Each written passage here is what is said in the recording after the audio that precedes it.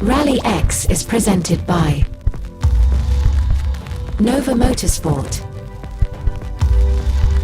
FC2,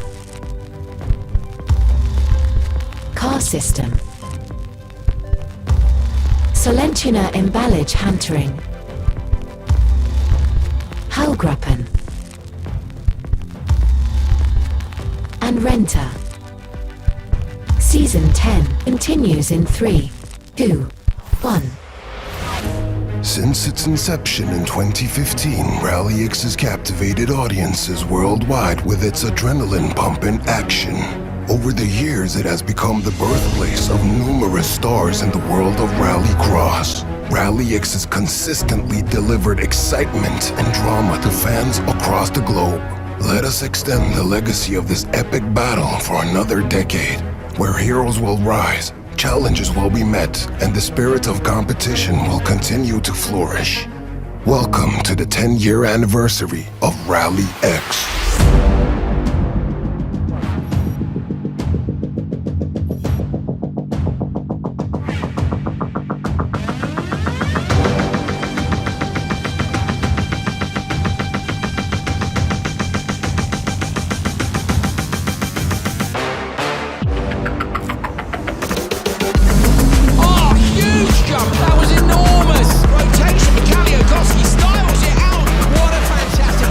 Brilliant year to pick up the 2023 Supercar crown in RallyX. A brilliant drive, unbelievable!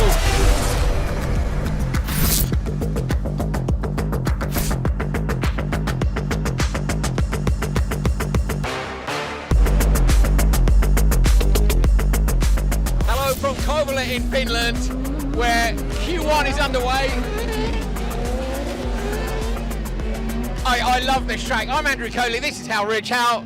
Hello mate. Good to see you, mate. I love this track. This is about the closest you can get to a rallycross track. The pre-grid is literally alongside the straight between the last two corners.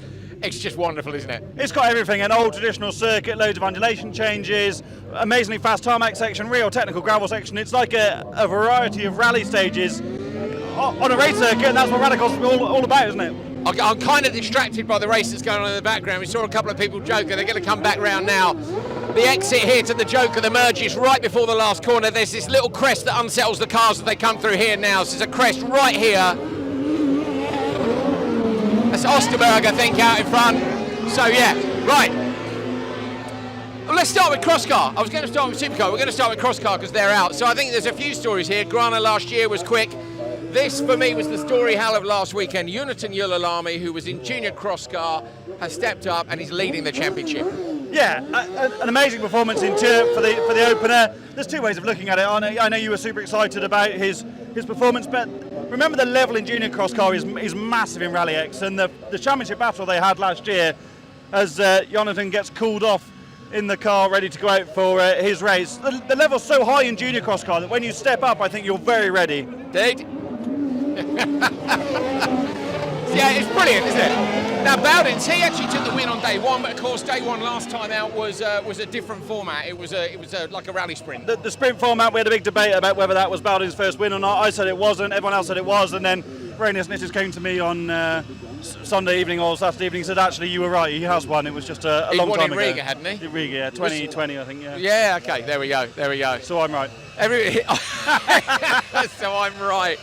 Everyone of the fans look to call themselves off. It's really hot, so if you're a Celsius person, we're going to assume you are because we're in Europe. It's like 25, 26 Celsius today. There was talk of whether or not there might be a thunderstorm later on. That looks like it might have passed now, so we're hoping for blue skies and sunshine. It's super hot, isn't it? But it does feel a bit muggy. Yeah. Hopefully we do get a thunderstorm, and hopefully it's as the open four drivers are warming their tyres on slicks. On slicks, yeah, that's what we want. I mean, not that we're cruel or anything, but that is what we want. Vigo is up on the roof. He's ready with the drone. This is race control over here. They're right down by the pre-grid, pre-warming area. This is Ismo over here. Ismo's just walking through. He is competing this weekend as our superstar driver, and he is in open two-wheel drive. So let those guys go. If you're not familiar with Ismo, just put in ISMO in Instagram and go and watch. He's very, very funny, dry Finnish comedian. Spends a lot of time over in America, and he's a big rallycross fan. So if you weren't watching last year, he came here, he did a little test run in front of the crowd. I bumped into him actually in Vegas in the queue to get in the paddock. He was there on his own, like queuing up with the fans. Yeah, same as that. I ran into him. I was like, "What are you doing?" He said, "I can't get in," and I was like, "Okay, I'll sort that for you." So, but he's been to 2 Nitros. He's been to Los Angeles the year before and to Vegas. We've seen him at 2 RallyX's, and that's what I love about it. Here's his car. Hal, you were talking to the person running the car, the car's owner. Mikko Ikonen owns the car that Ismo is racing this weekend from the Betomic team. Super successful car actually in the Swedish Championship. They haven't run it themselves before, but yeah, it's a very capable machine. Not quite as powerful as most of the open two-wheel drive cars here, but we've got just like an open four-wheel drive, we've got a split, haven't we, this weekend? So we've got open two-wheel drive Pro and open two-wheel drive Pro-Am, which means we're going to see someone who maybe hasn't got the capability in technology as Tiger or Johansson, still able to fight at the front of a final. I think that's great. We spoke to Ismo earlier on. We're going to speak to him during the show. He's actually bought some Finnish candy for us to try as well, which is always a horrific experience for me and Hal. But we'll do it for you guys at home. I think he's aiming, isn't he, to try and make the semi-finals of Pro, and then he should be in the final for Pro-Am, because we've only got 5 cars here, which he was really stoked about. Typical rallycross. We had quite a hilarious conversation with Andreas Eriksson while he tried to get his head round how well that was going to work, where between not qualifying for a semi-final in Pro, but you still make the final in Am, and it all works out in the end. And I think I do think this class split really works, because it gives people the opportunity to get more seat time, because that's important, but also to achieve. And if you're going to a sponsor and you can say, I won my final, doesn't really matter if it was the Pro or the Am final. I don't think it does. No, and I think open four-wheel drive here is a good example. So this weekend, well, the point of that was open four-wheel drive, the level was so high that as someone, you know, with a pretty decent supercar but not a world championship driver, you were never going to make the final. Look at Chirp. Yeah. Was anyone going to beat Johan? No. Realistically, no. So you've got an opportunity then to win the Am final. They will beat him this weekend because he's not here. So Johan is actually with Colin, and Colin is making his Crosscar debut, isn't he? What is it, 85cc, I think. I'm sure he said it was a Crosscar with gears, but either way, there's pictures on Instagram of Johan doing a track with Colin. Colin, we wish you the best of luck. That's Gen 3 of the Kristofferson family coming in hot. Pretty worrying, isn't it, if you're 7 years old? Yeah. Oh, no. Another one. So talking to Supercar, this open four-wheel drive, this car ran in that category last time, the FC2. You'll know the cars were withdrawn on day 2 in Tiet because they found a problem, and that's because the build cars, the official build cars, were a slightly different spec to the test car, and the change that the engine builder made didn't work, so they're going away, they're going to fix them, and we'll see them again in North Sweden. Yeah, what people have to appreciate is they ran the development car in America as a converted Supercar Lights with a different engine and transmission package. Now, of course, they've got all the bodywork on, the cooling's slightly different, there's a different specification of engine, so, and because everything's been manufactured from scratch, all the panels and all the molds, everything just takes so much time. So they had a deadline of being ready for Chirp, they made it, some small niggles to sort out, which I have no doubt they'll do, and they'll definitely be back in RallyX before the end of our season, before they go off and do other stuff as well. Yeah, looking forward to it. I reckon they say they're going to be ready for Northern Sweden. There you go, Peter, don't fall over that. And if they're not, obviously we'll see them in Denmark and Estering, and then I'm guessing they're going to ship them from Estering. That was always the classic kick-off point for shipping anything from the World Championship abroad, wasn't it? Go to Estering, there's a big port there, we can stick it on a boat and send it away. So off to Richmond for the first round of Nitro Cross.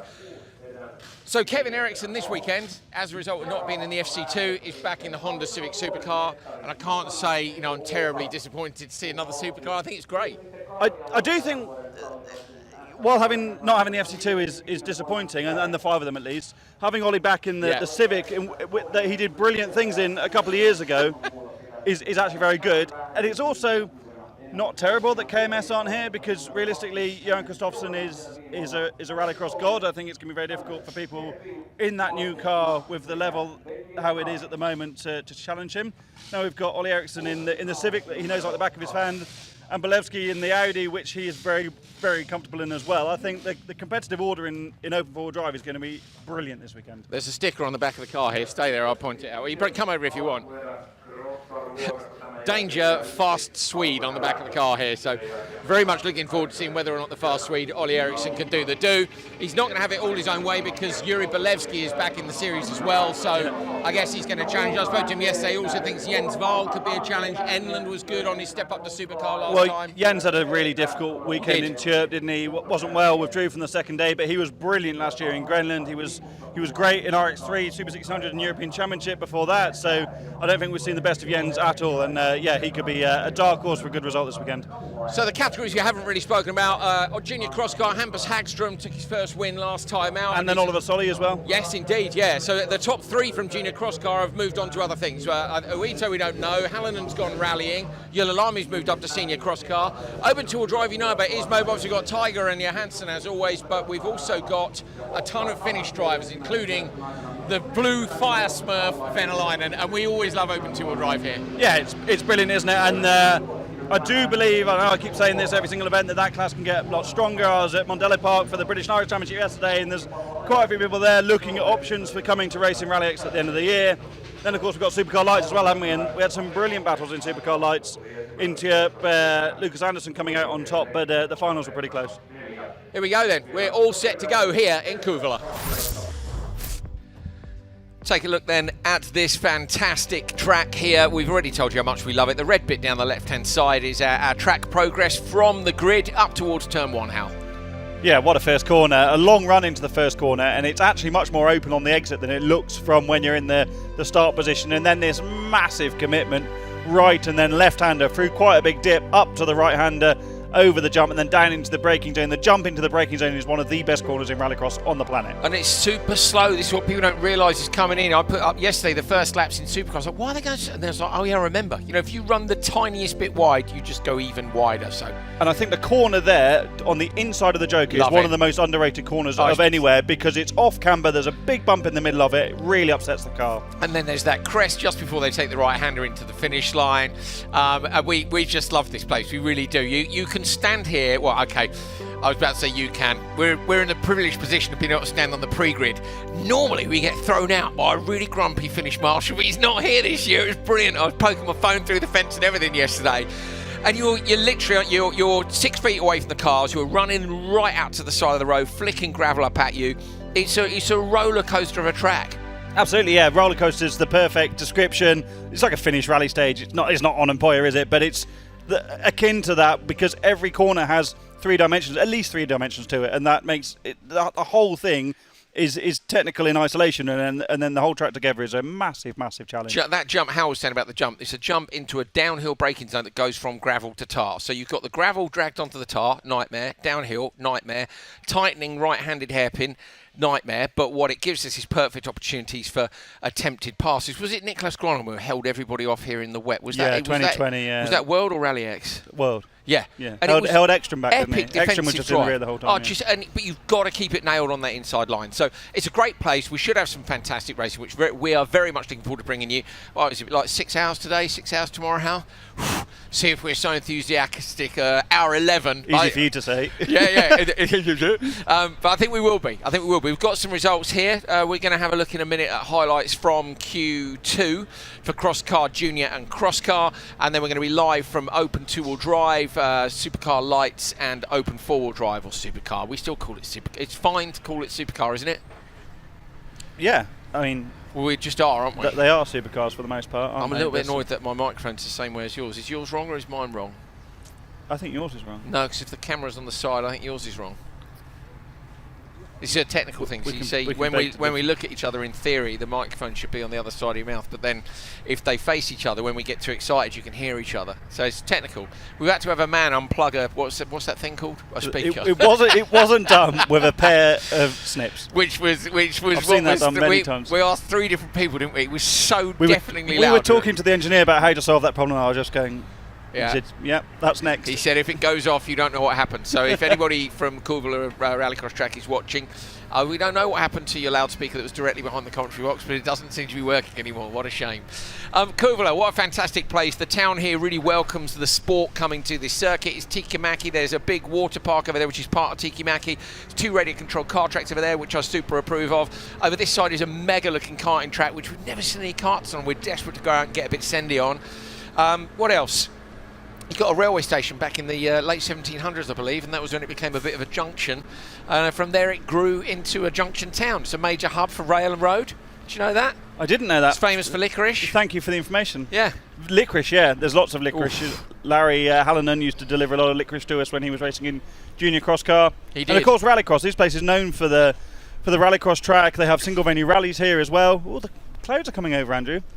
Praying for rain. It's super hot today, isn't it? 26 degrees this morning. It's nice to have a bit of a breeze, but I would love it to rain. It's my first time in shorts this year at work, Hal. Is it? Yeah, at work, yeah. It was freezing. Yeah, but you spend most of your life in the garden at home, so, well. Excuse me while I have a coughing fit right at the start of the show. Hang on a minute. Kouvola is also, of course, known for being the epicentre of some of the best rallycross events ever. Actually, when I was at the airport last night, super late, I said... I go to Kouvola and they said, oh, for Rallycross? Like, yes, I am. That's brilliant. The customs guy with me as well, he was like, so he said, yeah, so what's going on there? I was like, RallyX, he said, what classes are racing? And I was like, are you checking up on me? Are you genuinely interested? I was like, well, Supercar Lights, open two-wheel drive. But he was nodding along. It wasn't like I was speaking a foreign language to him. The dude was like, it was sick. I was like, do you want to come up? He's like, I haven't been, but maybe I will. I don't know if it's because of the fame of some of the drivers or because we go to quite small places where it's the biggest thing around, but more often than not, okay, not when you go to Stockholm or something, but flying to the north of Norway or Sweden, you say, I'm here for this, and they think, oh, do you think Johan's going to win this weekend? It's like, what? Hang on a minute, yeah. Hang on a minute. I don't know if it makes the border crossing any easier, but no issues so far. Johan's not going to win this weekend, though. He's not here this weekend, so if you missed the pre-show, how dare you, where were you? Johan's not here, KMS aren't here, so OC Baby's not here. The FC2s are not here. They're going to be back in time for Northern Sweden OMSEC, which will be cool to see. There's one. There is one. Yes, he pointed the right way. The right way. Oh, now I'm having to really think about it. Yes. And there's a slight delay on our return screen, which really I'm finding quite freaky. So like, I do this, and then we see ourselves back 1 second late. Anyway, don't you worry about that at home. Simple things. If you were simple people, if you want to get in touch, drop us a DM on Instagram. I'm Andrew_Coley. Hal is at HalRichRX. There we go. At HalRichRX. Hal's got 100,000 followers because he's insta famous. 106,000. There were 106, whereas I haven't even got 10. Because Hal posted a brilliant reel. I wish you could see around the corner, but unfortunately we can't move the camera. But both of the Ericsson boys, Oliver and Kevin, are with their kids in their bathing suits in a little paddling pool just outside the awning. That's how warm it is. We're proper summer Scandinavian rallycross now, aren't we? Just so you know, Kevin and Oliver are not in their bathing suits. Fortunately. I mean, they're good guys, but that could be quite a terrifying prospect, let me tell you. Lots of rallycross drivers, well, not those two specifically, but lots should keep their racing on. There's some people wandering around here today in hot weather, fans mainly. About 8 just came by without their shirts on. It was quite scary. I was scared. Was it like going to a football match in the UK? Yeah, we have a bad reputation, don't we? We really do. So if you want me and Hal to present any of the sessions to Topless, obviously let us know in the comments on YouTube. We absolutely won't do it. I would need a substantially bigger day rate to do that. Let's have a guess at what we have to pay Hal. Actually, what would we have to pay you to do it Topless? Come on, let's have a crack. Seriously, I mean, $1,000. Well, how much of the day? 1,000 likes is not going to be enough, Callers. Just in my head. We're talking cut. If you want Hal Topless for an hour and a half show, and I'm not saying the viewer does, because I don't know if they really. I don't think you want to see either of us. But how much would you do it for? I'd probably do it for $1,000. Does that say something about my dignity? Probably says something about your shape compared to mine.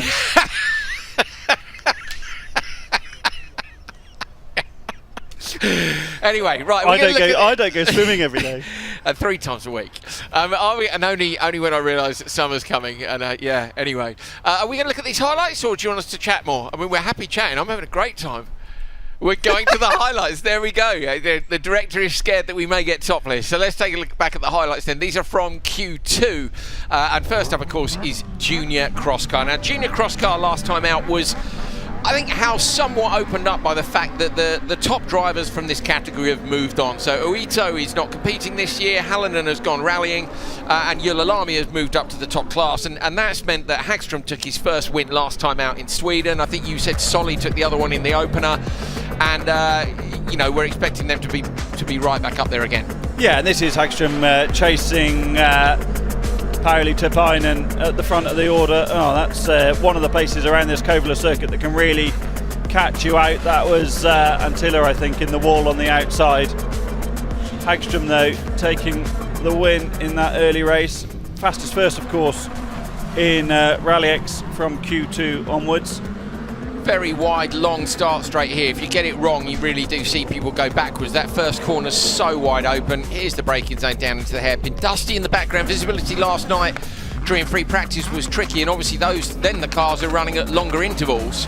But here, I mean, the dust even in turn one, it's proper. It is hot, as I say. It's 25, 26 degrees Celsius. Last corner, the bump into it upsets the car, sends them sideways. Always a close finish of coming off the Joker merge too. The young Finns that have got good experience of this circuit, I think, have a good. Is it an advantage or is it level compared to the Swedes that race in Sweden a lot? But certainly this is a really technical venue, isn't it? So having raced here in the Finnish Championship will help a lot compared to going to somewhere totally fresh like Tierp or... Absolutely. No, but that's the beauty of the series travelling, isn't it? People get a home advantage in different places. This is Jere Hukar, younger brother of Hukar, the Ultra Sender.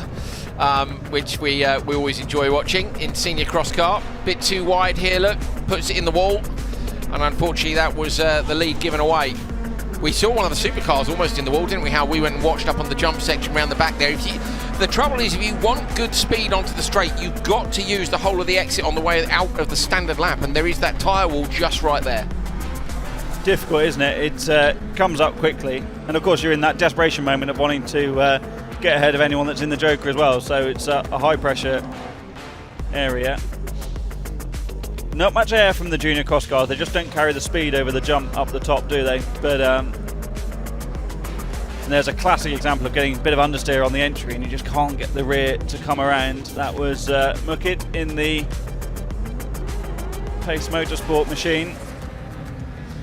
It's the end of this session. It was Hampus Hagström who won Q2. I think we'll have some standings for you in a minute which give us an idea of the overalls. Pauli Tapainen was P2, Oliver Solly was P3, and there indeed are the overall standings. If you look at the top, those results repeated across the top three, the top four drivers in fact in both sessions. So Hampus Hagström 2 P1s, Pauli Tapainen 2 P2s, Oliver Solly 2 P3s, and Pittu Matalamäki, which we said is a brilliant name, with 2 P4s. That's how they stand at the end of Q2.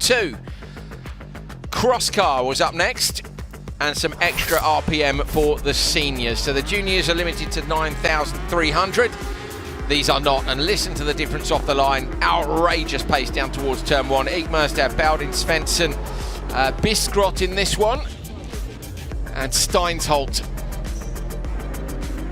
You always remarkable the pace difference, isn't it, between junior cross car and cross car? I think I say that every single weekend we're on RallyX, but it's a bit of a shock to the system when the pace is so much higher immediately. Look how precise they are against that barrier. It's the style though too, isn't it? Because they've got more power, they can this, you know, coming onto the straight. With junior, you've got to have that momentum. With senior, it's a bit like supercar in that you can make a mistake and RPM your way out of it.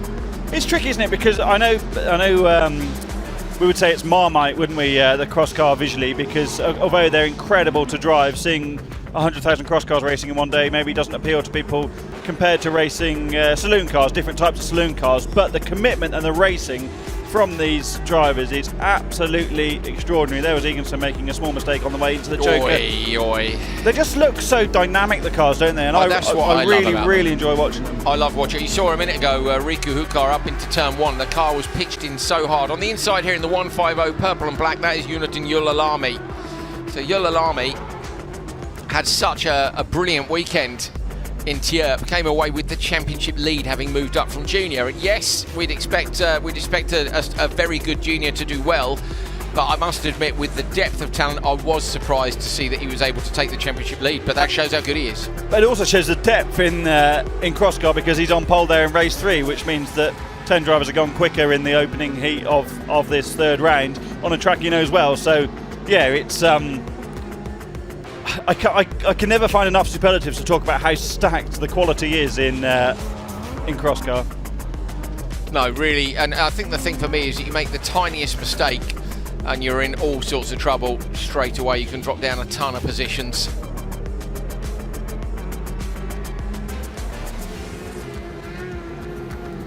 Hume went quickest in overall in Q2 from Baldins, Elias Svensson, etc. and Riku Hukar were the top 5. Heat Merstad was down in P7. Grana was P10, Yulalami down in P11. So, yeah, if you were saying, weren't you, Hal, he was on pole, he's had 2 P11s then from the looks of things, probably with Q1 as well. So Yulalami here maybe is going to have a tougher weekend. I think in these super dry conditions you don't have loads of track evolution here, do you, like you would do at other venues, and that does make a difference. If you're in the pack and fighting, you can't gain from the track going quicker in the same way that you would otherwise, and you're stuck in the battle. But equally you can make a good start and get away from the cars around you, so it does ebb and flow. But I think the track's been pretty consistent from what we've seen so far today, although it has got much cooler, and if rain does come, that'll change very, very quickly. Great stuff. So we are coming up towards the start of Q2 for open two-wheel drive, Supercar Lights and Supercar. That's where we join them. These guys have already done that. The lunch break and track re-prep has just happened. So as Hal was saying, track evolution doesn't change a huge amount. That braking zone, I think, is always tricky coming down the hill. The local PA is just fired up behind us, which tells me that we've probably got cars on the grid and waiting to go. Here are your standings. Look, Bowdens is at the top of the board with 2 P2s, and Bowdens, of course, won round 1, so he's right back up there on the pace again. We were talking to Rainis Nitish on the way to the airport, and he was saying Ronalds has gone into every single detail on that cross car to make it quicker for this year. Alexander Hume, who's always a sender, right up with Eek Merstad, Elias Svensson, Riku Hukar, Penton and Osterberg. Yulalami, actually, yeah, those 2 P11s are enough to put Yulalami 8th, and that goes to show you that the consistency of 2 P11s is better than 1 good score and 1 bad score. So at the moment he's on for the semis. Remember, how many semis? It'll be 3, won't it? Yeah, 3 semis for Crosscar and Crosscar Junior. Look at the depth here, 30 cars right down to the Martin Ugar in P26. So Ugar needs an absolute killer Q3. Ugar had a brake caliper problem in the opening heat, but because the sessions were so close together, the Pace Motorsport guys didn't have enough time to change it, so he's done 2 heats with no rear brakes, and now the guys have had enough time to repair it, and he'll be back on form for Q3. Thanks to Yarmo, the team manager, for that information. Sweet. Bit of cloud coming in here, which is taking the temperature down. I'm just pulling pieces of tape off the underside of the desk and slightly rewiring something frantically before they came to the studio. I wondered, I mean, you could argue for both of us it would be a better situation for you at home, but we're doing our best. So I hope you enjoyed being with us. Say, if you've got any messages you want to send us, you can get in the comments on YouTube, or you can drop us DM. Casper Jensen's just walked in the background. He should surely be getting in his car, I think, in a minute. Although there are more open two-wheel drives, so we've got loads of local open two-wheel drives. Jansen actually was the driver who got a penalty, Hal, from the previous session, and we saw it unfold live. Yeah, and then we had a great example of Rainis Nitsch's absolute comfort in his role. So what happened? Which was good. What happened was, yeah. Linné got turned around by Jansen as he was on the main lap. Jansen was going into the Joker. Casper got in the rear, and we thought it'd be a penalty. It was actually a black flag. Yeah. But you said to him, "Did you hand out a penalty?" And Rainis said, "Yeah, to what this, for?" In the to lights. this guy. Goes, yeah, to him. Casper was just literally having his lunch. Casper was then. He goes to him, and we were like, "Why?" But he was really. But I love that Rainis committed. But he doesn't care.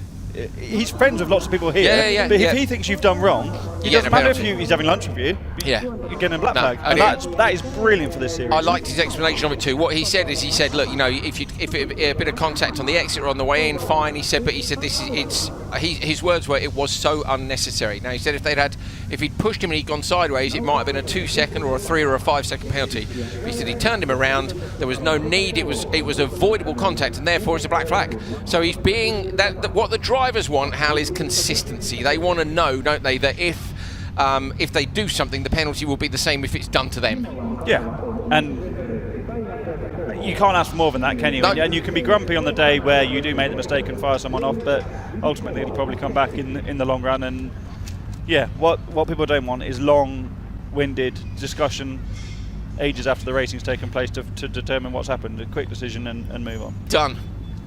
Right, I'm going to tape these wires to the bottom of this desk, Hal. I've been horribly bitten on my ankles. Have you? You didn't put, well, you're the one who brought the insect spray. I had to use Hal's insect spray today. Very unprepared of myself. Curse the 100 ml rule. You have to choose what you bring with you, and Yeah, that wasn't what I bought. I bought the suntan lotion though, mate, didn't I? Hey? I bought mine too. I just wanted to use yours. Did you? How dare you? Right, I think I'm nearly happy here. That'll never happen. Harsh. Open two-wheel drive. There's Simon Tiger, who took a double clean sweep up in Tierp. And fastest in Q1 earlier on, so we'll start on pole position in this first race in Q2. 3 grids we've got of open two-wheel drive this weekend, and it's also split, as we discussed in the opener, into Pro and Pro-Am. So we'll have more finals, but no more semis, I don't think. We'll only have the 2 semis in Pro and then a final in Am, just like in open four-wheel drive. Supercar as it was known. Is that like the artist formerly known as Prince? Showing your age now, Andrew. I think many of our viewers don't know who Prince is. Who's that rapper that's changed his name a few times? Wrong genre for me, mate. You're not into your rap, pal. Hang on a minute. Coming back to the studio while I'm crawling around under the desk, taping wires in place. I'm happy now. So, see, I like having the paperwork in front of me, because if the paperwork's to the side, I find myself looking at the papers, and I look back, something's happened, and we miss it, don't we? You like to be a newsreader? Oh, well, you reading the news would be very... I'd be good. The trouble is, I don't know if I can keep a straight face. And then, like, if it's bad news as well, you've got to be really sensible, haven't you? Hold on. You'd be crying. Good afternoon. Welcome to the news at 13:31.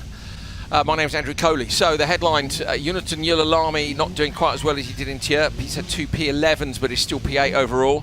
Simon Tiger lines up in just a moment. We'll be able to join our reporter Hal Ridge for his opinions on open two-wheel drive, and supercars are good.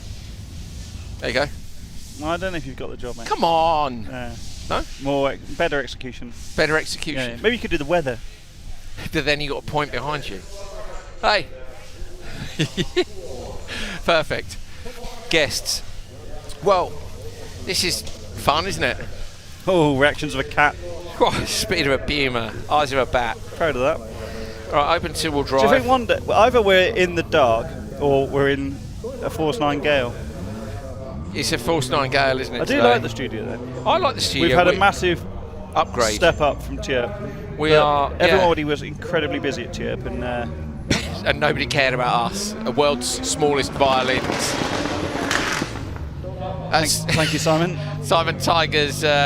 We do have a ridiculous machine. A supercar wheel and tyre holding down the monitor, and it says it's a Nova tyre. It says in tyre marker it has OE Race written on it. So what does that mean? Well, I hope Ollie doesn't need it. Presumably it's Ollie Eriksson, one of Ollie Eriksson's wheels. So I was talking to Ollie actually about tyres. So Ollie was saying to me, Hal, that he, as a new competitor in theory at this event, because he didn't enter round 2, he could have bought 8 new tyres here, but they haven't because they felt that was a little bit unfair. So Bolevsky, I reckon, would have 8 new tyres. Yeah, 100%. But it's also a bit ambiguous as to whether Oliver, that's a grey area, isn't it? Because he did do round 1. He did. So basically that's what they've done. He's bought the. So his first 4 tyres are from the sprint they did in the FC2, and then left 4 new ones. Now what he said is he's hoping. Now the other thing is here you have to use the same tyres in practice. Yeah. So he's used his first. That's unanimous now. He's have to use his first 4 all through practice. Obviously the qualifying heats. He's hoping to get to the semis. Now in the semis he'll put 4 new ones on, and they will have to do the rest of today, so semis and finals, and the whole of tomorrow. So he did say that he feels tyre management will be a bit of a thing. Him and Kevin both struggled with it a bit with the Civics last year when they were running here.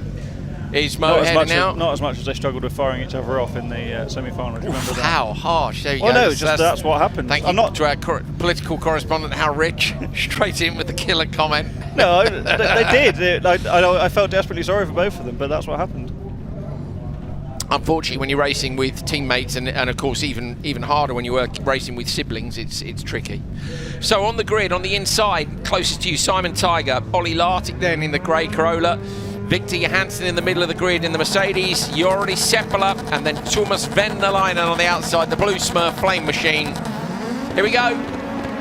Now the MR2 of Sepala got an incredible start in the last one. How that thing off the line's an absolute rocket. I reckon he must have that geared short to get the starts. And last time out, if you remember, he held Johansson behind him for Well, until Johansson joked, I think, on lap 1, didn't he, Victor, to get out and came home with the win, but that's got a hell of a start on it. Brilliant launch, and we know just how good Tiger is, don't we, from his epic performances in RallyX over the last few years, and these Finnish cars are right up there with the best of the two-wheel drive cars in Europe, and there's just brilliant proof of that off the start. Olli Lahti down in 5th, I think, at the back of this in the silver territory. Remember how amazing he was last year as Tiger Jokers on lap 1 to get out of that traffic and try and get the undercut on the MR2. He can do that here because he knows all the drivers in this one are quick, and he's going to get back up into P3, so that's actually worked brilliantly for Tiger. And he's ahead of Lahti. Remember, Lahti was stunning here last year, wasn't he? Yeah, with a wheel in the air all the while, though, wasn't he? The car looks a little stiffer this year, but that could be our imagination. Rolf Vollen just walking past the commentary box, waving at us. He is running Belevsky's car, isn't he, this weekend? He is, yeah. The Vollen Racing team running 2 Audi supercars for much of the year in different championships. And you can see now Johansson is all over the back of Seppala, just as we saw when we were watching in Q1. Johansson's going to check, he's lost a lot of time now to Simon this Tiger. is for Tiger, so watch Tiger on the outside line in the big orange BMW. Tiger comes out, Johansson will be on the inside. Oh, it's closer than I thought. Nearly side by side, bit of damage to the front of Johansson's car. I think that was a brilliant joker from Johansson, because I thought Tiger had that absolutely nailed. So now they have to do what we saw Johansson do in the first run, which is outpace Seppala in front. Seppala with the incredible starts, and try to make sure that they come home in front of the small MR2, and they should do, looking at how close they are now. We haven't managed to catch up with Victor yet about whether or not he's got his proper engine back in the car. If you remember last time out, he broke a bunch of drive belts on the electric drivetrain. He was missing the proper engine. Hal, you were saying that you were looking at the times when you came in from Ireland and British Rallycross yesterday, and you were saying the Johansson was quickest in FP1, so you think maybe the original engine, but we'll find out. Oh, Tiger comes past, Johansson too. Simon Tiger going to take this one.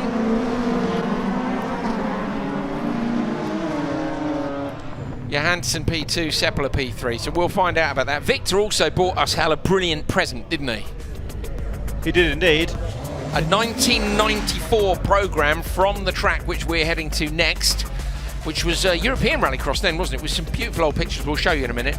But it's got the track name in it, and I didn't know what the track name was, because we've just been saying we're going out to Alvspin, but it has a name. It's like saying you're coming to Kouvola, isn't it? It's here it is, look, the Hoghedenbanen, or Hogheden Circuit. Hoghedenbanen. Barnen is circuit. Yeah, exactly. You know that by now. Yeah, no, I do. But so is it Hurgheden with the little O with the dots on the top? Hurgheden. Yeah. Hurghedenbanen. But yeah, we're excited about that. You can come and have a look in here if you're not busy, but I don't know, you maybe have to wait until after the session. We'll wait until after the session, we'll show you the programme. Susan Hansen is in here with her previous surname before she was married to Kenneth Hansen. Can you remember? No, I can't. I haven't got a clue. Yeah. I'm not even going to lie. Look at that, look, Kenneth Hansen and Martin Shanker holding a programme, pretending they don't hate each other. Yeah, it's absolutely brilliant. All the scores are in here. We'll show you in a bit. So when we got some time to fill, we'll have a look through that programme. And if you don't like it, that'll be tough. Christian Jensen on the inside from Kenneth Kong. Miska Aaltonen. Miska Aaltonen's Datsun Finn was howling in the last one. It was mega, along with Vilasari, and on the outside, Tommi Räikkönen.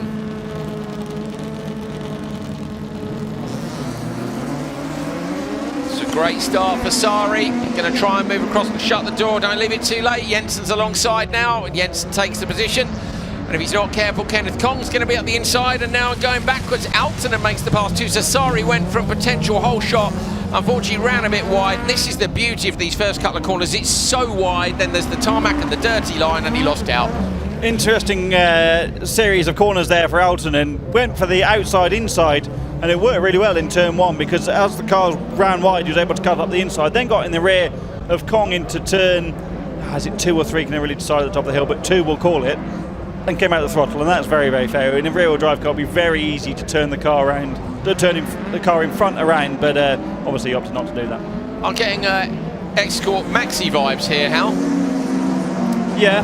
You know what I mean? The vibes are there, but obviously wrong end driven, not quite. I want the tarmac stance right out to the wheel one of my arches. biggest frustrations of rear-wheel drive cars in Rallycross is that the wheels never fit the arches properly. Like, for example, the touring car Fiestas. They looked exactly, the Mark 7 Fiestas, they looked exactly the same as like the OMC Mark 7 supercar, but the wheels were always a little bit inset because of the you? axle width.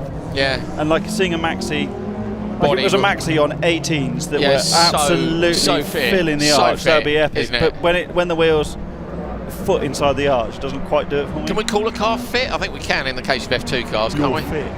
Yeah, fit. My gosh, don't you know it, you F2 cars? What a reference. Yeah, good. Which would you take in this session? Which car? Yeah. That one. The Datsun Finn. Yeah. But no, the one in front, actually. I'll take the other one. Too quick for you. Altonen. Well, the black and red? No, I'd be all right in that, I reckon. I quite like the... No, yeah, I would, yeah. I'd take the Datsun Finn. Com's got up the inside. That was a great... Listen to the RPM on that, though. We were saying up at the jumps, he's not giving up. Going to go round the outside, get it too far out. He's going to lose a position. Go on, get stuck in. You don't see that move very often, do you? That someone manages to keep the nose up the inside over the jump and still stay on the inside. And once you're on the outside, you just lose so badly on that loose gravel into the Joker on the final lap. Altonen got a nudge there, Hal from Sari on the way into that corner. Not sure who's going to come out on top. But it is Jensen who's going to take it in the wide arched Ford Escort. All that fighting helped massively, didn't it? With the gap at the end. Yeah, what's the time? Come on, update the time. Where's the total time, Hal? It's missing. It's a 2:24 and the total times. No, we haven't. They're missing a lap. Hasn't gone. Give that a little refresh for us. Freshy. Off the start, Sari, look, with a mega start, but because he can't, he shuts the door on Kong, but unfortunately Jensen is there already. That pushes him out wide, and him then, him and Alpin go right the way round to the back end of the circuit side by side. That's the move, isn't it? Just keeping the nose in and just not being able to turn in when you're the car on the outside. You lose massively. I like the Escort. I don't remember seeing that before. Have we seen it before? Don't think it was here last year, no. Memory like a goldfish, so it might have entered 15 times, to be honest, and I'll just be equally as excited as I always am to see something wide-arched. Okay, here we go. So, on the grid this time, on the inside, Rasmus Berggren. On the outside, Lucas Gabrielsen. Jake Herskainen is missing from slot number 3, but Lekola is the name of the driver on P2. But you will know him as Ismo, the comedian on Instagram. He's in the Pro-Am category. Go on, Ismo! He missed the test because he had a gig, and when I say a gig, this guy does gigs in LA and stuff, like million followers on Instagram business.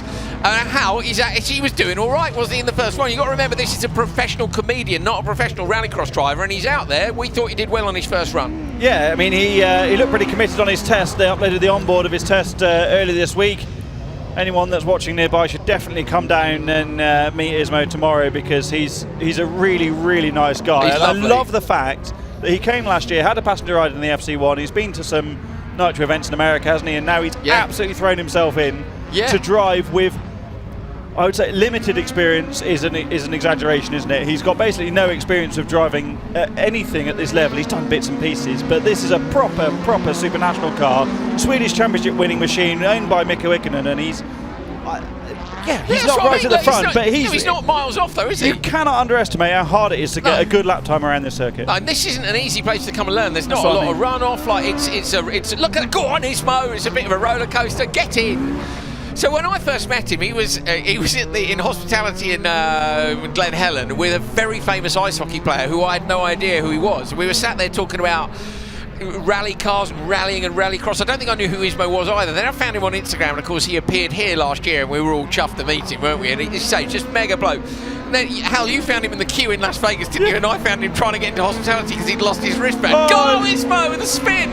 What a legend, though. Just ever so normal. Just keeps out the wall. That will do no damage at all because the cooling's in the rear. So a little nudge into the wall there.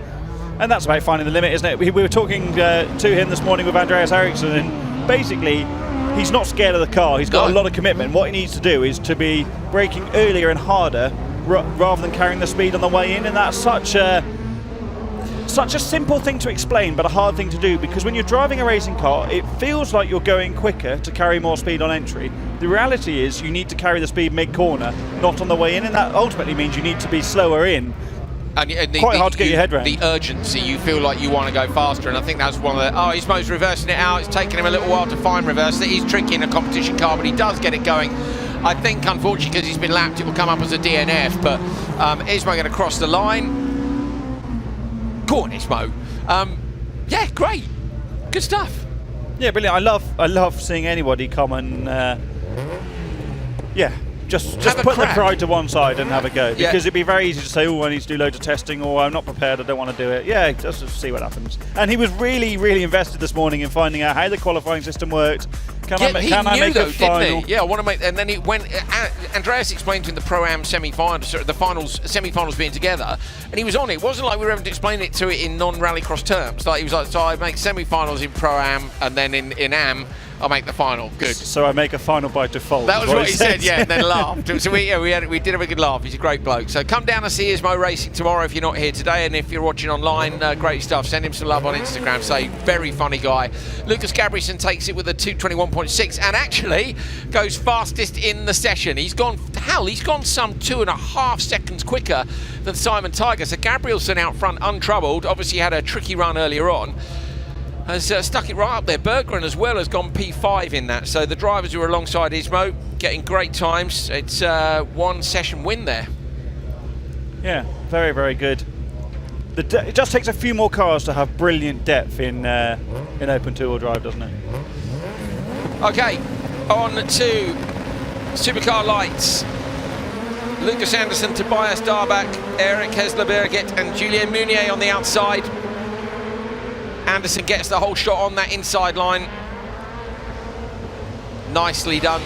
Into the lead with Darbach in P2. Oh, Berg having a look up the inside. Meunier dropping slightly back. Birgit may have a crack here at Darbach, but backs out just as it funnels in. Very fair. You could. We were talking earlier, weren't you? And I was talking about my own supercar escapades, and I think I'd have been tempted to keep the foot in there and try and squeeze up the inside. I think I would too. As long as you're halfway alongside, you've got a fighting chance of not getting a penalty, and you just but obviously you don't want to get squeezed into the wall. But proper quality drivers know when to be patient, when to go for the lunge, and I think in Q2 in a long weekend, you're better off lifting and living for another day. I have to say this is a good run from Darbach, isn't it? I don't think really we saw the best of him in Tjerp. Really experienced in Crosscar, 7-time champion I think he is in Denmark, isn't he? And then moved up to the Supercar, the Kirschmacher Fiesta of the last couple of years, and they just didn't gel with it as a team. I don't think it's the greatest car of all time, and the level here is high in Supercar. Step back to Lights with his brother. They're doing a 2-car effort, and this sort of circuit is much more akin to Neeson than perhaps Tjerp was, and clearly had a very good run in Q1 and is not a million miles behind Lucas Anderson, who we know is brilliant here in Q2. Yeah, Anderson won both rounds, of course, in Tjerp. There was Casper Janssen retired, if you remember. How was Janssen in the lead when he retired in the final in Tjerp? I got a feeling he was, or he was in the battle with Anderson, wasn't he? He dropped down to P5, he retired. Anderson won, yeah. Yeah, Casper, I mean, he retired in the little roundabout section, didn't he, at the end of the lap. So it's advantage Anderson. Casper Janssen has had a brilliant couple of seasons in Nitro, but actually it hasn't seemed to go his way over here on the more European style tracks. And as we mentioned earlier, Casper was given a penalty. Now the disqualification in RallyX doesn't mean 0 points, so Casper will still make it through to the semis. How many cars are there? I don't think. Yeah, so they'll all make it through to the semis. 11 cars, but he will want to be further up the grid than he is at the minute, so he needs a couple of good results. Yeah, grid position so important, but arguably less important here than it was at Tjerp, as Anderson crosses the line with a 2:16.582. Fastest lap 43.4, and we'll see in the next session whether or in the last session, sorry, whether Janssen can get anywhere near that time. But I have to say, Darbach impressive, Meunier as well in the red car, closest to you in this shot. Missing the French Championship event this weekend in Falaras to race here in RallyX. I think that shows brilliant commitment from their team's called KMS as well, but from the KMS team for him to be driving up here rather than in his home round. I love the French Championship. The level is incredibly high, but it's incredible, and the level and the depth. But I think to come here, look at that in the background. That is a no from me. Do you want to have a go on that? I think you said exactly that last year. Did I? Did someone find a replay? I mean, I don't. Would I? Maybe after a couple of jars, but not. No. That's a hard no from. Is it a hard? No, look, it's coming down now. Look, there it goes. Yeah. If it gets another 50 feet nearer the ground, I'm in. Imagine if you chunned it up there, it'd go everywhere, wouldn't it? The centrifugal force, you could splatter the whole park. Depends how much chunder you had in you, doesn't it? So after a couple of jars, it might be quite a lot, mightn't it? Chunder, by the way, that's a British term for vomiting, if you're wondering. Okay, Ida Tornholt, we got then Kevin Darbach, Lars-Erik Haug and Niels Christian Haug. Good start on the outside for Niels Christian, but on the inside it's Ida Tornholt who's going to get the hold shot. Can Kevin Darbach make their undercut on the exit? Looks to. But Ida's got enough pace to get through into the lead. Oh, early on the brakes from Darbach, and trying to go around the outside is Lars-Erik Haug, but that runs him a little bit deep, and Niels Christian gets up the inside again. They might be side by side in the background. They are, so Haug on Haug into the hairpin. Tidily done in the end, but yeah, Ida in the lead. Haug's run on a reasonably modest budget, don't they? So when you're that close together into a tight corner, but I wonder who's thinking, don't really want to pay for this. Yes. It's very different when you're racing your teammate and brother compared to racing. Well, or you could just think, I'm going to have you, and fire them off. Because and then feel the wrath of your parents when you get back going, do you know how much that cost? Do you have any idea how hard your father works? You can imagine, can't you? Well, I think they pay for it themselves, but I get your sentiment. Yeah. I mean, I love the idea of that conversation at Hansen and the Ericssons over the years. You know, them sitting down and going, boys, do you understand? But this is competition, isn't it? So in advance, be like, we can't afford to do any damage. You know, don't touch anyone. And then Andreas or Kenneth's on the radio going, push your way past. You know, push him off. Forget that. I wish I could do German for when there was that infamous DTM. Take him out. Yeah. Push him off. Push him off. Was it brilliant? Brilliant. We know the driver that was involved in that quite well, don't we? Yeah, we do. We do indeed. Tornholt comes out the joker, and Darbach, who hasn't jokered, is into the lead. Not sure what the delta is yet. It's always shorter here than you think, isn't it? Yeah, 1.8 is what the difference is now, and Ida was in front, wasn't she? So let's say 2, but I didn't see, to be honest, how close Darbach was on the way in. Got 2 Ericsson children in a double pushchair being rocked backwards and forwards just outside the commentary box. Yesterday they were crawling around on the floor. I was with Ollie, and I was like, he laughed, and I said, what a wonderful place to grow up. And he goes, I think Mum is going to have some washing to do. The baby grow literally looked like it had been rolled around in the dirt on the floor. It was soaking wet, covered in dirt. I said, mate, I think that one's going in the bin, and he just laughed. But it's great. They're so relaxed with the kids, and they literally are growing up in the rallycross paddock just as their parents did. So Darbach comes out in front, has got the job done on Tornholt. So it's a good job by Kevin Darbach. 221.3, though he's not competitive with the first race. The slowest car in the first race was a 219.3.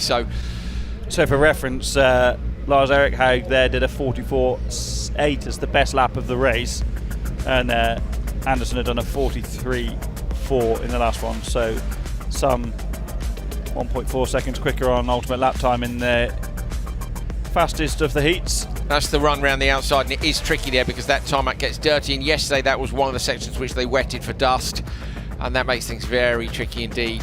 Oh, we've seen that last corner, we've seen some epic stuff in, haven't we? We really have. Darbach takes it from Tornholt, Haug and Haug, but that's not at the top of the table, but the 3 drivers which are lined up for the last race of the session. This is Q2 race 3. Good feather in Darbach's cap, though, to win absolutely. To win a Supercar Lights race. That's a big deal. I think it's an improvement for both of them this weekend, as you say, maybe settling into it. But these 3 here will be looking to go super quickly. Now, Janssen got the DQ, got the black flag for taking out Lene, who's on the inside. Lene was looking impressive at the time. Well, he was in front of Janssen. That tells you a little bit. It was only on the first lap. And Olafsson in the middle of the grid, me and Hal felt had some sort of a technical issue because he was on a bit of a go slow. So here we go. These are 3 drivers we'd expect to see in the top heat. They're in the bottom one this time round. Equal reaction time across them. Olafsson bang on the gear shift though and gets away. Janssen 2 there on the outside. Lene looks to the inside line but has to go P3. Janssen now inside Olafsson. Lene wants to be ready to pick up the pieces if this goes wrong. Tucks it tight on the inside with a fantastic D-Day livery on his OMSC Supercar Lights machine. But it is Olafsson with what now looks like a healthy Lights car, Janssen and Lene. I thought Janssen was going to have a go up the inside there into turn 2. He got quite a long way, but it does. You can't really see unless you're on an onboard, but the track does come more to the left and then go right, doesn't it? It's a long left hand into a tighter right. So it does close up on you, so difficult to sync it up the inside unless you're absolutely side by side. Surprising no one's jokered. I think that's. I'm not surprised Lene didn't. I'm surprised Janssen didn't. Well, the trouble is you can't rely on Lene's pace, can you? So no, but for Lene, I can understand him following to try to see what these two do. Yeah, you know, that's also fair, he's in a good situation. So Lene, I can see why he didn't. Janssen, I might have gone, but. You know what? Another lap, Hal, and they'll probably have it's only a 3-lapper, isn't it? So he'll have enough of a margin not to worry. So there's been a question on the YouTube comments. Just had a quick look about why all of the Lights car use a Fiesta bodywork. Well, it's very simple. When the concept was created, Olsberg's MSC was full performance pack team, and they built this as.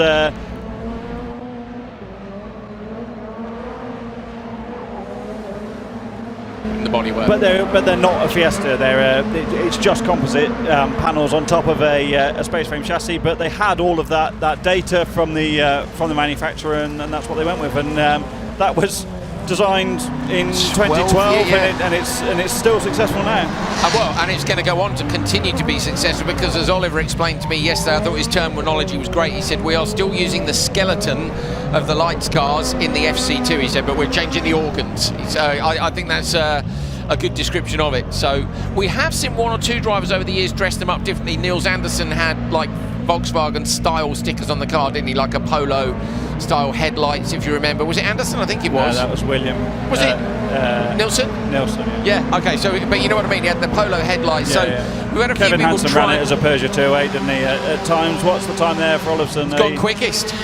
2:15.5. He goes a second quicker than Lucas Anderson and wins the session. So that is a complete change around in fortune. And the fastest time of the day so far. So yeah, Olofsson has his results over. He's the most experienced Supercar Lights driver in history by virtue of number of starts. But his results, if you put them in a graph, look like a mountain range, don't they? Because he so often has niggles or bad luck. He does, he is brilliantly fast. Last year's champion, retired twice in the final, had a P5, but then 3 wins in 2 seconds. Yeah. So it's one of the fastest. And I would love to see him have the means to step up to so Supercar, would I. because See what he would do. Really interesting. See what he would do.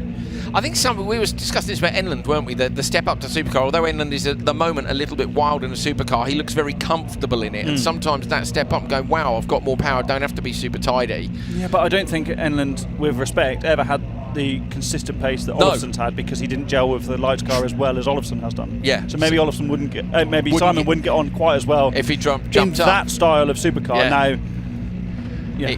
He might like something a bit tidier. Well, look, let's get into this. Belevsky, Terpainen, Ollie Eriksson, Tam and Val.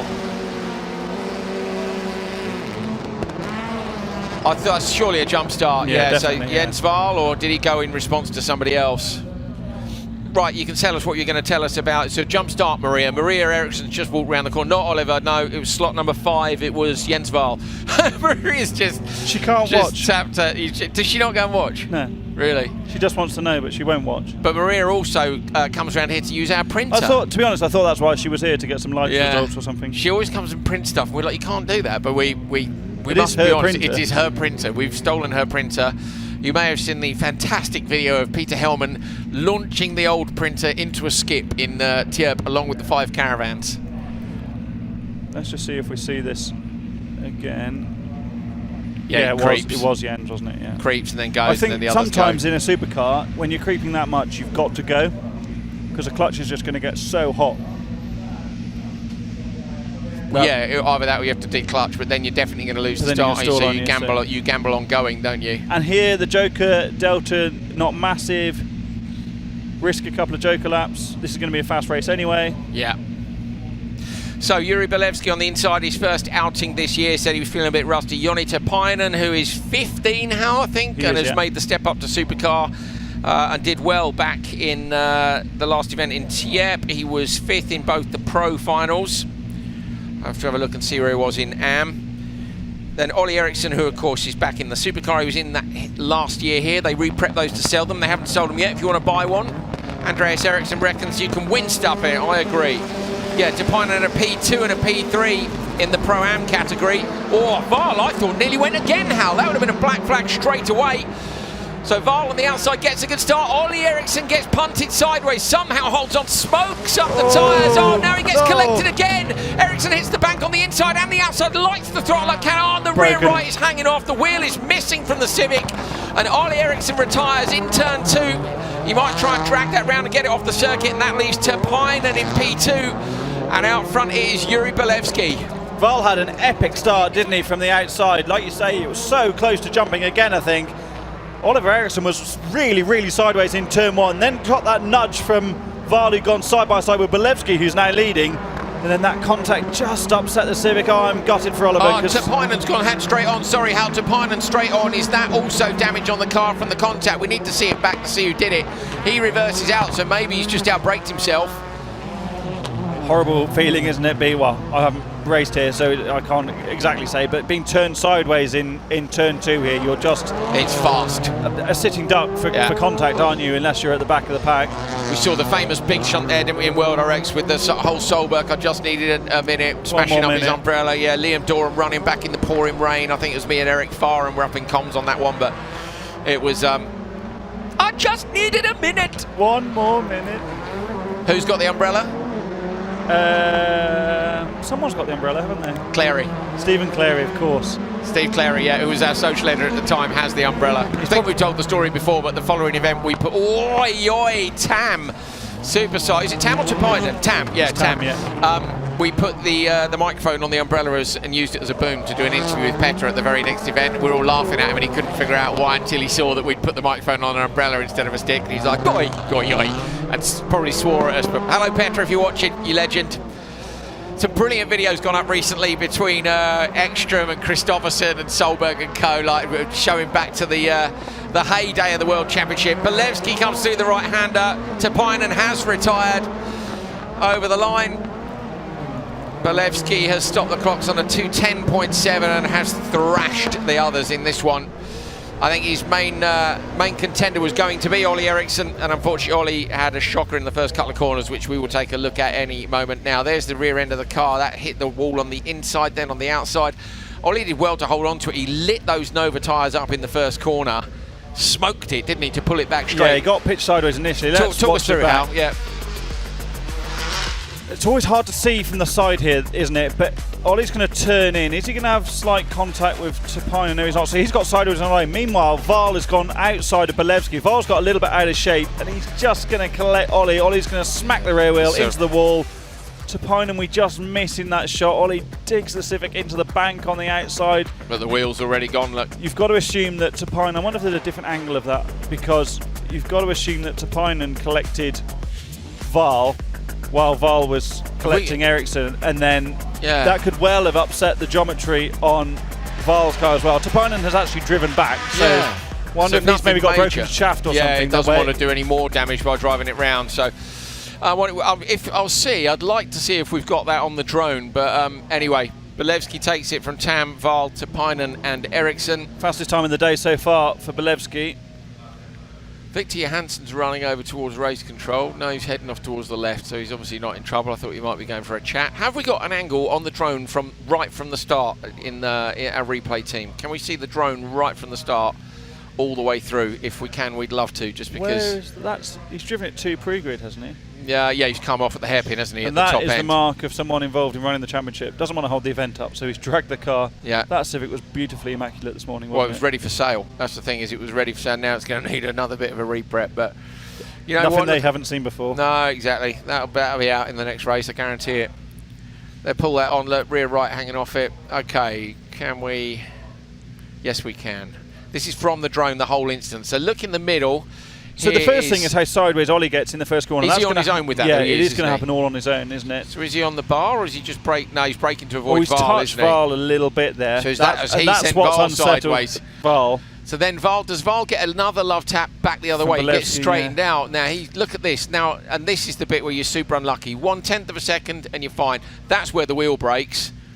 Val's going backwards, look. And of course, to be fair to the others, that's why Belevsky was so far in front, Hal, is everybody had to stop to avoid Jens Val on the inside line. Do you know what? I think that's an absolute racing incident. So do I. Because really, Ollie was the catalyst right from the start. From the start, through. but it wasn't his fault. No, but the way fault. Constantine'd up, he ended up nudging, and he tried really hard to get out of it, but he's nudged the Audi, and then Val's moments continued for that. It's quite a long way, isn't it, between those two corners? And it's high speed. Enland, Seppa, Toren and Mats Oman on the outside. Boy, not the greatest start from Enland, good start from Seppa in the Hyundai i20, but he drops back into P4 as I say that. Mats Oman's gone all the way around the outside. Now Toren goes up the inside. It's Philip Toren in the Polo. Toren now runs wide. Mats Oman surely going to get him here on the run down to the hairpin. And Oman is inside. Toren has to drop in. Nicely done, Mats Oman. Oh, now Toren looks to the inside. That's a little bit physical.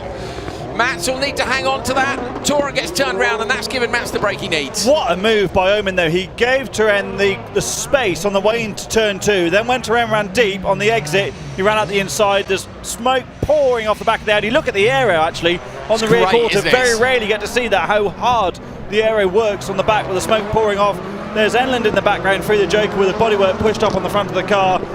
That was tricky, wasn't it? But Mats had got the car slowed for the hairpin. He had Toren in the rear, and then Toren's been turned round by Enland. Mats just touched the barrier on the inside. How? I think we saw sparks off the front right. I think he touched the barrier. Enland's gone off in the background as well. I think while looking at the front of Mats' car, I think Enland had gone wide into the bank.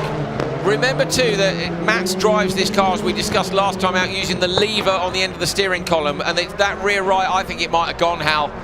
It's hard to see. I know, it's still there. Yeah, the car would sideways, the car wouldn't be acting like that, I don't think, if the tyre was down. But it's incredibly hard work for him, isn't it? Using the hand control that he uses, paralysing the chest down to correct a car if he gets hit. And that's what Jorg Kristoffersen was telling us in Chirp. And the track got really, really rough. And I have to say, the track guys did an amazing job to improve that. Yoy! Massive moment for Martin Enland. It's still going on. He has got amazing car control. Wow, that was a wilder ride than they're having over in the theme park next door, isn't it? He had his foot buried there and was just twiddling the steering wheel, hoping for the best. What is it? Andrew Jordan used to say, trying to catch a wasp. Like, he was properly hanging on to that, wasn't he? Wow. Into the Joker for Oman on this final lap. The tyres still inflated, nice and tidy from Mats. He dealt with the pressure well early on. This is going to be good lad. A comfortable run to the line.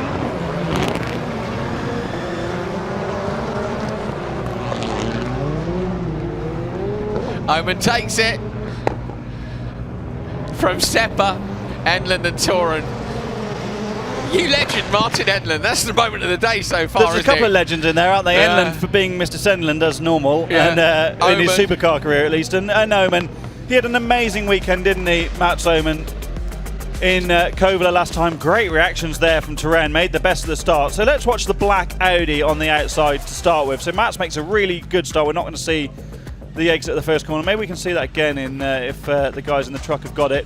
So Toren's gone up, tried to get the inside of Oman, pushed him wide, and then Toren's then gone deep and got turned around by Enland. This is the moment. Oh, look at the... His foot is buried on the throttle there, and I would say a degree of left foot braking while the car's going left to try and settle the chassis and try and bring it back around. Brilliant. I wonder if we can see the first corner from behind, if that's possible, after we see the results, because I want to see that's where it started to kick off. Yeah, I want to see Oman's barrier tap to a 2:15.7. Actually puts Mats Oman in P2 in this session. Go on, Mats. That's what we like to see. Right, Hal, I'm going to move this onto the floor just in front of us here. I'll explain why in a second. Let's see. I think that might be quite comfy. Do you want to try it? What do you reckon? Oh, Rich, look at Rich. So this is the moment from the drone. Oman's made a brilliant start. Enland's made a poor start by his own standards, but sunk it back up the inside. And this is where Oman's going to give the space to Philip Toren. Now, Oman's gone wide into that gravel that's really part of the track, but actually a gravel trap. Toren's got the inside. You can see Mats moves out of the way to let him go, but Toren's carried so much speed needing to lunge Oman that he's run deep. And here Mats keeps the composure. He's tight on the barrier there, and as Toren's run wide, hard in the throttle in his Hedstrom's Motorsport Polo, Oman's going to sneak back up the inside. I really hope we stay on with the drone down into the hairpin if we can. He was trying to come back across, wasn't he? But he couldn't find the grip, and then he's too late on the brakes. He's just braked too late, Toren. How does he get turned around? Because Enland just piles into the rear of him because it's a concertina. I don't think anyone's going to get a penalty there. I don't think you can penalise Enland because the move was started by Toren. Had Turenne turned around Oman, then I think he would have been penalised. But the fact that he's been turned around, he's had the penalty anyway. Yeah, exactly. Okay. Final race of the session. Philip Martinson, Jari Turi, Kim Roy Johansson and Marcis Martinovs.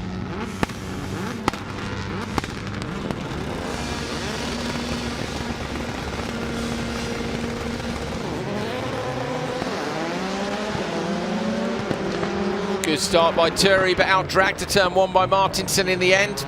Or runs a little bit wide, almost lost the position to Johansson. But that's how they sit up into turn 2. There's that long run. It gets tighter and tighter, doesn't it? This is where we were watching from. You just can't see all those first few corners. You just see the cars pop up over the crest. Fantastic. There's a fair bump there as well between the loose and the tarmac on the way into 2 as well, isn't there? So it's unsettling the cars a little bit, maybe forcing you a little bit closer to the barrier on the inside than you might like to be.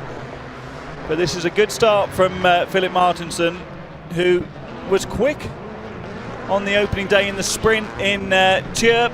Didn't quite have the same pace that he perhaps wanted in the second round in the true rallycross event, but new to this car, new to Supercar. Oh, Johansson goes up the inside of Turi into turn 1. Johansson missed the opening doubleheader because it was the same round, the same weekend as the opening round of the Norwegian Championship up in Hell. So he's now back and committed to RallyX. Such a shame when events clash, as don't we all know well, but you can't be everywhere at the same time, and brilliant that the drivers are doing their own thing and then coming to join these RallyX events. We're not exactly next door to Norway here, are we? So it's a big commitment to come over here. It's a fair old schlep. It's pretty easy between the last two. If you fancy a road trip, I think we mentioned it last time, you can do Denmark and Germany. They're only a 4-hour drive apart, so spend a couple of days in Denmark or northern Germany on your way between Nice and Barnen and the Estering. That would be a mega week, I can tell you. Might even be able to tell you where the after party is if you're really nice and you're offering to buy the beers. It's like the European Championship of old when I was doing CB600 in the European Championship, doing the event back to back, made it actually feasible as a privateer, because you could go somewhere, stay for the week, we would camp or stay in the van or whatever, and then you do the same event, you know, the next event nearby a week later.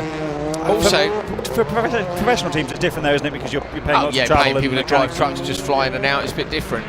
Martinson into the Joker on the inside line. Coming out miles in front, nicely done. Johansson going to get P2. What's the time going to be though? 2:14. Is that P2? 2:14.9. Philip Martinson goes P2. So that is a great drive in the Renault Clio. P2 to Yuri Belevsky. Belevsky unchallenged in this one thanks to a bit of carnage in his run. I think my favourite after-party story at Esteringhall is still Ildar Akhmatulin and the lack of the food that he wanted at the outside burger van. And then the Terminator. I'm just still relieved that I managed to get away without going in the paddling pool. Or it wasn't a hot tub, it was a paddling pool. Was it? Some warm water. That's what Backward went into, wasn't it? With his mobile phone in his pocket. Yeah, and the tattoos, which people still regret to this day. Someone had a British bomb tattoo, didn't they? I don't think there was only one person. Really? Yeah. Brilliant. Good old Monster That wasn't Energy. me, by the way. Good old Monster Energy, or me. Philip Martinson, 2:14.9. Just trying to think the tattoo story from Sweden last year. Travis got a tattoo, didn't he? Pastrana got a tattoo from Buddy Rice, the Indy 500 winner. I think tattooed a checker flag onto Travis's butt, if I remember correctly. And then somebody else was like, "Can I tattoo?" He said, "No, you haven't won the Indy 500," or something along those lines. I mean, if that's the yardstick by which you have to be judged, I'll have to fact check that. But yeah, we'll see. There we are. Q2 done. We're waiting for our lights to come on. There's definitely nobody home. Wait for it. Any second now the lights are going to come on. Hey, yours is quicker than mine. It is, yeah, only by a split second, but that would be TQ for my lights. And Hal's one, not so much. I've put a big plastic box here so that I can stand like I've triumphed in some thing. Hal stood on it earlier, look. It disappears. Brilliant. How much did the show Topless stood up there? Stood up there? Crikey. Even more. No, we're getting a bit loose, a bit early. Right, what have we got left to do? Another whole qualifying session, semis and finals. So I'm guessing we're going to take a break now, and then we'll do some printing, come back with the whole of Q3, every category, Junior Crosscar, Crosscar Open 2-wheel drive, Supercar Lights Open 4-wheel drive, and then later on today, semi-finals and finals. So you can get in touch on Instagram or YouTube. Hope you enjoyed that session. How was the takeaways? A bit of carnage across the board. I think the racing's substantially better than it was in round 2. Okay, round 1 in Chirp was a sprint. We can't compare that. Round 2, bit of new season, bit of different cars and different drivers. Bit of Chirp. Bit of the track not being Kouvola. Yeah. You know, these are really classic, proper classic tracks. Yeah, yeah. But it was fun. You can't call it in any category, and for me that's perfect. Yeah, so it's going to be wide open. So stay with us. I don't know when we'll be back. Keep an eye on the graphics. Don't go anywhere. Get a drink, whatever, and we'll see in a little while for Q3.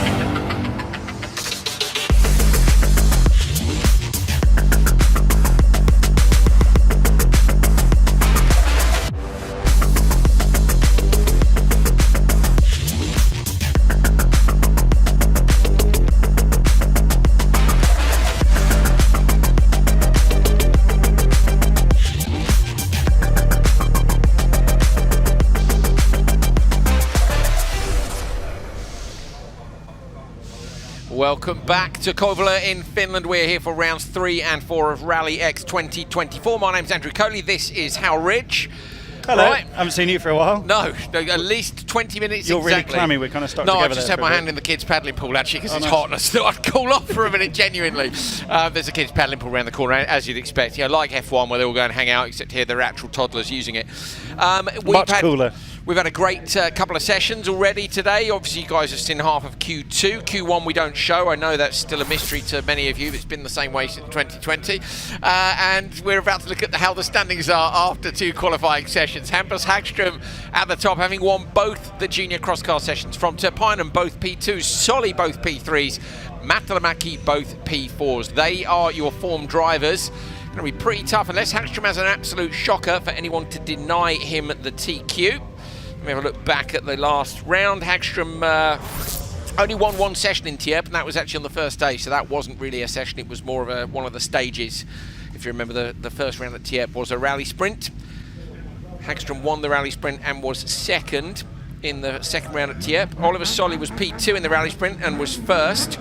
So Solly and Hagström, who are both in this race, are tied for the lead of the standings on 55 points apiece. This will separate them because, of course, there are championship standings up for, championship points up for grabs at the end of qualifying. Out a long way over the gravel. You can straight line that, but wow, those tyres on the outside come up pretty damn quick if you do. So we were lucky enough to go out with Rainis Nittis just before, who's taken on another role this weekend. I have to really say I really do admire Rainis and his commitment to what he's doing in this championship at the moment. So he's now taken on track maintenance as well, and by that I mean the track preparation in between each session. That's the watering and how they grade the gravel. So we jumped in the car with Rainis as he's etc. I think that is... Oi. Sorry, that's Solly in the background, isn't it? That Yeah, goes into Joker for the first time. leads. Solly's gone Joker. So's Matalamäki went Joker before him. So Yeah, Hagström, go on, Hal. So we went out Rainis and we were up here in turn 2 looking at where the track was being watered.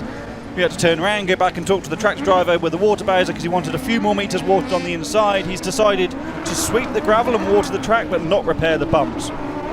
That's the right, Really, it's great. a really evolving role that, isn't it? And he doesn't want the water to be running down into the hairpin at the bottom of the hill. So I was here for free practice last night and it was so wet that it was walking pace for the supercars, like where they'd watered the gravel and run onto the tarmac, and he's like, no, why are you into the Joker lap? Terpainen just ducks out of...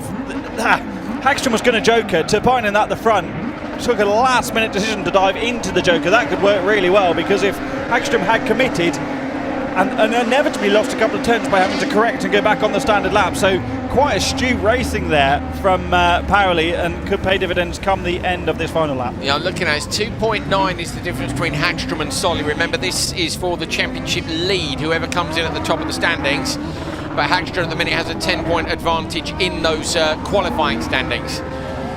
We'll explain how the system works in the later junior cross-car races. If you are new to RallyX or indeed new to the sport of rallycross in general, lovely drift all the way through that beautiful section of left-handers. And this is all about Hagström nailing this Joker lap, having not been in the lead initially. It is going to be tight. But he shuts the door, comes right out. Now watch for an undercut. Terpainen looking for the way through, hops over the curbs, but Hagström takes it, and with that, will get the TQ regardless of whether he's beaten by other drivers. Now he had a 10-point advantage over Solly, who was in second. Sorry, Terpainen, who was in second, and Solly was in third. And that's going to give him a couple of championship point lead over Oliver Solly as we go into the semi-finals here. And no spotters in this clash, remember, so Terpainen's decision there was all on himself. Switched on, aren't they? But I think that's great because it just gives you a better idea of the potential tactics when your spotter is in your ear. I love as well how quickly he covered off the line, Hal, on the exit of the Joker. Yeah. Terpainen monstering those curbs on the final corner. We simply will do the curbs on the inside, the outside, and all sorts.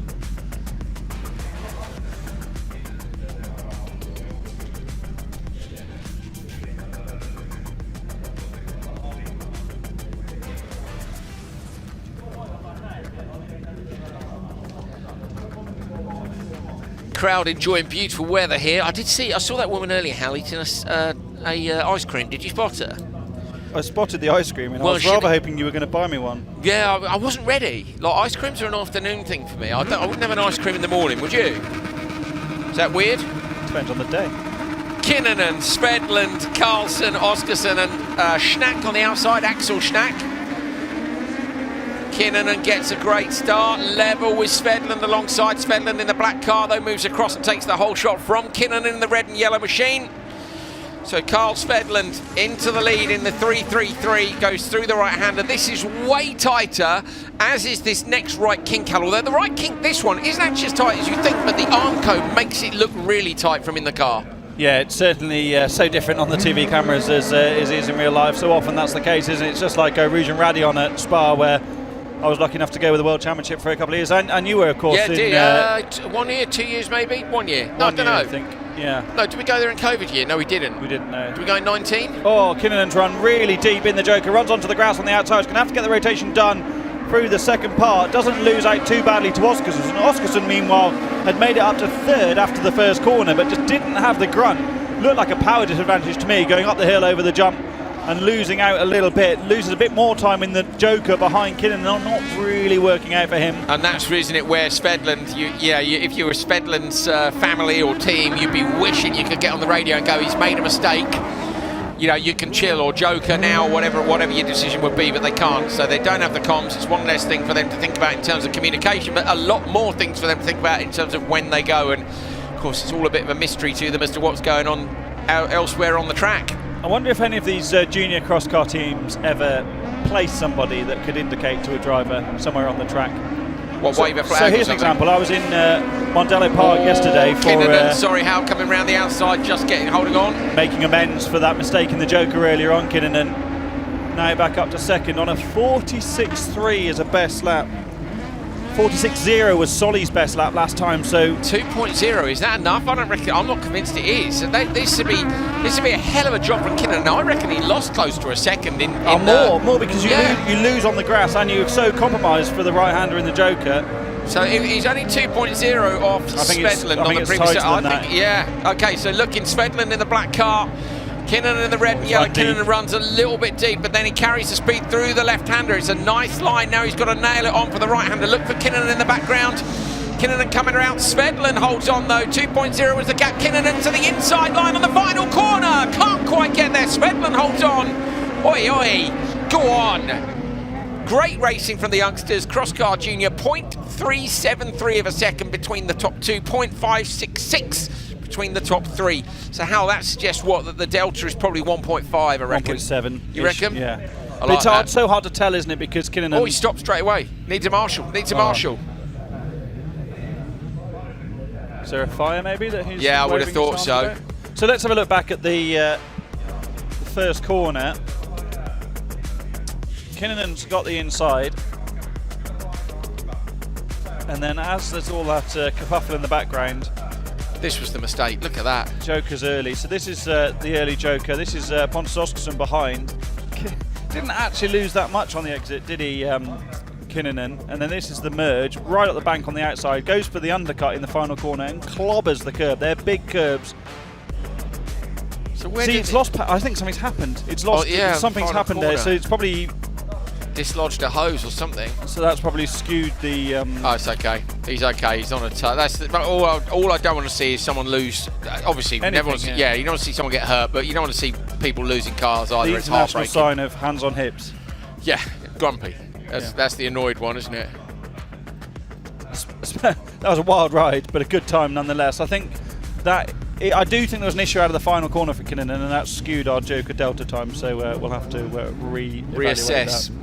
I said 1.5, you said 1.7, didn't you? I think we're both wrong. You think we're both wrong? Yeah, I'm happy if we're both wrong. I can't be happy if you're right. No, if I'm right and you're wrong, that's very annoying for you, isn't it, Mr. Rallycross? You can be right sometimes. Okay, massive, a little concession, thanks, mate. Concession. I like that. Okay, then. Nielsen on the inside, Johansson, Saarinen, Mutik and Schnack in this one. No. That's Jiri Hukar on the grid now. How many races have we had, Hal? 3? This is race 3, yes. This is race 3, is it? I'm sure I saw Hukar on the grid. Am I wrong? Yeah, you are. I can't see who got No, I can't either now. Okay, maybe it's just the front shot. Maybe It's thinking the shock of being correct, isn't it? Well, as you say, it's always good. There's the one furthest. Yeah, no, I thought it's Mutik that is in the Life car, the TN11, similar livery to Hukar. Gets a good start, but on the inside it's Nielsen who's got the best. On the outside, Carl Schnack. Nielsen going to get it 3 wide, isn't going to go, and that's where we always say about how these kids aged between 11 and 16, remember, do such a good job in turn 1 for respect and space. Yeah, I think if you can hear any banging through our our headset at the moment, that's because Omasi are beating Oliver Ericsson's Civic straight on the other side. They're not beating Oliver, they're beating Oliver Ericsson. They might be, but no, they're repairing the Civic. No, but you're absolutely right, and we often say, don't we, the respect that these junior cross car drivers have is massive. It's up there with any respect of any racing category in rallycross, at least. We know that rallycross is a rough and tumble game compared to circuit racing quite often, and I think it's the open wheel nature. I also think it's the fact that a lot of them are friends in the paddock, and it's very hard to be firing each other off if you're going to go and ride your bike around with each other a little bit later on, isn't it? So I just think it's a wonderful learning ground. It is. And what an opportunity for them. I know we always go on about our own careers, but the opportunity to come and do this and just there's no pressure. Game changer. And this isn't karting. You know, karting in the UK and Europe is renowned for being massively high pressure. There's always the karting dad thing, isn't there, where people are trying to live their career through their boy. All the fights in the Motorsport Association court are always... Yeah, you read it on the back of the newsletter, don't you? Always the dads having a fight at karting, and I imagine that's probably the same the world over, of course. And there's a degree... Motorsport UK, sorry, as and there's we're a now degree known. in any junior category of that, but you don't get that feeling from junior cross car at all, do you? Everyone's here to enjoy themselves, and the level is massive. I did ask Ollie Ericsson to come and explain what had been done to the car. He told me just the wheel, but the hammering would suggest more than just the wheel. I'll go and have a look in a minute. I took a picture, but I haven't posted it on my Instagram yet. The whole corner's off. Oh, is it? They've taken... Yeah, okay, so it's more than the wheel then. Yeah, well, as I walked away, they did say the wheel and everything inside it, so maybe the wheel was a joke. To the rear diff. Or tap the barrier on the inside line. Mutik runs wide. Schnack gets up the inside. So that was just a tiny barrier tap, and it nudged him literally 3 feet to the left. Thank you very much. That's the width of a cross car. I'll have that off you. Yeah, I love how narrow the cross cars are, because it really opens up racing lines that don't exist in the other categories. I think that's why, you know, although in Finland in particular, Hal, you were telling me that there's been a bit of a push back, hasn't there, against cross car, because the fans really like seeing what they call real cars. Nielsen takes it. The time is a 2:28.6. Not bad, actually. It's going to be enough for about P6 or 7. So they're not so keen. So now Crosscar are running in different events to Rallycross, but I think Crosscar is some of our best racing. I wouldn't want to see, 18 heats of it. Genuinely, so you and I are fully invested in Rallycross as a whole, but also this championship, and we have a really open dialogue with the Ericssons and with Peter Hellman about how we can improve this for everybody, especially those people watching at home. And I left here musing that I wonder if we should try having Crosscar as the headline category sometime, because the racing was so good. Now we've come away from Tia, and the racing's brilliant in the other categories, so I think the balance is actually very good. That the crescendo of junior crosscar through crosscar to the saloon car categories up to supercar open four-wheel drive, I think that really works. But to even have that consideration, it shows just how good crosscar is. It was brilliant. And it doesn't matter what track you're on, crosscar racing is always fantastic. I think Tierp is a good venue from the point of view that it's in Stockholm. That's mega. Oliver's here.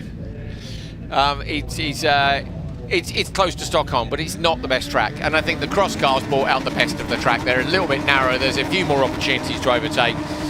Lawrence Hume, Pirla, Lundgren, Hukar and Antila in this one. Great start by Jere Hukar. Inside, though, I think it's Pirla in the blue and white car who's managed to get the whole shot here up into turn 1. Or Jere Hukar leaving the door open. I think is it Alex Antila right in behind? Hard to tell from the drone shot, but it is. Antila is right there. But it's Pitu Pira. I love the livery on Pira's car. In the background, we've got a spin. That looks to be Lawrence Hume to me. Yeah. It is. Or is it Lundgren, maybe? Oh, they're both in the Casmat, aren't they? And they're both blue. Cheers for that. But yeah, look at the livery on the leader, Pitu Pira. It's wicked. Wait till you see it from the front. The big number on the car, yes, is what we're saying to this. Wait for it. We'll get a shot of it in a minute from trackside. There, look at that. Yes to those numbers. That would be a game changer on the front of cross cars. Yeah. Admittedly, it's a lot of sponsor space taken up. Yeah. I mean, the liveries on the cross car are mad, aren't they? Because they look stunning up close, but from this distance, It's always... Yeah. They are hard to tell apart. I'm sure at home you're going, why don't you know? Oh, look at that. That's a lunge and a half, isn't it? In from a different postcode. In it, mate. In it. Brilliant move, Mantilla there, up the inside. Really committed. And that's what you've got to do, isn't it? That's where you've got to just find the momentum and maintain it on the inside. Yeah. But you've also, like we saw with Matt Soman in Supercar earlier on, you've got to trust the person on the outside isn't going to turn in on you. That was great, though. That was for a long, long way back. See, a little green into core. Hukar's run wide on the run into the Joker. Tried to carry the extra speed. Now comes in too tight and runs deep. So 2 mistakes from Hukar on the run in. Out front, Pirla is going to take it. Hukar, I don't think would have made up the difference anyway, but he's going to lose that position. On to the last lap. That's a shame, but you're going to try and take that speed through. So I mentioned earlier we'd tell you how qualifying works. Very briefly, all of these guys are racing all the other people in their category. So it's heat races like you have in athletics, where there's too many runners to run on track at once, so they run in different heats. The heats are decided either by championship position or by the results of the previous session. So you sometimes get a really fast driver and a really slow heat if they've had a puncture or something. Now they add up all the times at the end of the session. At the minute, Hampus Hagström, who went in the first race, has the fastest time in this session, and that will give him 50 qualifying points. Now he's actually won all 3 qualifying sessions, total of 150 qualifying points, and that means that we call him the top qualifier, or the TQ. Now behind him, you know, some people have got a second and a third and a fourth. We might see the points in a second and be able to point it out a little bit more easily to you. And Pirra hasn't gone quicker, and Pirra has just gone quickest. P2 Pirra, as I say that, has just gone quickest by a half a second. 2:26.0. P2 Pirra nicks the session from Hampus Hagström at the very last half a second. Amazing. Now Hagström won't lose the TQ. That's what I was getting around saying. Those qualifying points give us our qualifying positions. The top 12 or the top 18 go through to the semi-finals, depending on how many cars are in the category. And then the top 3 go through from each of the semis if there are 2, or the top 2 from each of the semis if there are a smaller entry. Can't come on round. A bigger entry. Sorry, Ollie Eriksson's just walked in with a biscuit as well. Finish your biscuit. Oh, you want to finish your biscuit, or are you good to go? No, he's good to go. Okay, I'll switch him on in a second. So qualifying points add up to give us positions. That gives us the people who go through to the semis. Then it's knockout format. So it seems complicated, but I promise if you watch for a bit, it all will become more obvious. Hal, you are on, and so are you. Oliver Eriksson, welcome to the studio. Mate, what happened? Obviously, I saw the wheel was off. We can hear a lot of banging from the commentary box here, so it's hard for us to tell what you're doing over there. But how is it?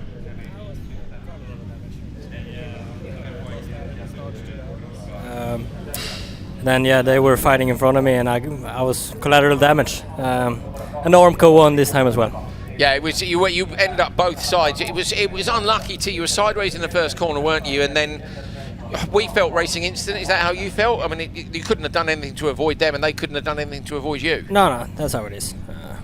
Obviously, it's supercars. Things happen quick, and I have no hard feelings. You know, Jens is a new guy. He will probably learn from this as well, and no problem.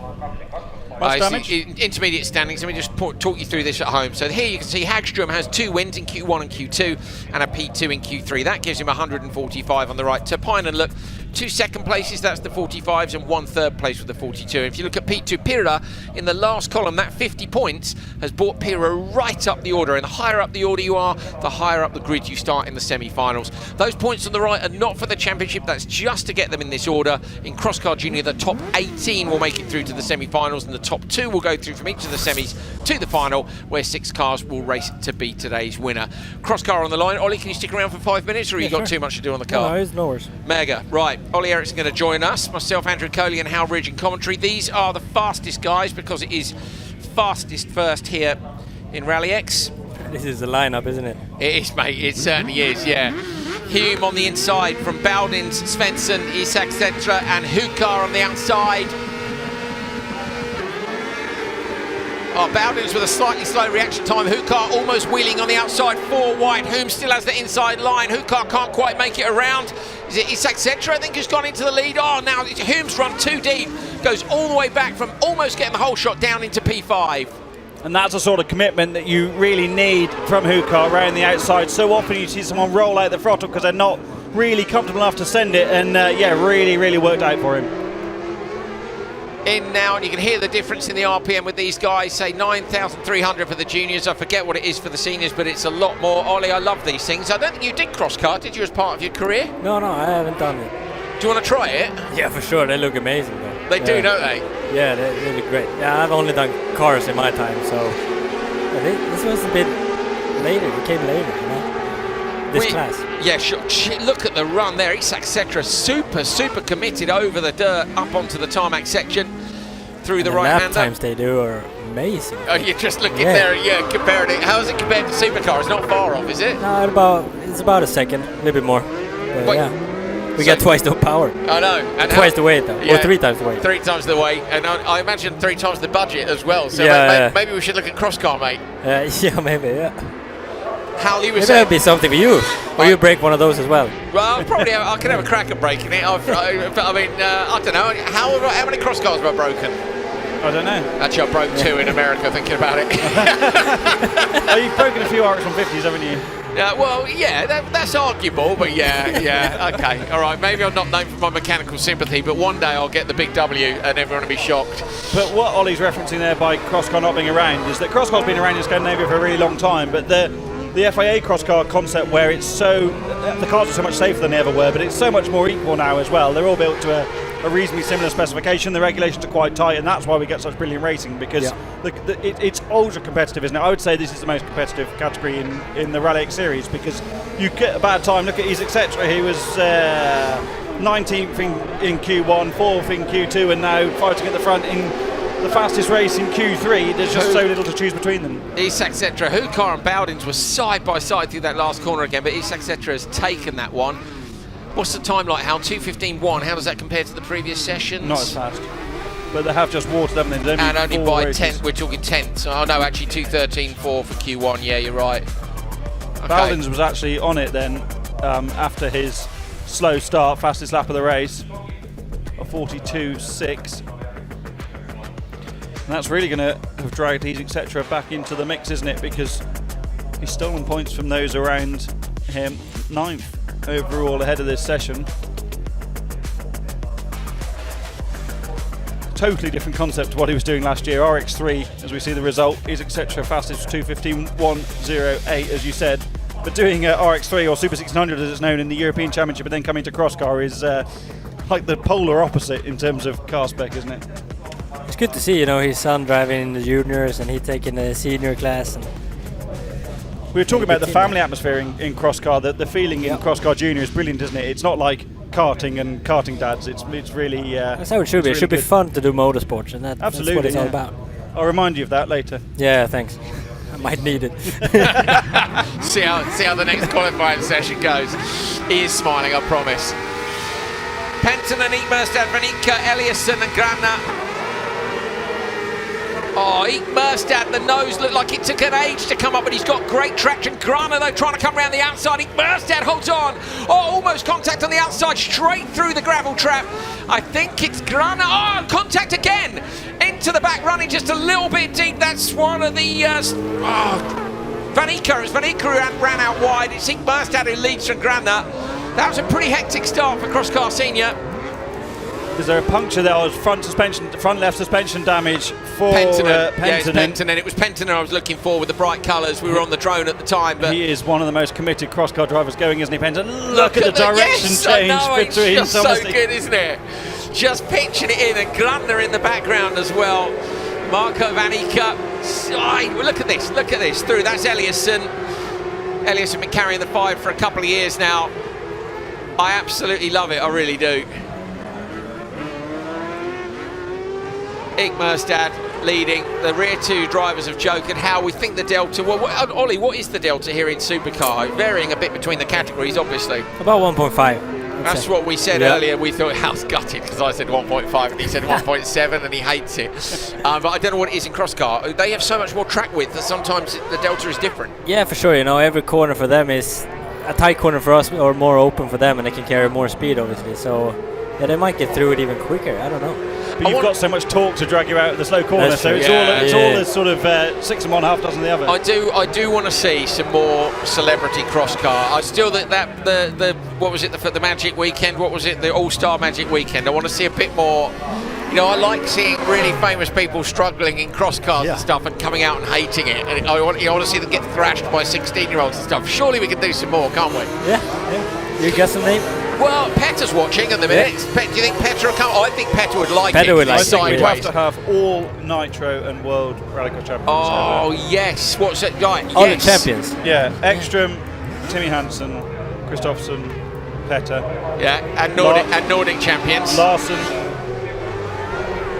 Larsen, Kevin Hansen. Yeah. Who else has won a Nitro title? Pastrana. Yeah, 21. And then we do Nordic as well. I'm going to run out of fingers here. Yeah, but then we can do RX because that gets us Faust and speed. We're just keeping cleaning stuff until we get all the drivers you want. Nordic. Do you want, what's Patrick? He's British champion. British champion. He can come too. But yeah, I want 20 cross cars on the line full of people, and then I want to see. But you want them with no cross car experience, don't you? Yeah, like the Ericsson that's boys. true. Yeah, that's true, because otherwise we can't have. The trouble is, you'd need a grinder and a welder to get Johan Kristoffersson into a cross car, wouldn't you, to lift the roof? Well, he can put Colin in, because Colin's competing this weekend now, so Johan can take. You can take. But then you'll start getting Niklas going instead of Marcus, Oliver going instead of Petter. It's not allowed. I think you need to lock in Petter as well. Yeah, in a Petter's cage got or to somewhere. do it. Otherwise, he would go testing like crazy. Yeah, that's true. That's true. Yeah, okay. That's what we want. Let us know if you're up for it, drivers. If you're watching, we want to know if you're up for our new all-star magic cross car race. You need to go. Ollie's got to go. Thank you, mate. Much appreciated. Thanks so much, guys. Is the car done?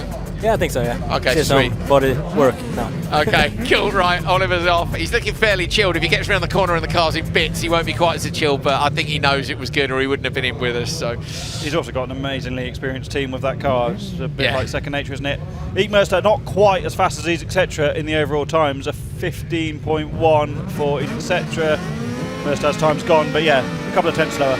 Yellow Lami's had a couple of P11s, which sees him in 8th overall. He's on the inside of the grid here. Doesn't get a good start though. Going to be beaten down towards the first corner by Jimmy Osterberg in the red and white. Now Osterberg dacks out and ends up at the back of the pack.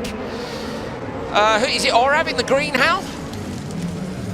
It is, yeah. It's bright. So actually, yeah, lights. Sorry, we need to switch the lights in the such bad studios. reflection They're on it. so, Yeah, there it they're is. so Yeah, bright. There it is, Orav. We were raving about his livery in Jet, weren't we? Because it's different, distinctly different and from everybody now else's. 2 weeks later, we've forgotten, which is the magic of an aging brain. Thank you. Yeah. Well, yeah, I'm a little older than yours, mate, my brain. Look, yes, that's what we want to see, lock, stop. See, that's how I think Solberg would drive this car. I think Johan might hate it.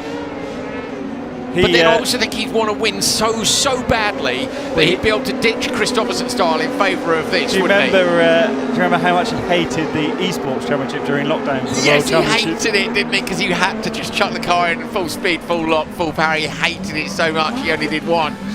Good for you, Johan. Same as Reynes. Reynes couldn't deal with it either. No, I can't deal with it.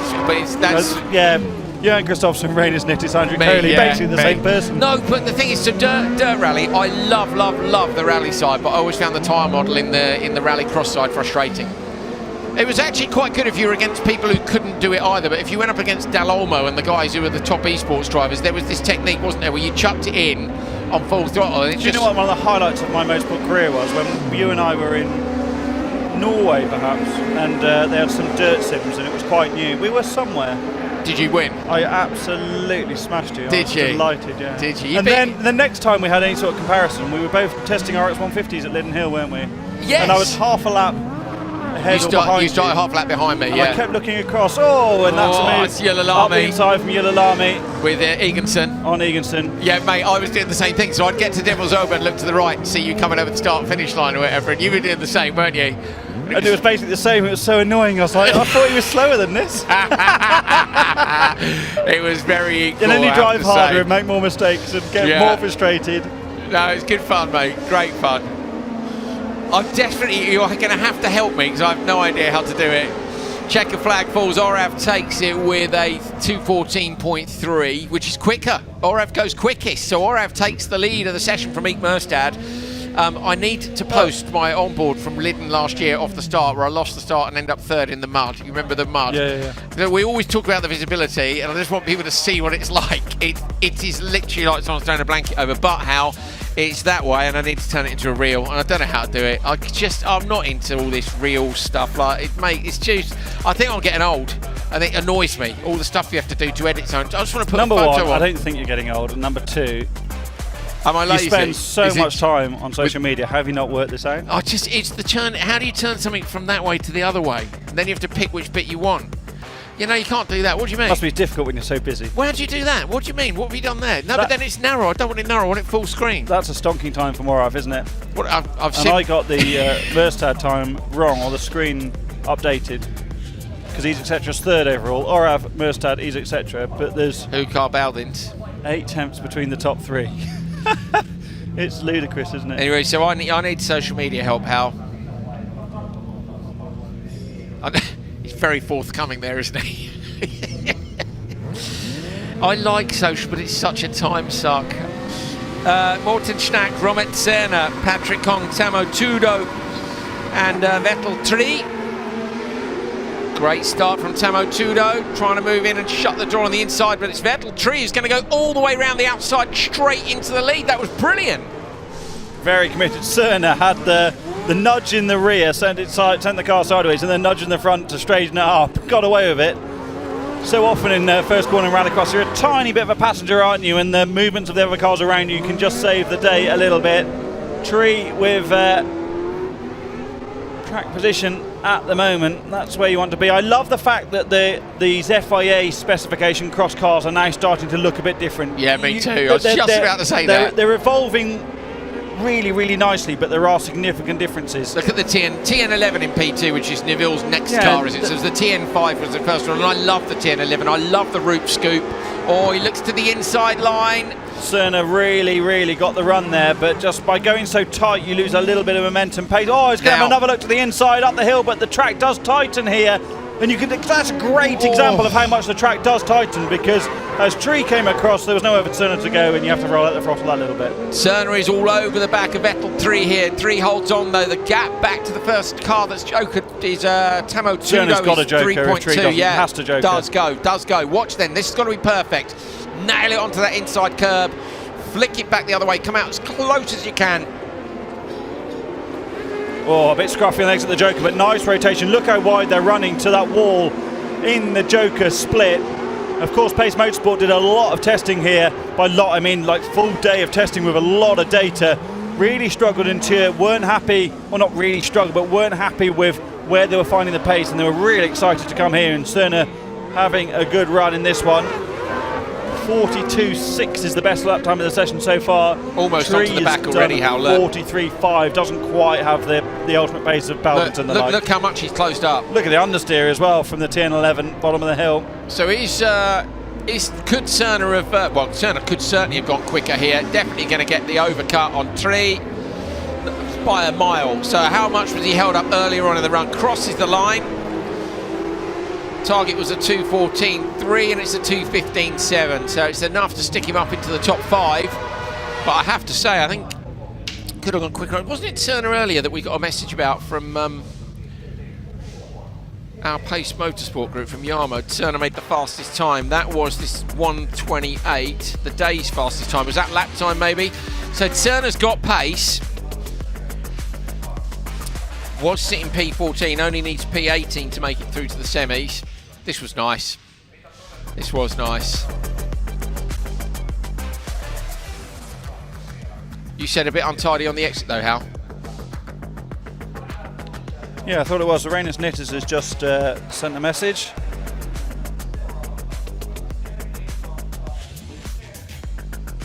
A disqualification for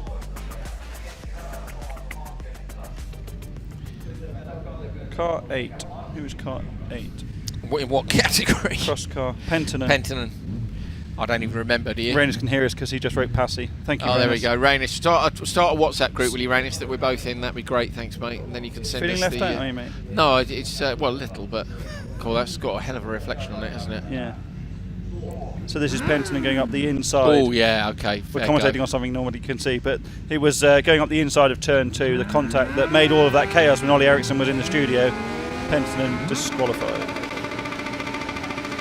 Nilsson, Terraping, Jarvenpar, Gothelson and Martin Ugar on the outside. Ugar in need of some results here. Ugar's gone really, really wide, going to try to carry it through, but going to end up P3, potentially P4. So where was Ugar overall, Hal? Off the front page. Ugar was... Right, yeah, way down. Was it... Yeah, 26th pace most, but he had the brake problems, didn't he? Yes. So yes. he did the Q1 and Q2 with no rear brakes ostensibly, so fixed for Q3, and now it's a big ask, isn't it? But the top 18 go through. Ugar does have great pace generally, 26th overall at the moment. Not out of the question to make it, but really you're relying on other people having a bit of a shocker in Q3 as well. Petter Solberg's message, Hal, he says we're doing a great job, but then there's a crying smiley, so hopefully he's... Thank you, mate. Hopefully that's not sarcastic. No, it's not. It's not. Thank you, mate. Hopefully, more importantly, Petter heard us saying we want a crosscar shootout with Petter and a bunch of other world champions. That's what we want. Yep.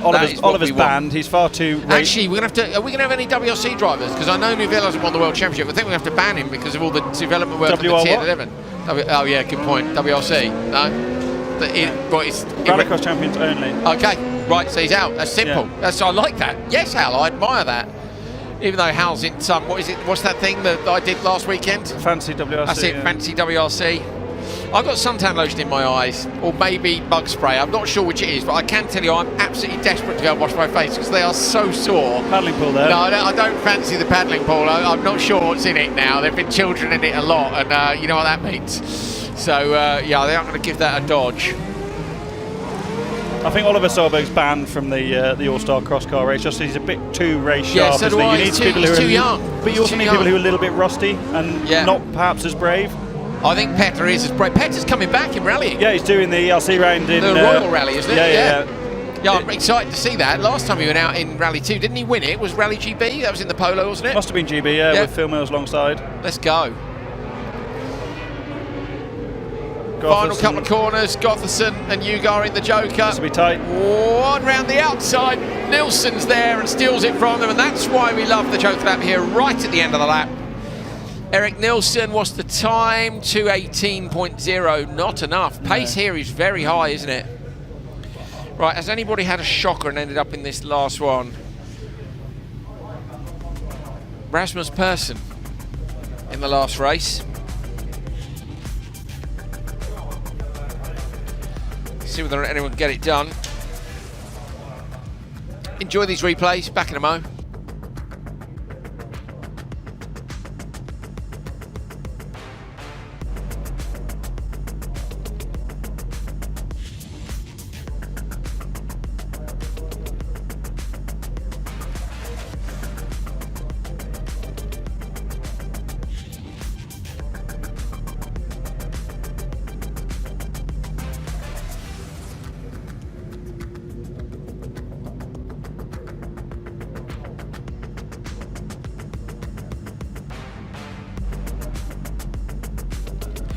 Final race of Crosscar coming up for qualifying here at round 3 in Kouvola, Finland.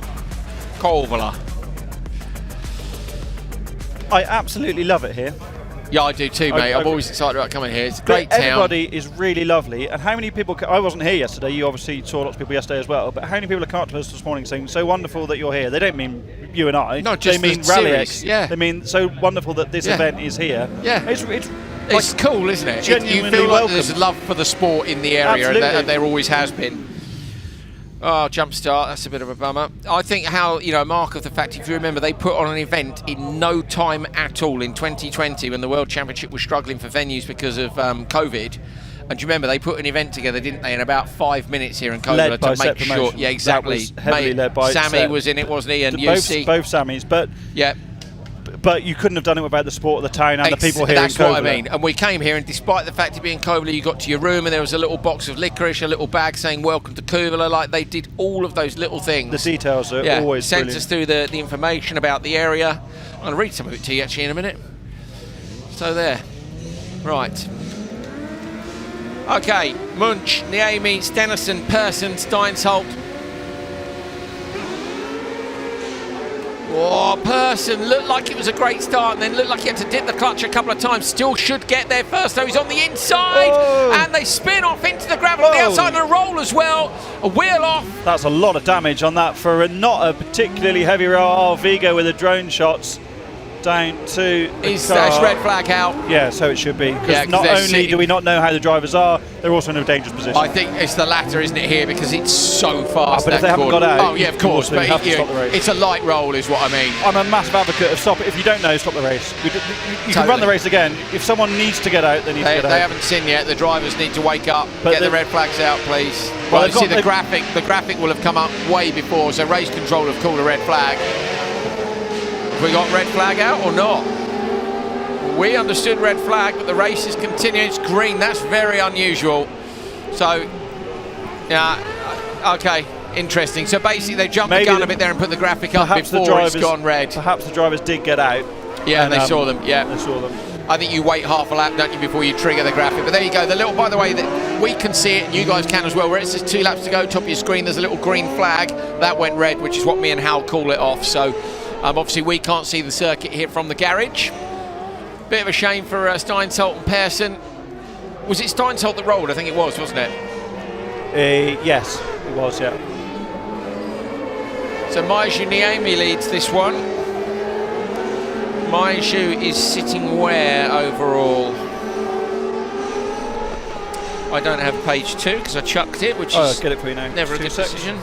Niemi is 27th, 23rd, and right, 27th. so needs a hell of a time here to move up, doesn't she? She's been struggling relatively. Last year, she really made steps forward. She's racing a supercar in the Finnish Championship this year, but you know sometimes it's just not working out for you, is it? That's not to say you become rubbish overnight. You you can just have a bad day, can't you? Get the rub of the green or not.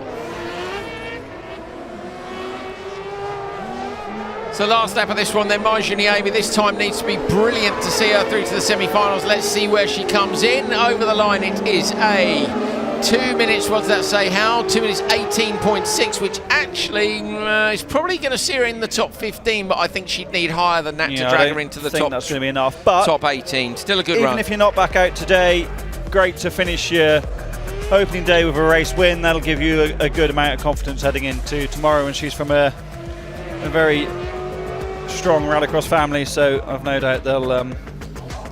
This was the roll work at on going things. backwards. It's so unlucky because it's so slow and it's just annoying, isn't it? There's a lot of damage to that car, isn't there?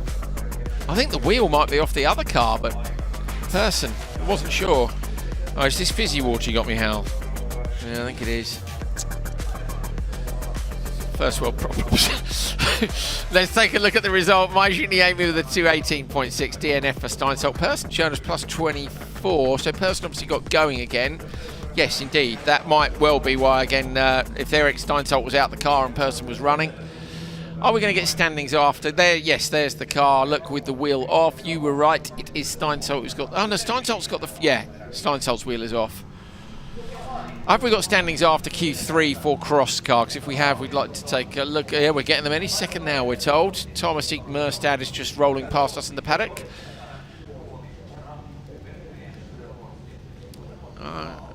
We have a GoPro on the roof, we think, potentially here. I'm surprised it's still on the roof after that roll.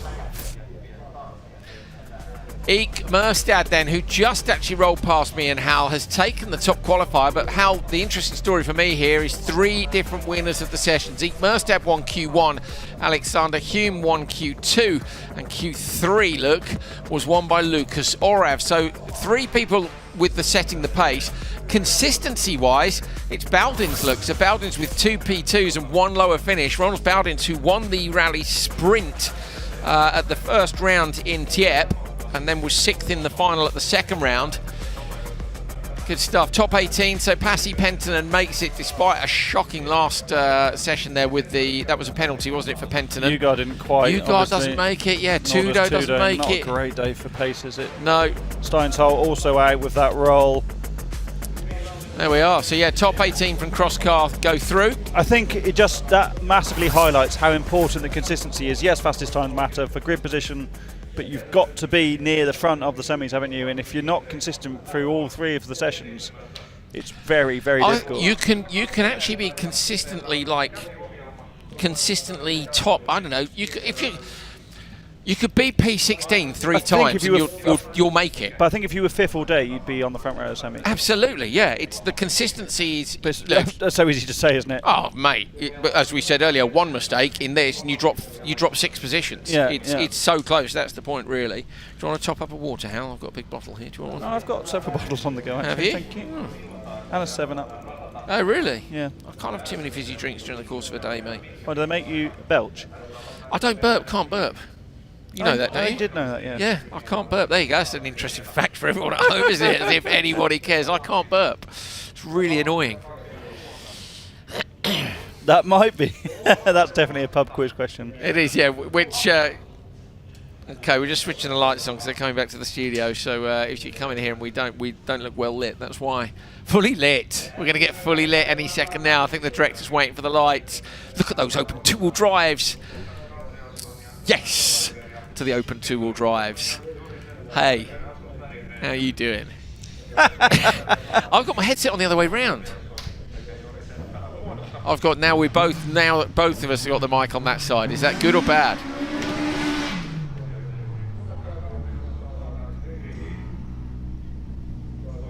There you go. That's better. Someone says in the YouTube comments, who are these two Muppets? The first, yeah, I ignore those ones. The first corner is going to be a crash fest if it rains. I remember 2014 RX World Championship. Yeah, that was the one we talked about earlier, wasn't it? Yeah. What else? I wonder if Petter was still watching when we said about just 1 more minute. What else we got, Hal? Read us the comments. Hit us up.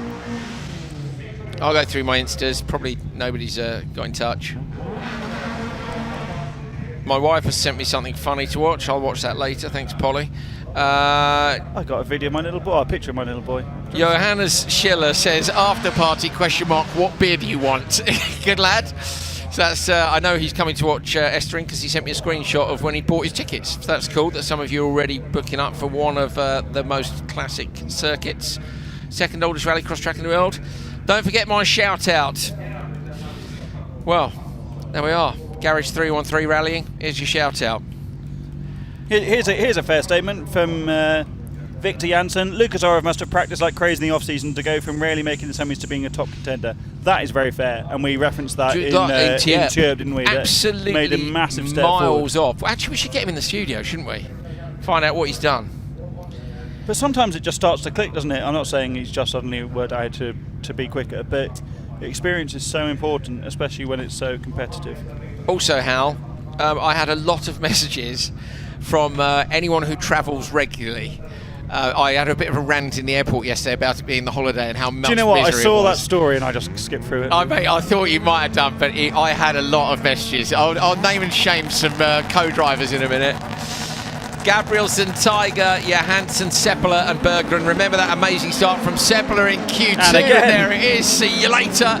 Tiger and Johansson side by side. Johansson trying to go round the outside of Seppala here in the Mercedes. Can he hold on through the gravel trap? Tiger looks to the inside line. That's a brilliant move by Johansson all the way round the outside. He's run wide. He's going to open the door on the inside. Not enough. Tiger is trying to look up the inside of Seppala, but Victor Johansson, that was brave. He had to get that done. Yeah. If he wanted to set the fastest time here, he had to get that done, because in the previous session he got held up, didn't he? He lost out. Well, he's lost out twice today by being held up, having jokered or getting held up in the traffic because he didn't have track position. You never ever see him make really super aggressive moves because he's a gentleman as Tiger jokers. He's a gentleman in the respect of not firing people off. Hal, I think this might work in Johansson's favour. So Tiger, remember, was the champion in the first year, but Johansson in last year. Then Tiger, and then Tiger again last year. So they're our two benchmarks, yeah? They're in P1 and P2 in the standings at the minute, Tiger from Johansson, but there's 11 points between them. Now, if Johansson gets the fastest time here, Tiger's joking himself into traffic. He might nick the TQ. But that's why it was so important to get around the outside. He couldn't afford to get stuck in the traffic. Didn't do anything wrong, wasn't super aggressive, just held his nerve around the outside. That's the move of a champion, isn't it? When you know you need to lay it down. And Tiger, I'd say, joking when he did, has hurt himself equally. If Tiger had just followed Johansson and picked up the points, he would not lose the TQ to him. But there is a chance here the TQ is going to change hands. Tiger now moves up. So where is Johansson? Won that last... Johansson out front. Who won the last session? Gabrielson. Gabrielson, who's here fighting in the traffic, isn't he? He's come out of the joker behind Tiger. Someone sounds a bit weird on Yeah, our track side. it's hard to tell who it is, isn't it? We're also hearing the warm-ups in the background. They're the sort of blipping throttle noise. This is open two-wheel drive at its best, and I really hope we get this more for the rest of the year, because having the same sort of competitive orders you do in open four-wheel drive supercar as it was, as Johansson goes into the Joker, needs to absolutely nail this to remain ahead. So does Seppala. Seppala in the background might be key to whether Tiger holds on. So Seppala's got to try and beat Tiger and not Genu. So Tiger makes amends, comes up from P4 to P2. It is Johansson who wins the race, but Simon Tiger in P2. That may well be enough for Tiger to hold on to that top qualifier spot. Great recovery from the double champion against the single champion from 2 years ago. Wow, and the track's got much quicker now. In Heat 2 earlier on, Tiger did a best time of 45.0, and Gabrielson's just done a 43.7 there. Everyone has gone quicker than a 45 except Berggren. We'd missed the move in turn 2. I wonder if we can see that, if we've got a bit of time, that move in turn 2 from Johansson. But the lap time there, very impressive from Lucas Gabrielson in the Starlet. It's all about stringing the laps together though, isn't it? And Johansson had the track position, got the job done. 2:19. So Hal, I'll just go back to the... Substantially quicker than Heat 2, 2:19.6, 2:19.9. So fastest time of the day as well for Johansson. Just marginally quicker than Tiger was in Q1 earlier on. It was brave around the outside, but as Hal said, he had to get it done, and it was a good move. What message have you had, mate? Rachel Cavers, who used to work in the World Championship, she said, "You're a miserable git, but I completely agree about the airport." I also had Rhiannon Gelsomino, Stuart Loudon, who recently co-drove Chris Meek, the European Formula Drift commentator. Basically, everyone was saying if you travel for work, airports are misery in the holidays, and that is the case. I would agree. Jensen, Lahti, Kong, Venäläinen. Venäläinen's dropped to the back of the pack here, needs to get across the inside. Sari was on the outside. It is Jensen in the Escort who holds the inside line and should get this from Olli Lahti in the Corolla. Olli gets collected by Kong from the back, loads of contact through there. Lahti was going for that outside move that Johansson had pulled off, but it didn't work out. Now Kong's got him on the inside coming up the hill. Venäläinen's going to have a look as well, but not quite near enough. Lahti gets back to the inside of Kong through the hairpin. Little nudge in the rear, starts to turn. The BMW knows he's had a nudge already, looks to the left-hand side, no way through. I like the way he released him as well, though, Haldon. He might have pulled the corner bumper off, but he won't be getting a penalty. And Rainis will have been watching. Push him round, you get a penalty. So in the UK, we have a discipline called stock cars or short ovals, where there's a lot of contact. And you see anyone that comes from that discipline into British Rallycross, into Clubman's Rallycross, those drivers are super experienced at leaning on people in just the right way. And you see some people in Rallycross Supercar that have that knowledge that if you just lean on someone enough, you know that the moment they're released, they're going to go off. Yeah. It's not your fault, it's just where you've applied the pressure to the car to upset the balance. Even if you can run them a bit deep, with the contact, then what you must do is do what Rainis said. There's a big difference between pushing and making a pass and pushing them all the way round. But the really clever pass is borderline. The really clever drivers, or the astute drivers, are the ones that can apply enough pressure that even people with Rainis' experience don't believe it to be your fault, because you've applied the pressure 100 yards before the accident's happened, because you've just given them that little bit of a rub. And okay, it's not necessarily kosher, but I do enjoy seeing those sorts of antics go on. Brilliant. So Jensen leads all the top drivers in this one of Joker. Venäläinen round the outside of Kong. A little bit of contact again, but Tuomas holds on. Sari at the back of the pack. Kong's wildly sideways again. Sari looks to the inside. Kong's much more competitive than we've seen him previously, to be fair, in previous seasons of RallyX. There's a question here in the YouTube chat, Andrew. Oh no, I've lost it. The concept was, if Andrew can't burp, does all the air come out of the other end? What was that? You'd have to ask my wife. Jensen crosses the line to take the victory with a 2:22.343. That's brilliant. Nowhere near the time of Victor Johansson on a 2:19.655, but ahead of some very competitive drivers, including Lahti. Hal, I've just thought you could, I also spent quite a lot of time with Hal Ridge. You could probably ask Hal Ridge that question. I can burp. Yeah, no, but I'm saying about me. Oh, I see. Yeah, we've shared many a closed-in comms box, haven't we? Car, yeah. Oh, hotel room. Goodness me, yeah. I think we only shared a hotel room once, didn't we, on the way to the Lada race? I think it's been a couple of times. Has it? Yeah. You know things. You know Andrew really wants to do something. He's prepared to share a room with someone. Yeah. Yeah.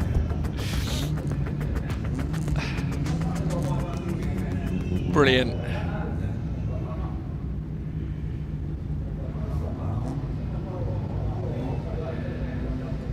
Okay, come on, Ismo.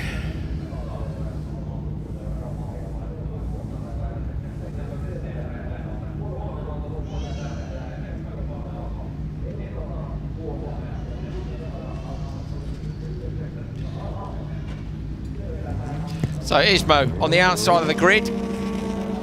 Räikkönen and Aaltonen inside.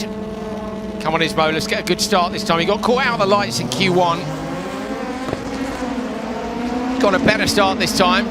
Hal, I do think it's fair to say when you look at the pace down the straight, Ismo is on, and up to the inside, Ismo takes the lead. So from the back, Ismo, the comedian, into the lead of the race. This is the first race he's led. Let's go. I was actually thinking with a slower start like that, you know, due to his experience, it sometimes opens you up to make amends in the first corner when everything kicks off in front of you, and that's exactly what happened to Ismo there.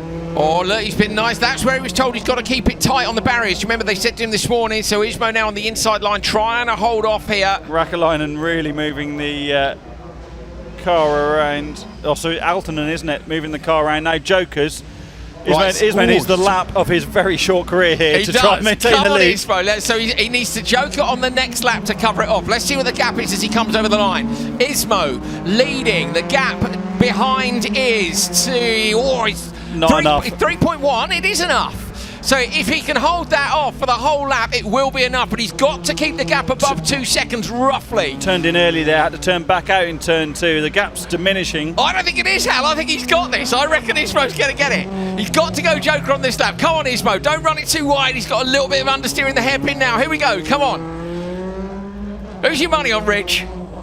It's on Aaltonen, and that's nothing against Ismo. I just think the experience is not there. He is joking there to respond. I guess Mikko Ykönen's on the radio. He'll be pushing him hard. Cocks the left inside rail. He's going to do it. Ismo comes out and he's got him. Ismo comes out in front of Aaltonen. How Rich can eat his words. And Ismo is hopefully going to hold on for a whole nother lap. This would be a heat race win on his Rallycross debut. For once, I'm delighted that you're right, because I would love him to have a race win. This would be brilliant. He might stop, mightn't he, if he come on Ismo, don't get too excited now. And look at that, now he's on it, look. Oh, Aaltonen's still there, keep the door shut at the hairpin. Come on, Ismo. And anyone watching this and enjoy, oh, he's locked the outside front up, down the hill, gets it turned in, better than it was earlier on. Yes.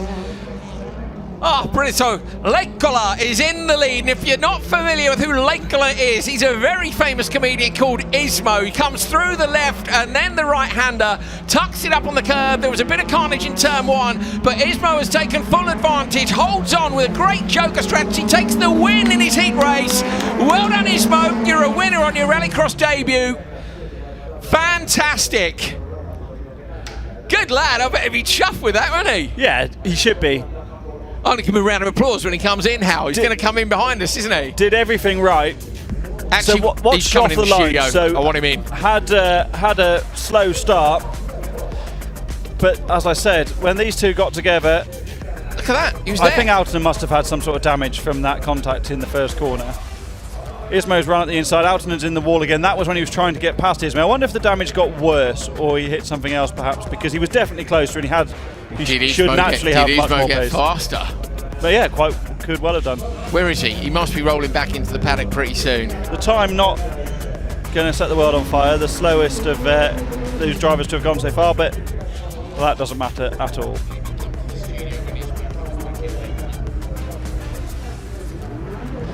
I'm waiting to see. Will he have a local interview? He's got an interview at the side of the grandstand on the way in. Here comes the other car. He's coming in now. Here he is, he's coming in. He's coming in. Right, okay, where is he? Come on, Ismo, you legend. There he is! Hey!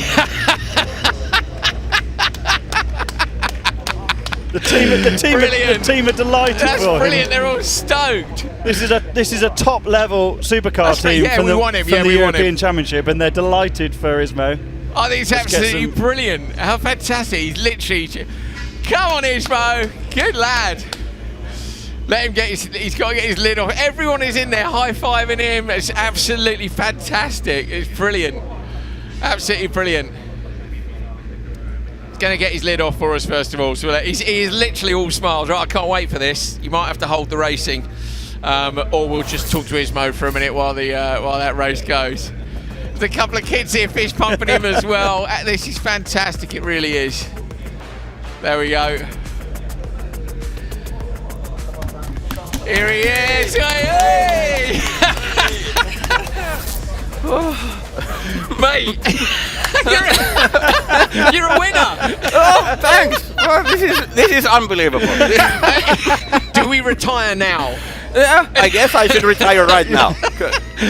Mate, my third ever heat in my life. We're so pleased for you. Everybody was high-fiving you when you came back here. Yeah. How do you feel? Well, awesome. Just awesome. This is, yeah, it's like, I guess they like did something in the first corner. In the first corner, because then I had the spot and I took it, and then I just managed to keep it. So well, we were looking at the gap. It was 3.1. I was like, I think he's going to hang on. I think he's getting near. I was like, he's going to do it. And then you came out, and the whole of the last lap, you got the hairpin nailed on the last lap. Like, it's good. Yeah, thanks. Yeah, I learned so much from the first heat, and then the second heat I kind of messed up, and I learned still a lot. Then now it was almost perfect. They say you're either learning or you're winning, and so we're done with the learning. Yeah, now okay. we're just on the winning. No more learning. So I mean, you had a show last night, didn't you? Yeah. I think. Where was that? In Tampere. Okay, so I had to drive like 2.5 hours at night to come here. So what's the feeling like? You know, obviously you get a great round of applause, I'm sure, when you're on stage. There's the nervousness before you go on stage for a performance, and it's similar here. But then you come off and win. Is there a comparison? Well, yeah. It's just that like stand-up comedy, I have done, I don't know, 5,000 shows. Yeah. But I have done one race, and it's not even over yet. So this is getting like I don't know, achieving something that you never even thought you could. Yeah. So it is like, yeah, I never thought I could like even win anything. Like all the guys, they are pros. Like I'm trying this for the first time. I have seen that car last Tuesday and drove like a couple of hours, but like. Oh, brilliant. Well, we're going to send the racing back out. Ismo, go and get yourself a drink, mate. Congratulations. Well done. Top man, that's fantastic. I couldn't be happier for you. We'll see you later on. Go and get a drink. Just brilliant. I was going to tell him it's a drug, isn't it? I think. Yeah, mate. This is a slippery slope. Won't be the last you see of him. Supercar next year. He's visited Nitro twice. He's visited RallyX twice. There is zero chance of done. not seeing Ismo in a car again. How long will it be before he's done 5,000 rallycross races as well as 5,000 shows? Fantastic, and what a lovely guy. That might be one of my favourite moments in RallyX history. It really is. That's a bit like Niklas and Marcus Gronholm. Olofsson, Janssen, Anderson and Darbach in this one, and it is a brilliant start by Kasper Janssen. Surely must have guessed the lights how to get away like that. Yeah, sometimes it just works for you, doesn't it? You can be sometimes, Olofsson steams through the pack, gives Anderson a run up the rear, through the inside of Darbach as well. I wonder, nothing bad happened, did it? But that was pretty aggressive from Simon Olofsson. Kasper Janssen, though, to be fair, has been in Lucas Andersson's shadow for the season so far, so really needed to get ahead here, and like you say, must have guessed the lights or just had the perfect reaction. He also needs a good run, Hal, because of course he got that DQ in the previous session, so the first session, so disqualified. He's down in P9 after 2 sessions. So Janssen here with a good result could drag himself up onto the front row, couldn't he? Conceivable. No, I don't know if he can, you know. Yeah, no, he could definitely. The 79 points for Erik Hesler-Berget, who is in P4 at the minute, and Janssen's on 73. So yeah, if he wins the session, he'll go front row. I'm almost sure of that. So this really needs to be a great run, and it's not over yet because, of course, none of the front 3 are jokered, and we know how quick Anderson is. I'm so stoked for Ismo. Are you? Yeah, I am very much. It's brilliant, so, yeah. isn't it?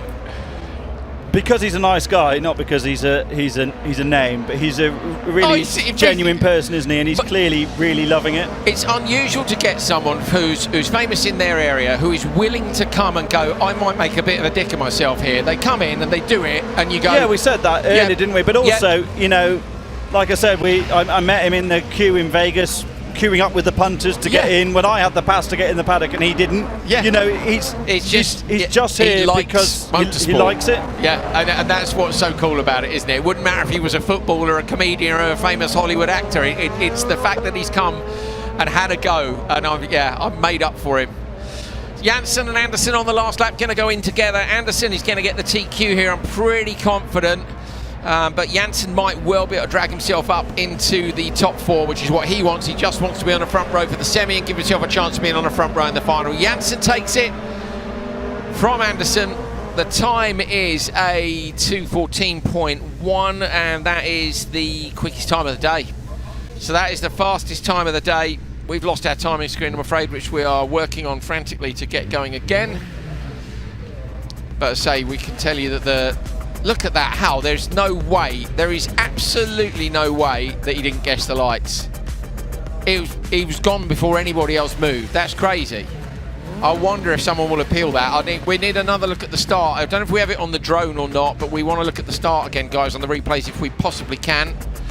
Because you wait till you see it. It's bonkers. From the side shot, it was absolutely mad. I'll take even that same shot again if you want. I'll take whatever you've got. There's the crowd. This should be a look at the result, 2:14.1. But I tell you what, about a second of that's on the start. So let's see if we can see it again.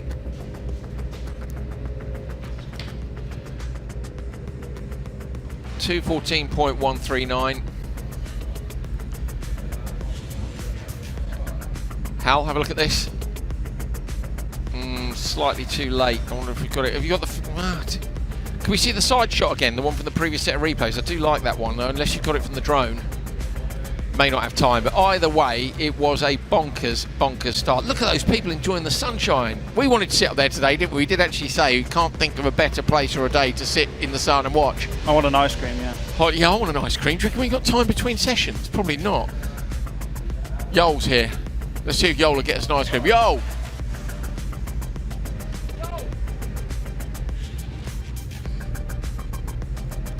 Here we go, watch this, here we go. Come on. Yeah. That's a guess the lights. He's guessed the lights here. Let's ask an expert if he's not too busy. He might be too busy. I'm going to make him put the cans on anyway. Stick those on. Right, get that microphone in front. Here we go. Yoel Kristoffersen's in commentary with us. Yoel, yeah, he guessed the lights, didn't he? Yeah, I think he would gamble quite a good one. It was a good gamble. It was a big old gamble, wasn't it, mate? That was a meaty gamble. We've got Launay, Mounier, Birgit and Darback. Let me get them off the start and then we'll see if Yoel's got time to stick around. Launay on the inside, the two French drivers on the inside, Julien Mounier as well. Mounier's got the better start. Launay's going to have to give up the position. Darback goes around the outside as well, so Launay drops back into P3. Mounier leads. Still a good result for your driver. Lucas Anderson takes the top qualifier there with that, so you must be happy, Yoel. Yeah, we had a plan that we should back off and follow them on the first corner because we will never get around there if you're P3 against Simon and Jasper. But yeah, luckily we was a bit ahead of Simon and then just keep it safe there and follow Casper to the finish. So I'll be honest, I called you over here because I know you've often got ice creams at the team. So like, normally I've had ice creams given to me by Yoel, and I think both on both sides of the Atlantic. And we were just saying how much we want an ice cream, but we're not sure if we've got time to go up to the ice cream hut in between. Have you got any ice creams? I don't have. We have empty, but I will get some for you. No problem. We'll go ourselves. I can't believe you haven't got any, Yoel. This is a big oversight on that. I think it's the weather. It's been too warm for 2 days now. So. Yeah. So you did have. Yeah, we had. Oh, you've eaten Oh, this is even worse. Yoel Kristoffersen is the worst guest ever. Yeah, we need to plan better there on the ordering. All right, I need to head away. Yeah, crack on, see in a bit. He nearly always has ice cream. That's shocking, isn't it, Hal? Absolutely shocking, but there we go. Right.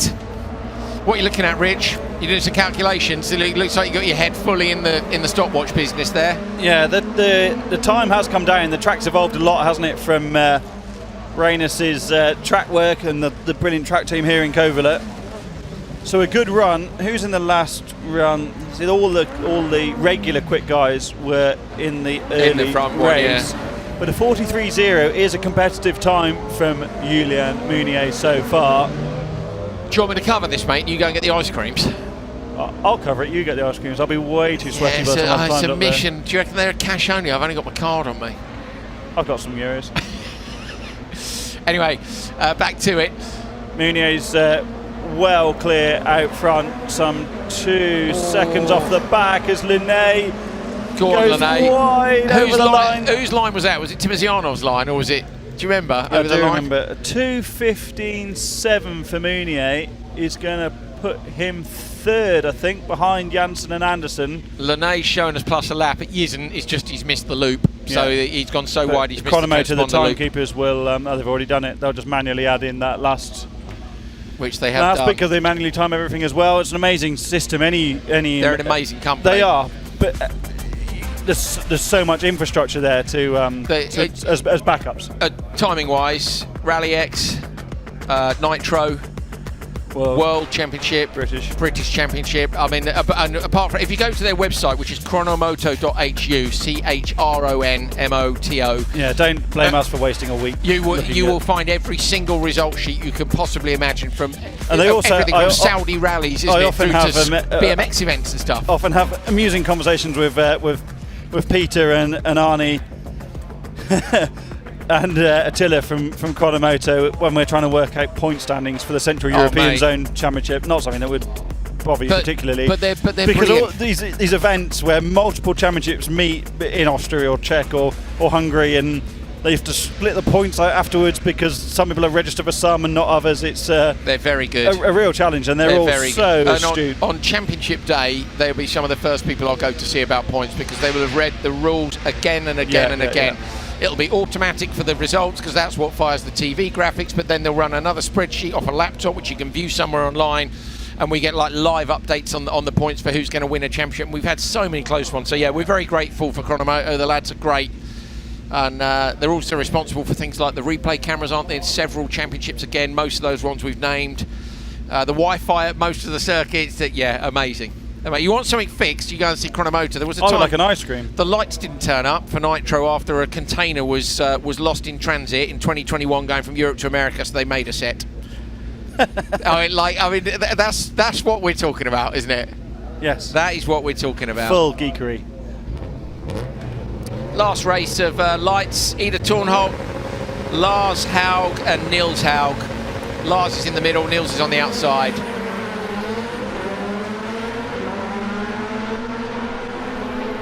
Ida with the best start on the inside. Oh, and that's Nils Haug has gone out wide and tried to get the undercut but couldn't. So Lars Haug alongside Ida Thornholt.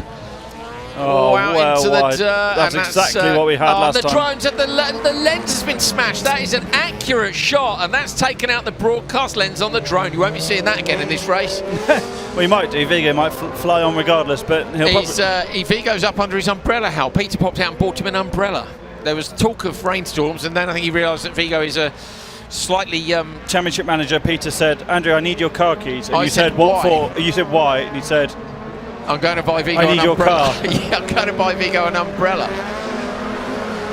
If anyone from the rental car company I rented from is listening, yes, Peter was insured on the car. Yeah, at least he got a car.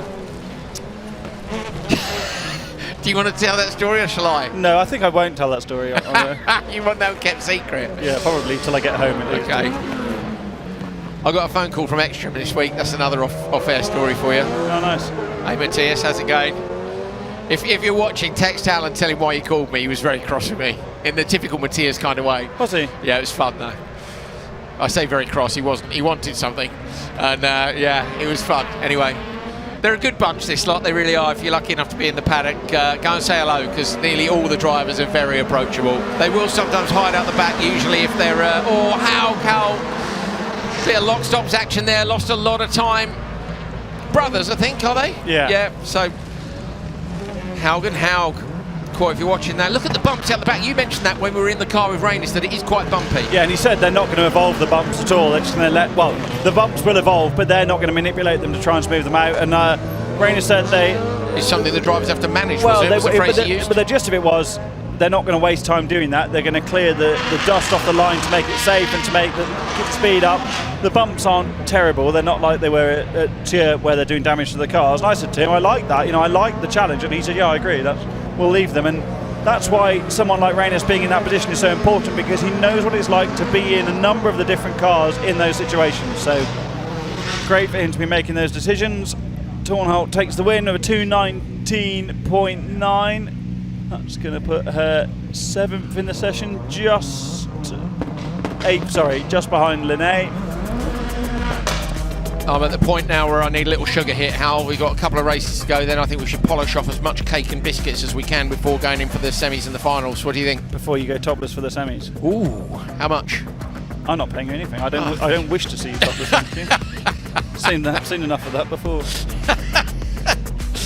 Peter came around from our car keys actually this morning. He was greeted by a horrible sight.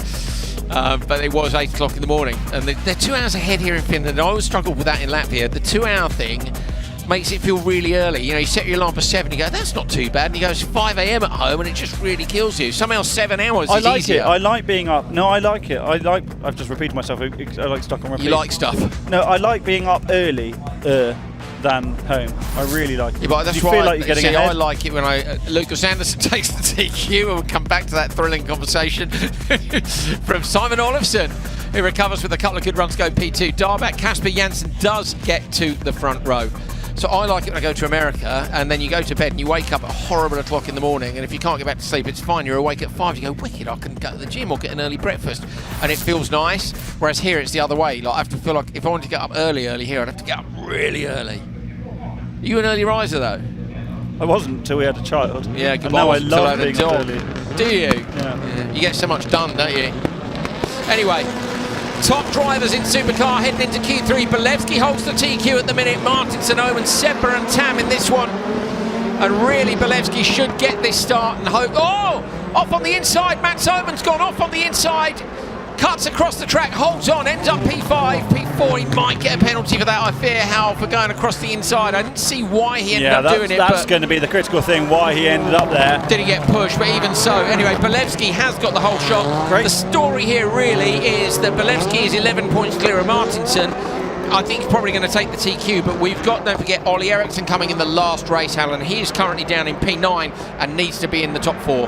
Yeah, I think it's going to be difficult for Bolevsky to lose the TQ if he has a good run here, but anything could happen, and we've seen plenty of punctures or debeading tyres around here in the past because there's some really aggressive curbs and some big commitment through some of the corners.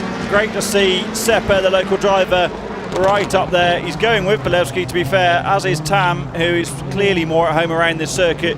We spoke earlier about Sepper's car, and it's not one of the factory Hyundais, is it? No, it's not a GRX, an ex-GRX car. It's an R5 based machine, much like the Fabia they run out of the same team, the Dynamo RX squad. They run a Fabia R5 in rallying as well. So yeah, that's the concept, and I think it was clear when the Hansen team brought the R5 based Peugeot 208 into World RX in 2014. It was quickly clear that the concept is great, but it's not good enough for rallycross at this level because R5 cars are built to a budget, and they don't and they don't have lateral contact in turn 1. I don't think there's lots of little things. The contact's one thing, isn't it? But I think it's the fact that an R5 car is built with some reasonably tight parameters that don't exist in supercar regulations. There are a number of R5 parts also, well, there certainly were originally on Bolevsky's car. So, of course, what is now Rally 2, because Bolevsky's car is XEKS, and, of course, a number of the parts of that were on the Skoda, weren't they? The Skoda R5. And there are on the new KMS Audi. It was actually, it's actually... the KMS Volkswagen, sorry. Yeah, the KMS Volkswagen, which is, an iteration of the Volkswagen R5. Where I was getting to was that the EKS Audis were actually based on the Super 2000 Skoda Fabia, not the I loved the Super 2000 cars. Yeah. The last of the screamers, weren't they? That's the fastest time of the day by Yuri Bolevsky, beating his own time from Q2 by 0.2 of a second. I don't know. I realised that at the time. I remember you could look at the hubs and stuff, couldn't you, under the wheel arches of the EKS cars, and there would be Skoda part numbers on them. Yeah, good times, man. I like Bolevsky's livery. We were talking about it earlier, weren't we? Do you like it now? I'm not sure. I enjoyed his livery last year, so. You don't like the? Is it the matte? No, I don't not like it. No, but it's just not your favourite ever. Do you like Matt Simon's livery? I do. Yeah, I like the shadow. I really like the shadow effect of the JC. I also like the fact that it's only got the Omen logos on it. I mean, this cool, massive monitor that's quite reflecty doesn't do the liveries justice. I need to go and have a look at Yuri's car in real life. It's not in the flesh. It's behind you. Here it is. It's coming past you. There it is. Oh yeah, it's much nicer in real life. IRL. Seppa's livery is quite nice as well. I didn't really see that on the broadcast. It's got a bit of the old chromery in it. Tam needs to mix it up. I quite like Tam's livery. Yeah, I'm all about changing the livery year on year. Are you? Yeah.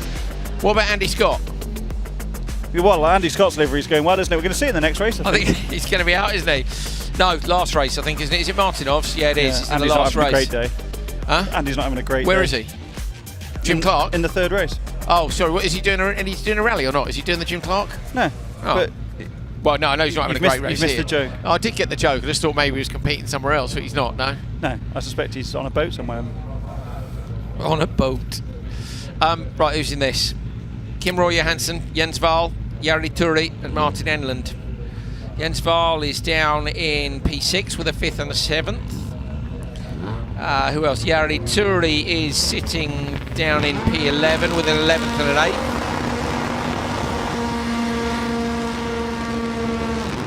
That is a really long hole before the lights there. Jens Wahl does get a good start in the Audi. Enland trying to come round the outside. Martin Enland's going to risk it over the gravel trap. Goes for another wild theme park ride and comes in P2. Sunderland at it and at it again in turn 2. Really, really sideways on the exit, but has got a great run on Jens Wahl over the jump, down the hill. This is where he ran into the rear of Turenne in Q2 earlier on. Look at the rear wheels of Wahl's car locked. He just nips the handbrake to get the rear rotator around. Great drive from the Audi out of the corner. I don't think Enland's going to joker this time because the pace difference of those drivers behind is perhaps just too unknown at the moment. Enland looks really comfortable in that car. Look, Hal, I think he's tidier than he was. Although he's still got a lot of rotation on it, he's tidier and carrying more speed than he was last time out in Dieppe. Two very different concepts as well of the front cars. That's the Transverse Audi with the SADF gearbox. Enland's car has a SADF as well, but it's a longitudinal car. That's a Sunderland move. Yeah, that is a Sunderland move.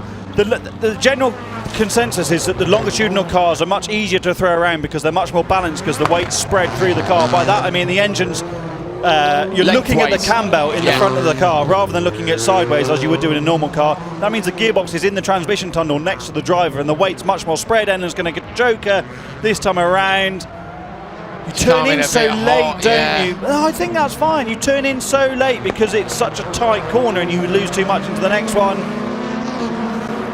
This is a Mark 7 Fiesta, not the later Mark 8 one as well. So different suspension concept. This is on double wishbone, not the inboard dampers. Not the lay down, yeah. I'm loving Martin Enland in a supercar. Yeah, me too. I think that the confidence and how comfortable he looks in the car, the other stuff you can deal with. You can tidy up the little things. He's done a lot of sprints and rallying as well, and I think that really helps when it comes to that raw car control. He just looks great in the car. Really, I'm loving it. So nice one, Martin. Now it's about whether or not Jens Wahl can hold on. Here is Wahl from, I was going to say the heli, from the drone on the way into the left-hander. Jens Wahl drops into that little dip. Now round this is going to be close. I think Wahl's going to take it though. Going to run the car out. Enland going to carry a lot of speed into that last corner with a load of rotation on the car, but it is Wahl who takes it from Enland. Time is a 2:12.3, and that puts him into P2, yeah. Does Enland go 2:12.9? Yeah, Enland goes in front of Seppa and Tam as well, so that is a good run by both those two drivers. With quick drivers still to come in the next session. Enjoy these, back in a mo. Final race of qualifying here at round 3 of RallyX 2024 coming up.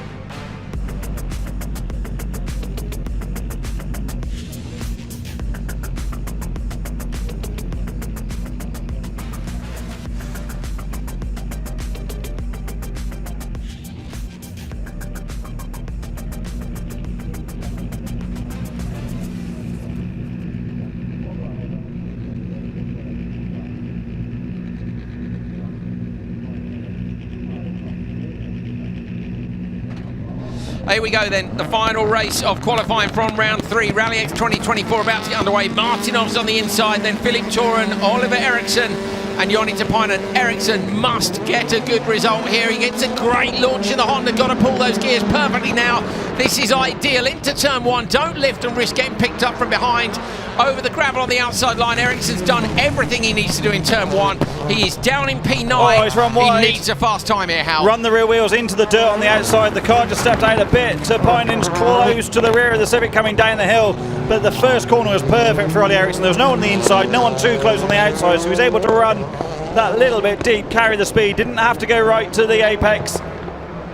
Didn't lose that momentum, not quite so good through turn 2, but now he can get the hammer down. One of the things I love from the drone there, with Tapinen underneath, you see the amount of inputs on the steering, but the car just perfectly smooth through the corner, and I love that. You don't get it from the trackside cameras in the same way. Shows you how much work the drivers are doing to just make it one smooth line through the corner. Yeah, absolutely. It's lovely, isn't it? It is, and that feeling as well when you're that comfy in the car that you're able to make those inputs and you're at one with it. I've only felt that a few times, to be honest, because normally I'm a bit of a passenger. But it's the same, mate. But we talked about it last time, the rally school. I talked about the fact I've done the same lap 1,000 times.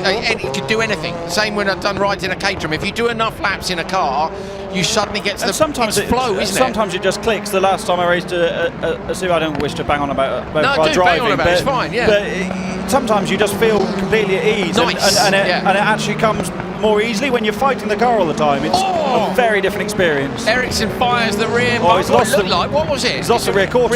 Rear left quarter's gone. Yeah. Oh yeah. So we can see now just the underguards. But I don't imagine that would have been put on particularly well if they were in a rush and taped it on. He won't lose anything from that. If anything, he gains from saving a bit of weight. But the only thing he doesn't want is he doesn't want to breathe in all the dust, does he? Because that looks like a gaping hole into the car now. Well, I imagine it's mostly sealed because of where the cooling goes into the rear radiator, so it probably won't be too bad. Yeah, we'll see when it comes in. He's going to take this. The question mark is, can he beat Bolevski's time? Bottom left, a 2:10.579. Is it going to be enough by Eriksson? Yes. It is. 2:09.9. Eriksson takes the session, and I'm pretty confident how that'll put him on the front row for the semi-finals. That's what he needed, isn't it? He needed front row. There's such a big points difference. He had 7 qualifying points to get up to second. That could be. How did Martinson do overall? As you watched the he's down in P9, P8. I think he might get second then. Yeah. That could be well on. Yeah, it is onto the front row. I'm sure. You're right. But if it's second, though, he'll end up in the same semi as Bolevski. No, I think he'll end up third. I actually think he'll end up third because Tam had a reasonable run. So then that could put him even in be separate pole on semis. semi 2, which would be great because then we send it. He needs to be second. He could be on the. He'll be on the front row of semi 2. I think that's my bet. Well, we will see.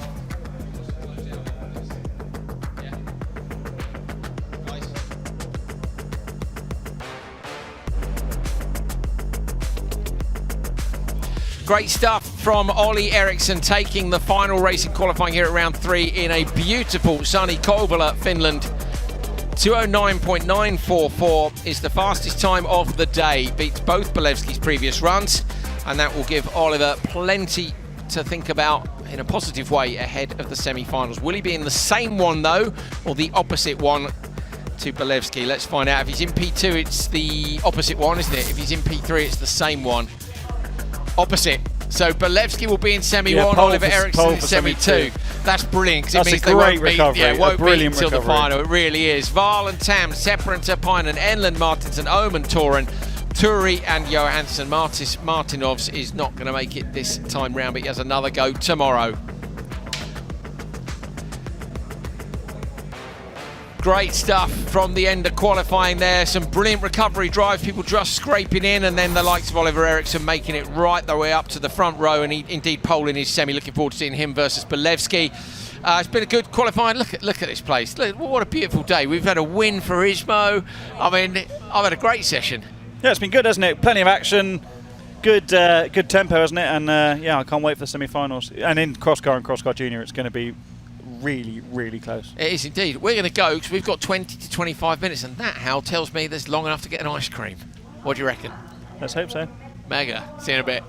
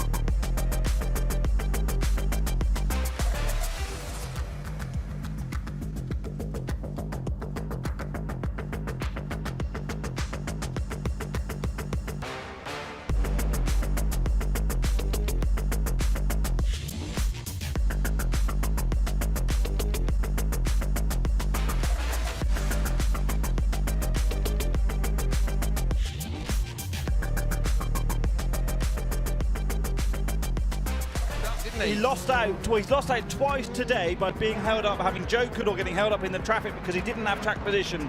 You never. He's a gentleman as Tiger jokers. He did.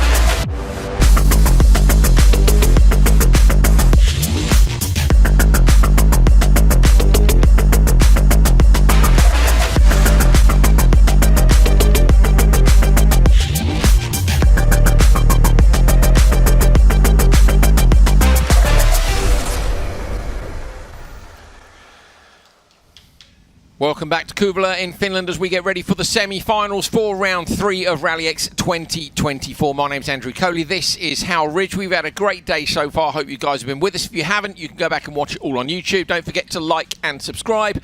We do have a look at the comments as well. You can get hold of us on Instagram if you want to take part. Please do. We love it when you guys interact with us. Ask us some questions, stuff you don't know about. We'll happily fill you in. Whether you are a beginner or an expert, you might even know more than us if you're an expert. Hal, there's a strong chance you'll know more than me, isn't there? Let's be honest. Sometimes. There we are, sometimes. I mean, only because you believe that Rallycross started in 2013. Well, no, that's not strictly true. I do love to wind him up about it, though. I do like to wind Hell up. What was it I called you earlier? The Rally? What was it? The Oracle or something? I can't remember. Anyway, whatever. Nothing good. The biggest update of all is myself and Rainy Snittish went up to the ice cream van. We got Mr. Whippy. That's a UK thing, you know, the wet one that comes out the machine. Vanilla and strawberry mix. I wouldn't have the strawberry again. I'd just go with vanilla personally. Hal, what's your thoughts on that?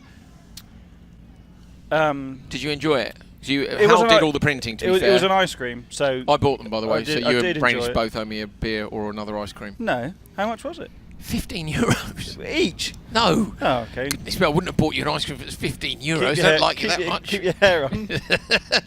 Talking of hair, Hal, I've actually saved some money recently on a haircut, so only you can get the sides done. You know, that can pay for the ice creams, can't it? It's not true, actually. You get charged the same for the haircut, whether you have your whole head shaved or whether they just do the back and sides. I questioned it first. I was like, well, you've done as much work. I didn't, because they're good lads. I mean, we could get into a whole topic about hair, work, and hair. Rates. And what? Rates. Oh, yeah, there is that, but it's still, I mean... Let's look at some YouTube comment. I don't care about your hair. Go on, look at the... It's the ice cream. The point was the ice cream. We're nearly ready. You can see down in the pre-grid, that is Junior Crosscar 3 semi-finals for Junior Crosscar, and for Crosscar, the top 2 from each will go through to the final.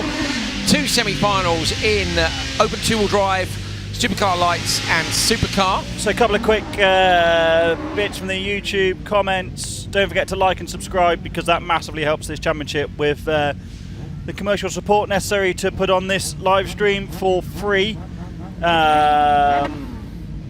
Where are we? Watering the track. I had no idea they watered the gravel between rounds. Yeah, that's mainly for dust suppression. Yeah. To keep visibility. That's for safety mainly. To not only stabilise the track conditions, but also because if you can't see, you know, that's dangerous. So, yeah, you can't race. So it's generally for safety. The tyres are designed to work on both surfaces, don't have much grip on tarmac as other circuit racing cars do. I'm not sure about that. Yes, sometimes. Andrew's been sent a picture holding 2 ice creams. Yeah, so it's Ragnar Kaljust who's just messaged me from up in the stands, basically. Did you enjoy your ice cream? There's a picture of me and Rainish. Brilliant. Hagström, Matalamaki, Svedlund, Carlson. Hagström on the front row is the person to watch out for in the number 7. Gets a good start. As long as he holds that inside line, he'll be away. Up into turn 1, nicely done. There is a good example, Hal, of the watered bit of track. And juniors always get the wettest, slipperiest bit onto the tarmac, then back onto the dirt, which has been watered again. But watch where the water finishes, which is just before the tarmac, because Rainis didn't want the tarmac getting wet, and they've done an absolutely brilliant job of limiting that. Really impressed with Rainis' input. That's something a bit new, him going out in the car and looking at the track. So, yeah, good effort. Yeah, I said to Reynes, it's a shame that the juniors always gets the worst of the conditions with it. I would like to see open four drive supercar really. Oh, and that's a big move up the inside. Massive change of direction there to go into the Joker from Svedland, I think it was, wasn't it, that opted to go in? No, I don't think it was. That would have been a right old snap on the steering, wouldn't it? A real snap on the steering. So we don't appear to have a Joker loop there, do we, indicating who's gone in? But we do get it after they've been in, but was it Matalamaki? Or is Matalamaki gone? He's not crossed the timing loop, so okay. Oh, now we've got an off here as well. That Schnack has gone off. Carl Schnack is up the bank on the outside. Meanwhile, Hagström out front had a 1.5 second lead at the start. I know we talk about this each time, but it's worth noting for people that are new, when there are 3 semi-finals, the depth of speed within the pack is bigger. Yes, massively so, and that really affects Joker strategy if everyone's close together on the first lap. Of course, only 2 go up, whereas in a conventional semi-final, 3 go up, and that makes the fight a little bit different. Oh, a bit of a moment there in the Joker.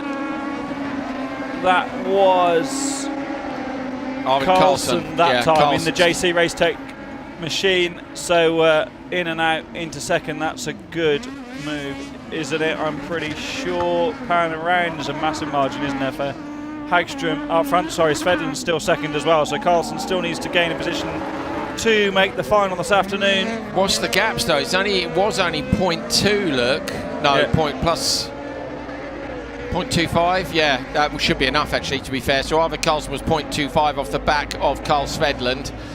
Remember, these are 5 laps instead of 3. Hagström goes again, going to save it to the end.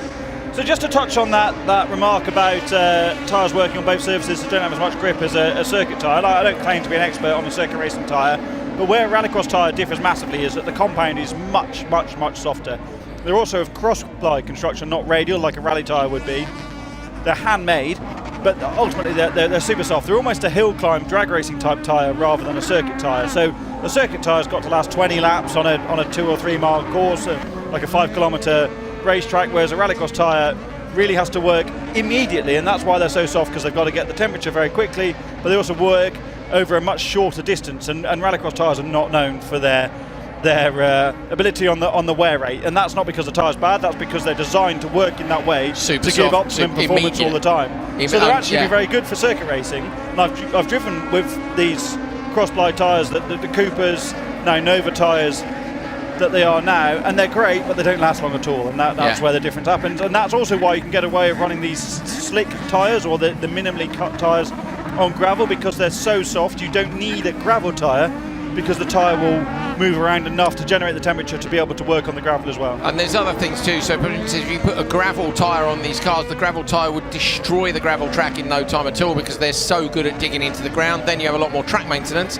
Also, the gravel tyre will fall apart very quickly on, say, an FC1, 1,000 horsepower car, or one of the World Rallycross, the RX1E cars. Yeah, they're heavy, they got 1,000 odd horsepower, and so you end up with the tread coming off the tyre. Hagström and Svedland done an easy job here of taking this. They're going to go through. Svedland's done a stellar couple of laps there to build the margin over Carlson, who was in the window after his Joker, but Svedland's just eked away and edged the gap, got the job done.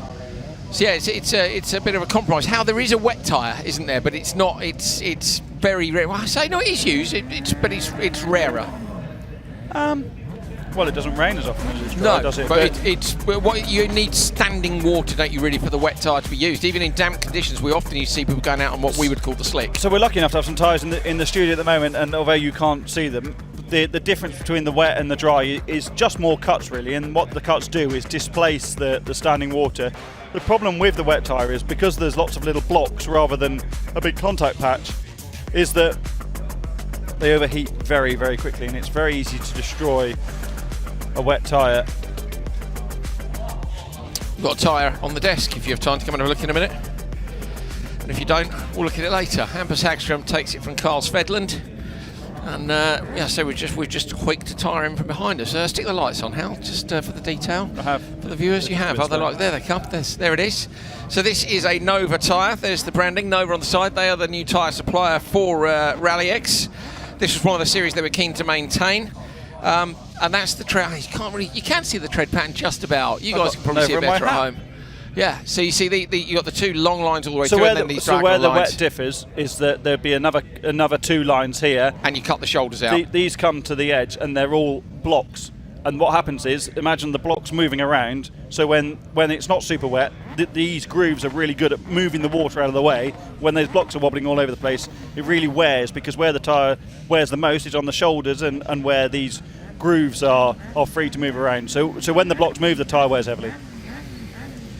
It overheats quite quickly, doesn't it? Which is why you sometimes see drivers deliberately using a wet part of the track to try and make it last a bit longer. It's like me, basically. I overheat pretty quickly as well. Not great in high temperatures. It is warm. It is warm. It's not terrible, though, is it? It's freezing cold at Mondello Park, though, so although I would very much like to be there, that's a bonus. That's a bonus. Turpine and Pete Tupiro, who had that amazing run in the last qualifying session. Oskarsson, Nilsson, Niemi and Jari Hukka. Brilliant start by Pete Tupiri. Straight across to the inside line. So Pete Tupiri getting the whole shot from the outside.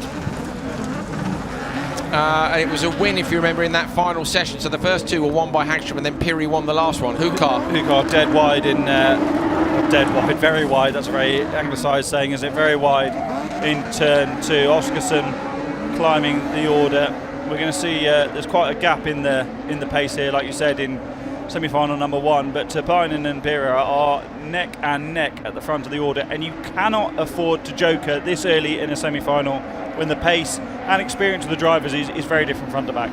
Yeah. Important, isn't it? If you're on the front row and you don't get a good start, you really are in all sorts of trouble straight away. A couple more comments from the YouTube chat. Hello chaps, loving the live stream. Thank you very much. Thank you. We love it too. Well, we don't love what we do, but we love being, well, at least I just love being part of it. Andrew, how different are the cross cars from the Sierra cars in the US? Oh, that's interesting. Yeah, I've been lucky enough to drive both, to be honest. The Sierra car was the car that I did manage to break twice. They said to me, how have you broken that? We've never broken that before. But they've gone on now to develop an electric Sierra car as well. I'd say that the Sierra car is lower revving, it's a different kind of engine, whereas like RX 150s that I've driven in the UK, and then also the cross cars we have here are quite high RPM, and the Sierra cars, I wanted to rev them hard, as was my experience of other cross cars. I can't remember, but it's got more torque. Yeah, okay. More so torque. It's more of a car-based engine than a bike engine, and these are motorcycle engines. I think I've got a feeling they're bike engines in the Sierra cars, but for whatever the settings were with regard to map and stuff, it required you to use the torque and not rev it out quite so hard. So yeah, that wasn't my style, but they're pretty similar. You know, I think Crosscar is yet to grab hold of the USA. There are a bunch of speed cars out there. I'm trying to think who's got them. There's 10 or so at one of the rally schools out there, and I know, you know, I'd love to see it in Nitrocross. I just think it's an affordable but also spectacular and noisy category. And the reason RX 150, we talk about RX 150 a lot, that's the single mate category in the UK works, is you can, the reality is they're quite small. You can stick a load in a truck or a container and send them around. They're all the same spares. That makes it very achievable rather than having lots of different home-built chassis. Another question, do the cross cars have no reverse gear? I believe here and there motorbike engines, but I don't know too much about them. No, the cross cars don't have a reverse gear. Some do. So like, again, the RX 150s have a it's like another gear that you slot in effectively, isn't it? But you basically turn the gearbox around. So you pull a lever that means you've got 6 gears in reverse. That's a different concept, but these are direct drive and they don't have reverse, and that's why you'll often see them get. If they're up against the bank, that's it. They're out. Premier League may be over, but at least there's RallyX for plenty of excitement to be stoked about. That's very kind. Andrew doesn't like football actually, so he wouldn't know what the Premier League is. Now, Hal, I've been to a couple of Brighton and Hove Albion football matches, I'll have you know. That's not football. Well, how dare you? They're my local Premiership team. My nephew plays for their cerebral palsy squad. And I've been really impressed actually with what they do, stuff in the community. I would be the first to admit I don't really follow football very closely, but been really impressed with what Premier League money can provide to people in the community. So my nephew absolutely loves being associated with the club. So, and my understanding is, Hal, it was a hell of a season, wasn't it, this year, the Premier League? Very close at the top. Didn't City as well broke a record, wasn't it, 4 times in a row winning the Premier League? Yeah. The first time that's ever been done, isn't it? Yeah. Wow. Yeah. Can tell you've gutted, not been busy. Rich. No, I'm not gutted. No, you're actually quite impressed, aren't you? Yeah. Let me know if you're impressed at home, or if you just think I'm an idiot. That's fine. So there we go. Pira takes it from Turpinen. Not going to lie, I'm looking forward to the final with these guys. It'll be much closer. The semis are not. 3 semis. I'm just going to admit it. Not my favourite. I just think the pace differential, it's nice for the drivers to get more of a run. I think the thing is, when you've got 30 cars and only 12 make it, I actually get it. And if you have a shocker of a run and you're a top driver and you qualify 18th, that's when we get a mega stories, when someone climbs up, they just scrape in. This is twofold though, isn't it? Yeah. What are we doing here? Are we making a brilliant TV package where every race is absolute fire, or are we giving an opportunity for young drivers to learn their skills in a brilliant environment while giving them exposure? For me, it's the latter. We have amazing races. They're not all going to be amazing, but we're giving these young drivers the opportunity to have a lot of seat time and give them the exposure on the broadcast. And it's twofold, isn't it? And they can't all be exciting races. No. What the 3 semi-finals do mean is that people have more seat time, and they also have an amazing opportunity. On the day it rains and you're on the right settings, you go come from 18th overall to win the event. And that's when we get a good story. What we've had here is basically the but they're dry, consistent conditions where the guys on the front are gonna progress, and sometimes that's gonna happen. Yeah, it's I say it's not. Wait for the thriller. The thriller will come. You know, it's the same. I don't like seeing crashes. I don't like seeing people get damaged, having the expense, or getting hurt, or any of those things. But those incidents make for great action, and we love this sport because of the action. So it's all twofold, isn't it? Yeah, always. Micah Tam's just walked past again. He's going to have a great suntan by the end of this weekend now. Oh, that he's going to be horrendously sunburnt. The purple sector says, nice Googling skills, Andrew. I guess they think you just looked up. How dare you? How dare you? Actually, that genuinely, that was off the top of my head, wasn't it? It's been in the news a lot, hasn't it, City, this last week. I said, I only know about my nephew because of his involvement. Solly on the front row with Kinnunen. They're your two favourites, and they get away nicely. But Kinnunen's going to lose out here too. I think it's Oscarson has come up from row 2. Kinnunen definitely losing out. Might lose another position. Stays late on the throttle. If he gets too wide, he'll lose tons of time. But there's the beauty of Crosscar. He's 2-3 cars wide. They still manage to stay on the tarmac section. He's etc. on the inside in the blue machine now, tucked up behind Solly. I think, is it all? But I think you're right. Down the hill. He's etc. stepping into RallyX full time this year with his dad, of course, in Crosscar. And it must be wonderful to share that experience with your offspring, mustn't it? Driving similar cars on a similar weekend. You can actually imagine the chat on the way home in the van, can't you? You know, I think driving different classes is, if you were driving a supercar and your son was driving a junior cross car, it'd be a different experience, but you're driving such similar machinery that it can be very interesting. Victor Johansson has just walked into the commentary box, just untangling a headset for him. Get that microphone in the right place. Victor, good to see you, mate. First of all, we want to say thank you for that amazing programme you bought us yesterday. You bought us a 1994 programme from the track, which we're heading to next up at Alspin, which Hal will be taking home because he loves Rallycross so much. And honestly, it's brilliant. Thanks, mate. What can tell us about Alspin first of all, then we'll talk a bit about Kouvola. Yeah, it's really old school track. You know, we drove the European Championship in '94 there, and all the things around the track was built in that part of time. So we have great facilities, everything around it, and it's going to be a great time. Kinnunen having a fantastic race here, gets up the inside, holds on to that position. So Kinnunen was on front row, has jokered. How far up the road is Solly? Solly's 1 second up the road from East, etc., and he's 3 seconds up the road as my grids go flying. I'll go and get those out. It's a bit skewed at the moment, isn't it, with the joker situation, because Antilla has jokered, Merkit hasn't. Kinnunen in the traffic. We'll have to wait for the screen to update next time around. Still a couple of laps to go. Victor, you've been absolutely flying today. You were very quick yesterday in practice. Have you got your proper engine back in now? No. The only thing I got since last time I spoke with you was an email. No piston, just the email. Okay, brilliant. But the hybrid's working this time, I guess, compared to Chip.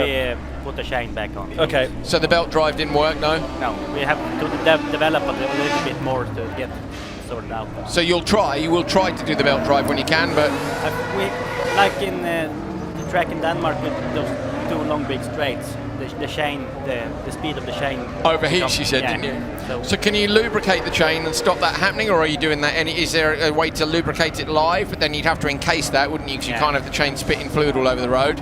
No. I can see his engineer's brain is turning over. He's like, this is a possibility. We're back now to things that we know works. We have to keep changing the chain before it works. And so why is this weekend? I think it's fair to say that last year you maybe didn't have, towards the end of the year, Tiger was consistently the fastest, but this weekend you are right there. Brilliant move in the second corner there to take TQ. Why is it going so much better for you today so far? Just small things, you know. It's my third year in the car with the hybrid system, of course.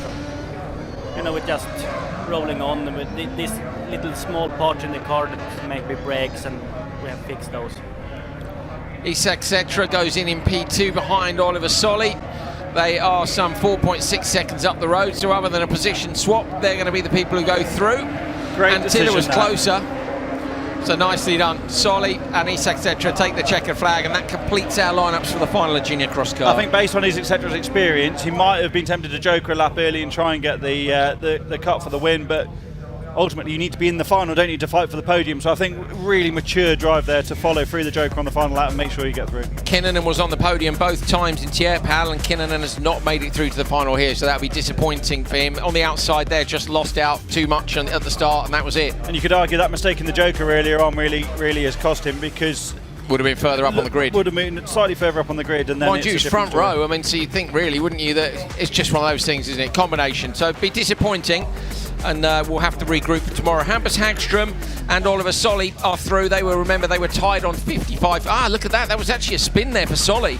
So Solly span on the last lap. Sorry, we were talking to Victor and being all polite, giving him eye contact, not looking at the racing, which is no good, is it? We'll have to remember that.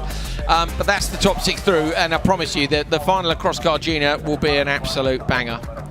So Victor, I'm guessing that the only aim here now has got to be the win, hasn't it, today?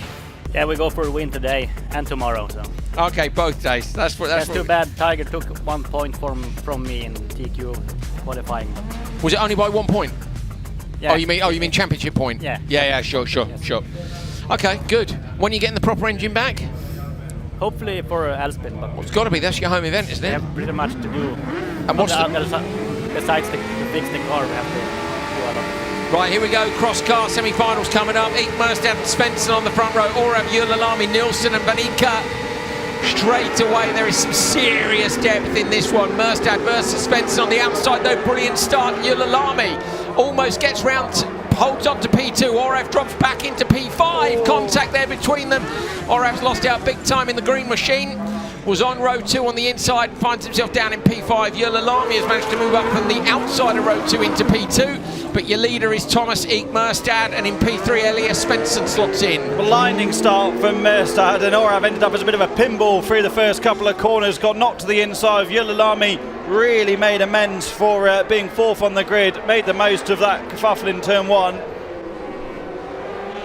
Svensson, he's been so consistently quick, Svensson, over the last few years, will be right in the fight with Julalami. Orav's gone joker on the first lap, Hal. I think that was wise when things didn't go his way. Super sensible. And while we were saying in Junior Cross Car that there's a pace disparity between the front and the back with 3 semi-finals, not the case here, is it? Because all of these drivers could be in the final on any given weekend. Victor, what's the name of the track where we're going next? Högheden. Huh? Högheden. Go on one more time. Högheden. Högheden. Yes. Hög. So the O with the 2 dots is a hö. Yeah. Högheden. Is that good enough? Good enough, yes. Good enough. We take it. That's the. We all know that means not good enough. That's fine. But I don't think you can do it better. Okay, that's your limit. You're absolutely right, mate. I also enjoy what a racing driver Victor is, because 2 weeks ago he was like, if I don't get the engine for Finland, there's no way I'll be able to do it for Alspin. I'll be too busy. Now he's like, yeah, for Alspin, I'll find the time. A few all-nighters. He'll try. Right, go on, we'll let you go, mate. Go get yourself ready. See you later. Good to see you. Yeah, good luck. There we are. Nice to have Victor in, P2 in qualifying in open 2-wheel drive. Previous year's champion, 22 champion. Simon Tiger won in 21 and 23. Remember, there was no open 2-wheel drive in 2020. Orav and Nilsson are off the lead. 4.1 Orav is off, and 4.6 for Nilsson. So I don't think they're going to be close enough. Ekmerstad leads from Julalami. Their gap over the cars behind is the gap between Julalami and Svensson is 1.9. So these two you're looking at now are your favourites to go through. Svensson will want to try and get just close enough, and you can hear he's absolutely tearing the rear end out of that car, right on the limiter. Comes in all crossed up and backed up into that corner. 2 laps to go. Who's going to go Joker this time? Yilulami maybe, or will he hold on? I would have gone that time as Merstad had gone in. I'd have gone the other way. I'd have gone standard lap, but there we go. Oh, watching out on the outside. Watch for Svensson. How close is Svensson going to be? Yilulami just holds on to the positions, and now Svensson, if he can pass Yilulami, he'll get a place in the final. If he can't, he's going to have to wait until tomorrow to get back in the car. I have to say, I think that was the right decision, Andrew, because... Do you? Yeah. Svensson looks to the inside, up the hill into turn 2, clips the wall on the inside. That was so close to going horribly wrong and so close to working out. Wow. Such fine margins. And now all crossed up again, coming down on the brakes. Backs it in again, closes that gap down to the car in front. Svensson's a proper sender. Oh, I love it. Last year, do you remember? Just on the lock stops everywhere. They've all jokered. Yilulami's got just a bit of breathing space. That was the last chance saloon for Elias Svensson. Svensson is going to have to... he's spun in the background. He's gone off in the background. Orev's going to come through too. But Merstad and Yilulami take the top 2 positions. They will go through. Svensson's still trying in the final couple of corners. You know what? Championships can be decided on less than that moment. He'll be gutted to have lost out because the points from the semi-finals are important, aren't they? And even if you don't make it through. Not only that, Hal, he had a P2 and a P1 and was just 4 points behind Yilulami in Tiepp. So now it's not, he had a podium streak of 2. A couple of years ago, we were 3 wide for the championship on the line in Arvika. So, you know, he was either 3rd, and now where's he finished 5th? If you lose the championship by 2 points, just think, that spin in the final corner in the semi. The thing for me as well is reading the grid for that semi. I was like, wow, this is a final grid. It really is. It was a final quality grid. So that was a very, very tough That's what I'm saying, you know, that's why you can you can mix up the Joker strategy more. I think as well, to be fair to the juniors, you know, some of them are 12 and some of them are 16. Some have got no experience, some have got 4 years. In Crosscar, like look at Yilulami, yeah, he's only just coming to Crosscar, but he's got 3 years. That's the moment where Svensson, there's big respect there. Yeah, you could have just driven through him. So you're being, I love the way that Svensson moves that car around. And look at this, Merstad out front. Merstad, we didn't see him, did we? Nah, just gone, checked out. Nicely done by Merstad. Merstad is 6th in the standings at the minute. Yilulami leads the standings and has gone through to the final. So he had a 4-point lead over Elias Svensson, who did not make the final. Now Svensson had a P1 and a P2, but Yilulami had a TQ in Tiepp and a P3, and the difference in points there. Because I think Svensson, if I remember correctly, didn't qualify that well in the second round, despite winning it. And that was what the point difference was, but he's not made it through. So 3rd in the standings at the minute is Bowdens, who won round 1 and was 6th at the next one. He's on pole in this. Riku Hukar is alongside. Hukar's down in P11 in the standings. Then you've got Osterberg, Eganson, Eliasson and Gotherson. But Bowdens is the man in the championship fight. The Latvian on pole here. Got to get away well from Hukar on the front row. Watch for Osterberg inside on row 2. Perfectly held RPM. And away, great start by Hukar. Bowdens, though, is equal to on the run to the first corner. Osterberg moves out wide, manages to make a pass around the outside. Now he's passed twice on the inside. Hukar loses a position as well. From the back of the grid, is that Eliasson in the yellow car? I think has moved up. Hukar's managed to hold on to P2. Contact in the rear. Hukar gets sideways and way up to the jump. Lost momentum. It covers the inside on the way down the hill. I think it's Kalle Gotherson, isn't it? It is Gotherson, in the yellow car. Yeah, what a move through the first corner, and that's a great example of the pack opening up for you when you find in the line. Osterberg moved out too early for me and opened up the door in the first corner there. You don't want to be wide, and then people are going inside, and then you've got that gravelly section coming up. For Bowdens, though, perfect start out front, not so much pressure. He's got to get the laps in now. Bowdens will have had some pressure for himself, though, won't he? Because he hadn't made brilliant starts in qualifying. And whoever you are, that's going to live with you a little bit, isn't Absolutely. it? You're going to think, am I going to nail it this time? Didn't make as good a start as Hukar, but that doesn't matter. Oh, look at that bump now coming up the hill. That is really starting to come up. And that's massive, isn't it? When we were in the car with Rainis earlier on, that's, in centimetres, maybe a 10 centimetre lip. Yeah. And most rallycross cars can deal with that, but such small wheels on these cross cars really make them move around. It'll make them kick up big time, so that's another little obstacle on the course to watch out for. That's why we love this sport, because the track's changing all the time and the drivers are having to adapt to it. Difference in line between Bowdens and Hukar through the left and the right there. You look at Bowdens, you see the little yellow line on the top of his wheel. This is what me and Hal were saying earlier. Not only can you physically see the movements in the car, Osterberg jokers, but comes out in P6, but you can see the drivers working away. Watch the steering wheel when you get the front shot of Bowdens. Watch the work that's going on when you see that little yellow line moving left and right. Fantastic stuff. There it is. You can see through Hukar's window. There's his gloves flash across the top. There it is. In, out, out. Just amazing inputs. My favourite is down the hill here, where you just make big inputs either way. I wonder if we ride on board. Look at it, look at it. He's going to Joker now just to foil my plan. But even into the Joker, look, the rotation on the way in, that's balancing on the brakes. Flick it the other way, get the rear rotated, just miss the tyres on the inside, run right to the outside, just miss the wall, then start getting the rotation done on the gravel, over the bump on the tarmac to meet the apex in the final corner. The crest helps, doesn't it? But if you're too sideways, it doesn't. You're using that crest to pitch it sideways.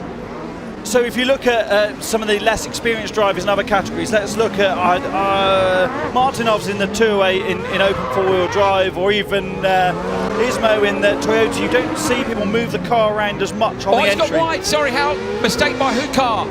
That might fall him into the clutch. No, he's out. He's choking already there, hasn't he? Yeah. So no, Hukar's going to hold on. And I was just about to say, when you're so at one with a car, all that rotation comes naturally to you, and then he makes a small mistake. So I'm sorry about that, Ricky. Yeah, I'll shut up now. Commentator, be quiet, Hal. Commentator's curse for Hukar. But exactly what you mean. The guys who are on it, look, you'll watch them pitch it in over this crest.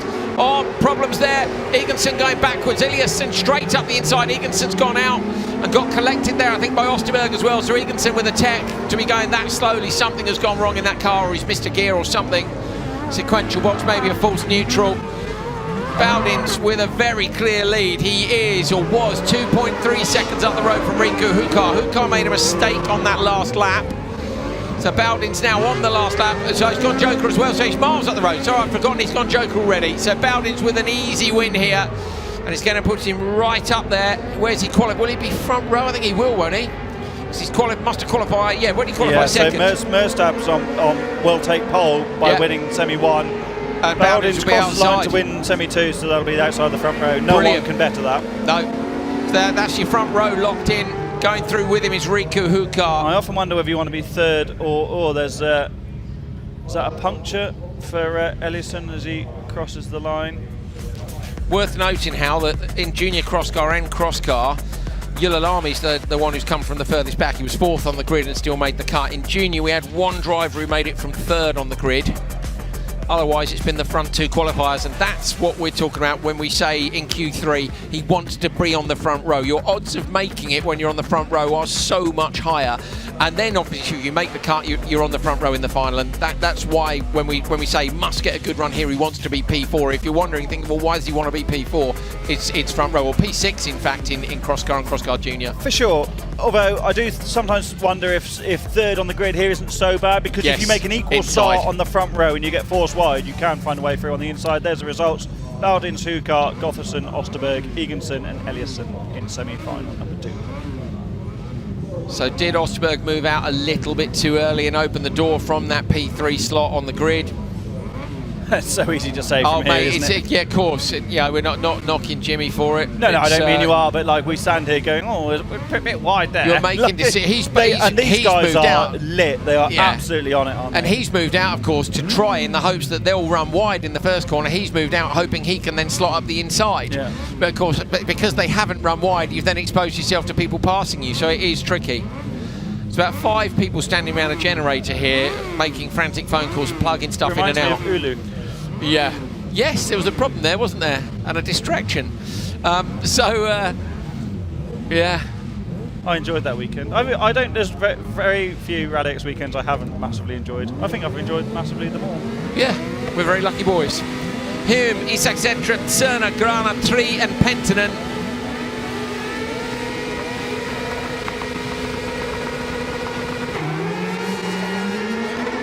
Off the line, Hume with a good start. Got to hold that inside line from the outside of row 2. Grana moves in and squeezes Turner out the way. Grana is orange. Turner in the bright yellow car on the inside line.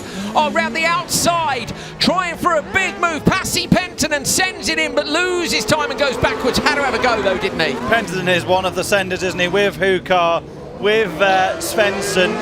So often we see Pentinen with the big flicks and the massive commitment. He is doing so much cross car driving this year in European Autocross, Finnish Championship. Oh, and it's getting very close towards the end of the lap. I definitely would have jokered from the back of that pack. Or Grana's run wide in the background. Hal didn't get compromised though. Hello, by the way, to Robin Grana's mum, who I saw in the comments on social media. She'd looked at the entry list and was like, Robin Grana, my son, which I thought was lovely. So hello to Robin's mum. Hopefully she's watching, and she'll be petrified now, because there's nothing worse as a parent or anybody who's involved in a team. You get to the, some people can't watch. Well, Maria Eriksson is a prime example of that. She can't watch her boys race. Think how many rallycross events Maria's been to with Andreas and her sons in the OMSC team. Quite often she's standing behind the monitor here in the commentary box because she just can't do it. But quite happy to watch the replays, and massively involved in the sport. I really would joke this time around. Great move there from Grana, I think, to get in. These etc. will now have a bit of free air to try and get the hammer down, not quite under so much pressure for a lap. Covered Vettel tree easily. So, yeah, what you're saying, Hal now needs to really crack on with some lap times. Yeah, absolutely. Well, without that pressure behind, needs to absolutely nail it. Yeah, stop worrying about closing the door and just literally have every centimetre you can. It's what we saw with Johansson earlier, was it, in open two-wheel drive. Get clear track. Really, really go for it. Cerner, though, closing the gap quickly on the back of his etc. But this is playing into the hands of Grana, who's gone joker, isn't it? Yeah. How close is Grana to the back of Penttinen as Cerner jokers? Yeah, within a second. We'll see in a minute. There is Penttinen on the standard lap, not going to get ahead of Pace Motorsport stablemate. There's Grana still at the back. I think Grana could have lost out badly here in the traffic. Cerner now comfortably ahead. I think Cerner is the threat to his etc. to make it through to the final this afternoon. Alexander Hume up the road, such an experienced and quick driver. Hume does his etc. joker this time around. I think I'd go again, just try and use the free air to continue the margin. Look how precise Hume is down the hill over the big compression. Cerner is 1.6 back, Hal, from his etc. Oh, is that an engine problem for Hume, or was it just the oil sloshing around in the catch tank? Oh, his etc.'s been in the joker. Yeah, did Cerner get him? Yes. Yeah, so Cerner, so his etc.'s come out and lost the position. I thought it was 1.5, was nowhere near enough. Cerner has got up. Cerner's absolutely flying a 42.1. It's the fastest lap of the race. Well, it was this morning he was setting fast times as well, wasn't it? And Cerner was another driver, Hal, that we saw make a big improvement in form from one year to the next. Even Hume's a couple of attempts off that best pace-wise. Oh, his etc. gets pushed a bit wide by Pasi Penttinen. Penttinen shuts the door. Wonder what's going to happen in the background there as Hume sends it into the joker for this final time. Be enough. Oh, watching on the outside. Not as plenty as I thought, but it is plenty. Plenty in a cross car. It is. Oh, look at that. Penttinen came out trying to hang on, but at the end of the day, it's only the top two going through anyway, so that would have just been for honour and a point. Alexander Hume and Wright Cerner are your qualifiers. Hume from the pole and Cerner from P3. So Yilalami, the driver who's come from the furthest back, he makes it up from P4. Where are my cross car results? There they are. Yeah, Isak Cetra in Crosscar Junior came up from P3, so did Svedland. Right. Oi, oi, oi.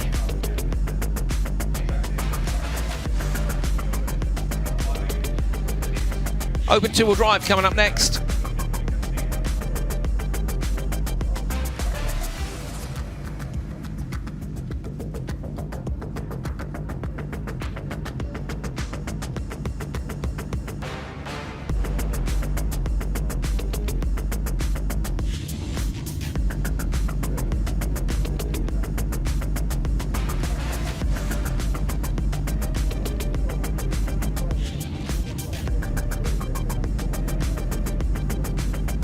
Open two-wheel drive on the grid. Remember, we're going to have two finals here. We'll have Pro and Pro-Am. This is the first of the semis. Let me find it.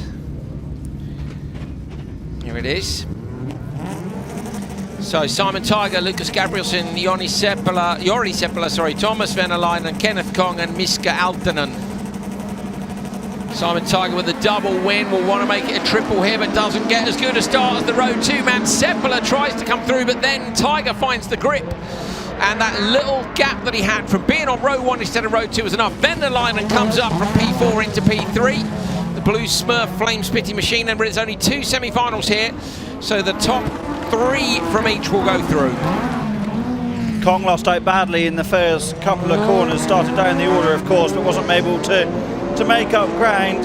Seppala with those epic starts. Of course you can run launch control on these machines if it's set up within your management system. Look at the front wheel on Tiger's car picking up through that final part of the lap. Venäläinen finding some good pace towards the end of this weekend as well. They've got a good margin now over Gabrielsen. If I was Venäläinen, I would try and absolutely smash a lap in. Gets up the inside of Seppala into the first corner. The Datsun Finn that spits all the flames runs wide into turn 2. Obviously these two guys used to racing each other, give good racing room. Brilliant move. The flames as well through turn 1, even in broad daylight under a hot sun. There it is, look, more flames, flames, flames, flames. And that's why you should immediately go to their tent if you happen to be here at Kouvola ever and get some Smurf merchandise. I love the everything about it, the colour, it's so distinctive. Yeah, but the fun livery, you know. Like, and he is joking, this is exactly what he needs to do to try and beat Gabrielsen, because we know how quick Gabrielsen is. Nice and tidy into the Joker. He could come out ahead of Seppala here if he's lucky. They're going to come out side by side, just loses out.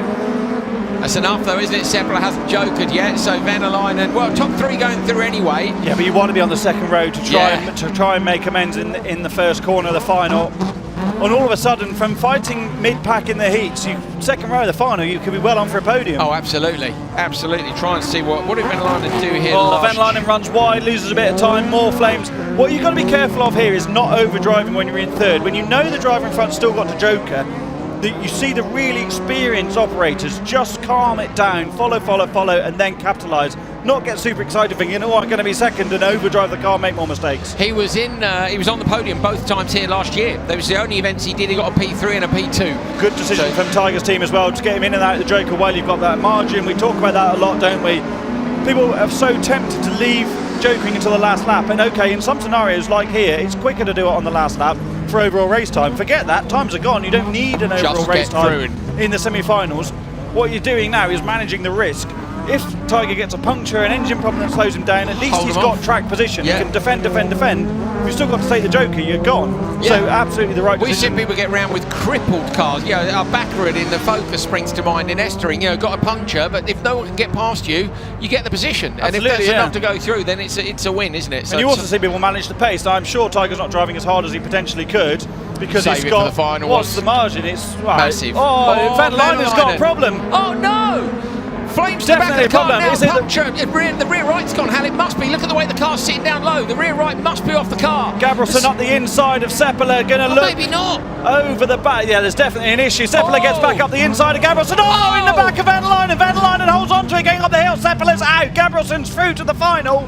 So he's got to hold on for another couple of laps. There is something seriously wrong. Andrew, he just needs to make it through these final corners. Spits off the bodywork. Look, 2 flames still out the back. The rear right corner has completely collapsed on the car. We know if it's a puncture or suspension, but Venäläinen is going to try and hold on here. It's going to be a bit. The door's coming off as well. And the rear arch. Look, there's barely anything left of the Smurf machine. The wheels wobbling all over the place as well. So this is a hero drive by Venäläinen. His home event in the RallyX Series. 2 cars behind. Got to hold on for one more corner. Go on, Thomas Venäläinen. With a destroyed car. Oh, he's going to make it, surely. Just holds on to row 2. That was all about Seppala getting too excited, trying to get the inside in turn 2. Had Seppala just been a little bit more patient, waiting for the gap to unfold, I'm sure he would have got past in the run down the hill. But the problem with Venäläinen's car had happened already by then, hadn't it? He was already going slightly. Yeah, I know what you're saying. He's holding on to P2 or not. He would have passed him easily. Seppala went for the lunge and it didn't work.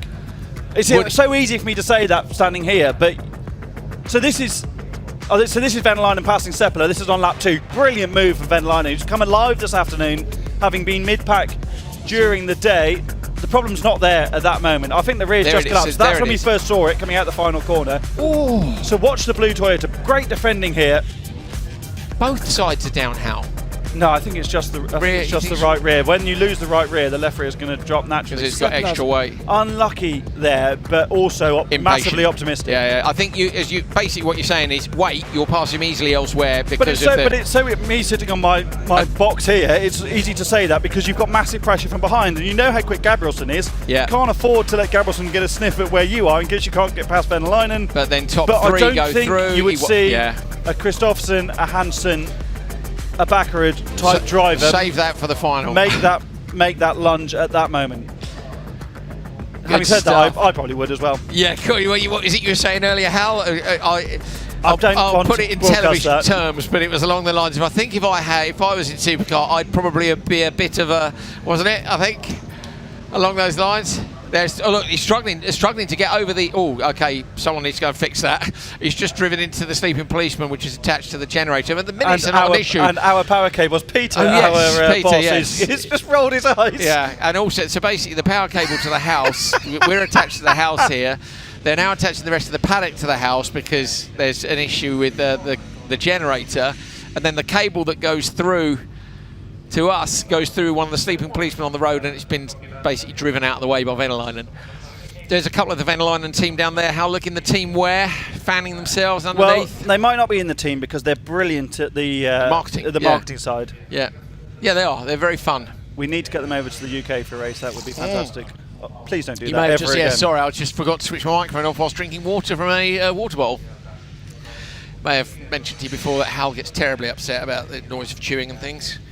Right, what's it? More open two-wheel drive? Yes, more open two-wheel drive. Johansson next. Now, let's have a look at the times. Johansson did that 2:19.6. 2:19.9 from Tiger in the first one, 2:21. So the fastest time of the weekend so far is Johansson in that final qualifying session after he risked it for a biscuit and went round the outside in turn 1. So this time he's on pole. But Hal, as Tiger has won semi-final 1, the best Victor can hope for is to be on the front row with him. Yeah, but we saw how good he was around the outside in turn 1 before. It's not out of the question that he can do that again, especially with the hybrid working, because we know the hybrid is so integral to Johansson's amazing starts. Remember how good his starts were a couple of years ago, because the hybrid is part of the start sequence that mitigates the wheel spin that allows him to get a really, really good launch. So Johansson, Lahti, Jensen, Berggren, Sari and Räikkönen at the back.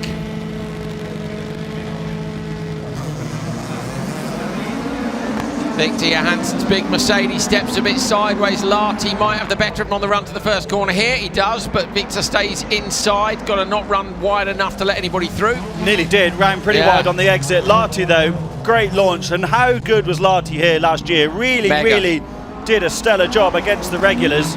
2 wins. He was just on fire all weekend. And qualified first both days, won both days.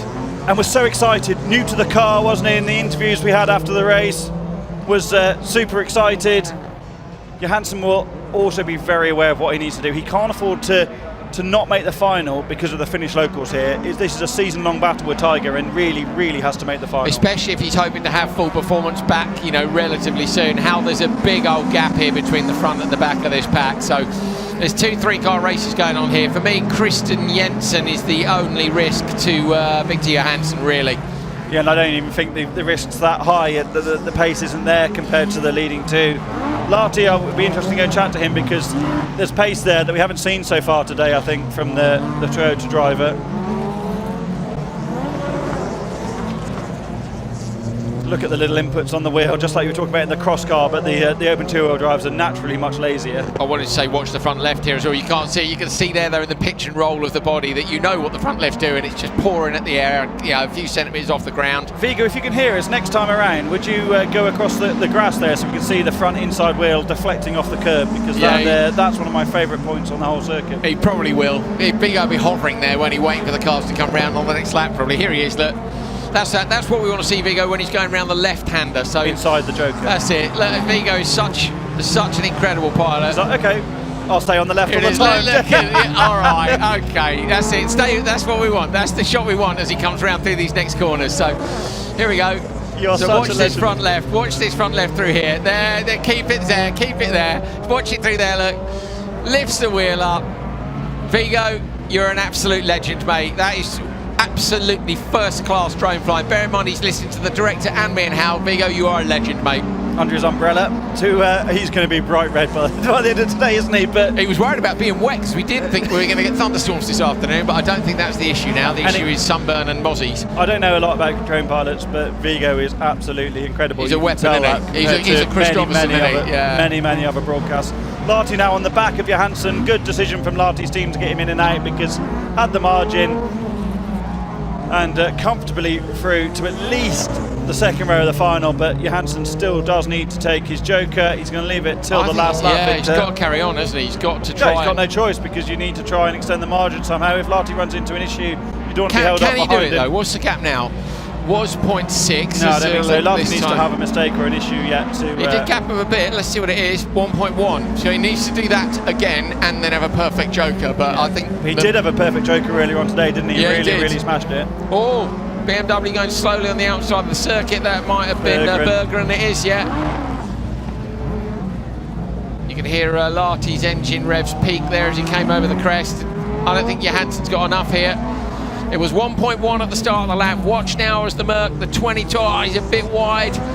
2022 champion slots into the joke. Orly Larty, double winner here last year in Finland, heads into the standard lap. Larty's got this. Johansson runs a bit wide. Is he going to be near enough? He's closer than I thought he would be. Round the outside, Larty does get it. That's a brilliant bit of pedaling over the line. Johansson gets P2, and Jensen's going to come round for P3. That was closer than I thought it was going to be, because that not Victor's best joker lap compared to the one he did earlier today, which was mint. It was much closer, wasn't it? And I think third on the grid, not going to be so bad, and all the regulars can be thanking their lucky stars that Seppala's not in the final, because that car starts like a missile. The epic starts of the MR2. Yeah. Oh, look at that for a viewing position. I saw him earlier today, actually, out there. He's right just in front of the. He's on the inside of turn 3, isn't he? I think. Off the start, look. It was a great start for Larty. When Johansson set that quickest time, he was out front for the whole run. So he got out front right at the start. This is Larty's joker, look, tidily in, flicks the car round. Look at the exit here, watch how close he runs it out to the wall, every inch of the road. And then compare the size of the Corolla to the Mercedes. The Mercedes is a big old boat, it really is. It's a hell of a piece of kit. But he comes out over the crest, and that's how close it was at the line, 0.277. Olli Larty takes semi-final 2 in open two-wheel drive from Victor Johansson and Christian Jensen. Top 3 go through from each of those. If you're wondering, Ismo was in P13, so he didn't make the semi-finals, but there is a Pro and an AM final for open two-wheel drive here, so you will see Ismo again in the AM final, and he was so stoked to have won a heat race. And I'm over the moon for him. Imagine if he won. I want to see it. I'm here for it. You'd be there for an all-night party then. I reckon he would, don't you? I reckon he would retire at that point, just have a couple of jars maybe. I don't even know if he likes to drink, but you know. He's a Finn. There is that. If you want to win, get a Finn. Johansson back in the paddock, Jensen, those guys get. I like the wide arch escort, he's good. Wasn't my favourite Maxi, is that controversial? No. No, see, that's the same. Who's it? There's 3 or 6. Yeah, what's next? Ibiza. Yeah, and then the Megane? Ibiza. What about the Megane? It is up there for me because of the... Sounds great, looks great. That as an overall package, not convinced. Yeah, but mate, British Rally Championship, Roe Ringer and Renault, if you remember the old videos. Didn't like the Golf so much, to be honest. Wasn't. Oh, I didn't mind. I love that onboard with Laukkanen through Abbey St Bathans. But it's just not. Google that, by the way. Tapio Laukkanen, Abbey St Bathans. Yeah, Jim Clark Rally's on right now. It's a fantastic onboard. Now. Ingram went off earlier, by the way. Who won? Spoiler alert! Don't listen if you don't want to know. I haven't looked. I guess Cronin. But just quickly, the Abbey St Bathans onboard. You know when it rains at the end of the onboard, and it's had a mega run in the dry, and it's the slightest feathering of rain, and like 280 horsepower in a front wheel drive car on slicks. You hear him on the throttle. It's just and it literally runs like 8 feet wide. My favourite onboard is Higgins going off on the Manx. Which one? Oh, going off? You mean the big shunt? When he spun. Yeah, that's a good one. With Phil Mills, and they make it to the end. It's a good one. Anderson, Tobias Darbach, Julian Munier, Birgit Kasman and Haug. We've been impressed by Tobias Darbach here this weekend. Munier looks up the inside but can't find a way through. The top 3 that we would expect are in the top 3 positions now, and they won't joker that early. That's literally what I was just thinking, that this could be a foregone conclusion based on the pace of these guys and where they are on the road. Birgit has the potential to get mixed in though here, has good experience and now here for a full season with an experienced team as well with SDSRX, but Lucas Anderson. Look at the rotation on that through there, Hal. And then do you see over the crest, like the car just goes light and then sits, light and then sits, and it's the flow of the line is brilliant. A brilliant young driver, isn't he, Anderson? I think he is. 5 lap semis. Cool, we're getting through this, aren't we, today? What a great track. Hope you guys are enjoying it at home. Thank you for watching. Thank you know what? for interacting on the socials and the YouTube. I think the racing is much better this year than it was last year. Yeah, me too. I haven't been able to look at the YouTube comments too much recently, but there's been some really lovely comments, so thank you for those. Zara F2 was sick. Yes, it was. Here. Yeah, it was. Mate, that's the car one overall in WRC. Events, but it's, it is a sick car. That's a great comment. Who was that? Do you remember how you win an award? Shamil, do you remember how much Colin McRae and Carlos Sainz were annoyed when Bugowski and Puras and Delacour would turn up with the F2 cars, Gio Panizzi and the Fleer 6 Maxi. They'd be praying for a bit of rain, they're taking points off us and they're not registered for the championship and they're in two-wheel drive and we're in four-wheel drive and we can't keep up. And it's not good for the manufacturers, boo-hoo-hoo. Yeah, I'm going to make loads of big cuts so there's gravel in the road, which I know, because that was the thing, wasn't it? If they put gravel in the road, if the four-wheel drives did big cuts, which the two-wheel drives wouldn't do so much, the road would be dirty, and obviously if it rained. There's another brilliant onboard I've got, Hal, which we must sit and watch at some point together like a pair of geeks. Meek S1600 Ulster, when he's leading against all the WRC cars on the Ulster Rally, and then it rains again halfway through and it's gone. It's just gone. But he was the commitment is insane. There's one bit, it might be Nagel on the notes at the time, I can't remember. There's one bit and it's like it's a right four over a crest by a farm and he's talking about the caution for it, and there is no caution. It's just epic. Meek in the Mark II Escort, the Colin McRae stages. If we're talking about onboards, Andrew Nesbitt's racing in the British Rallycross Championship last week. Stop! I was watching a brilliant onboard last night when I was flying. Was that James O'Brien? Yeah. It was, isn't it? Yeah. My back, Andrew, my back! Don't jump! Don't jump! 22, right, 22. It's the one pace notes. I'm like, I have no bloody idea what you're going on about. It was wild as a pace note system, wasn't it? Nesbitt on board. You have to go and look at that as well. We're going off piste here. And there was there's a brilliant moment where he was like 12 seconds down with 2 stages to go and takes back 30 seconds with just incredible commitment in the WRC driver. He really was. In the famous Cuisine de France liveried I'm so S6. disappointed he's not using the Cuisine de France livery this weekend on cool. the Fiesta Supercar. Is it British and Irish Rallycross together? Yeah, it is, yeah. It is, yeah. And that's at Mondello Park. Yeah. So you just saw Mounier coming out of the Joker in front of Darback. We're on the last lap. Anderson is going through. There is a terrific smell of barbecue coming into the tent here, and it's making me very hungry. So we might leave you on your own for the rest of the day. Just go and eat some hot dogs. But Anderson coming round after a pretty much basically what we said off the line. The top three got the start right. Mounier, in fact, has got past Darback, so Darback's the one who's lost a position. Mounier will move up onto the second row, Darback row 3. But Anderson will be on pole. The championship leader and double winner so far. Can he make it 3 in a row?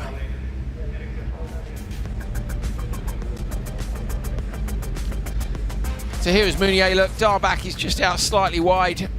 Where does Mounier get the pass? Was it actually in the Joker? I think it might have been in the Joker, Hal. We're so excited about F2 cars and Irish rallying. Do apologise.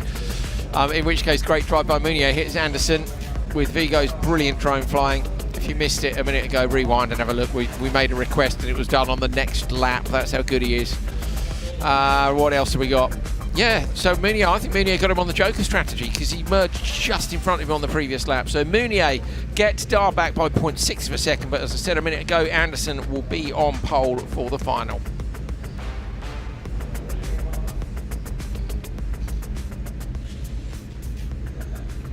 So this one I think will be a little more open for P3, assuming the top drivers don't, the front row don't have any problems. Olofsson on pole, Casper Janssen on the outside. He got a penalty earlier on today for pushing Launay. Actually, it was Marcel Launay around, who's on row 2. Marcel Launay, sorry, who's on row 2. Kevin Darback inside on row 2, and then Lars-Erik Haug at the back. So there's only 5 cars, top 3 go through.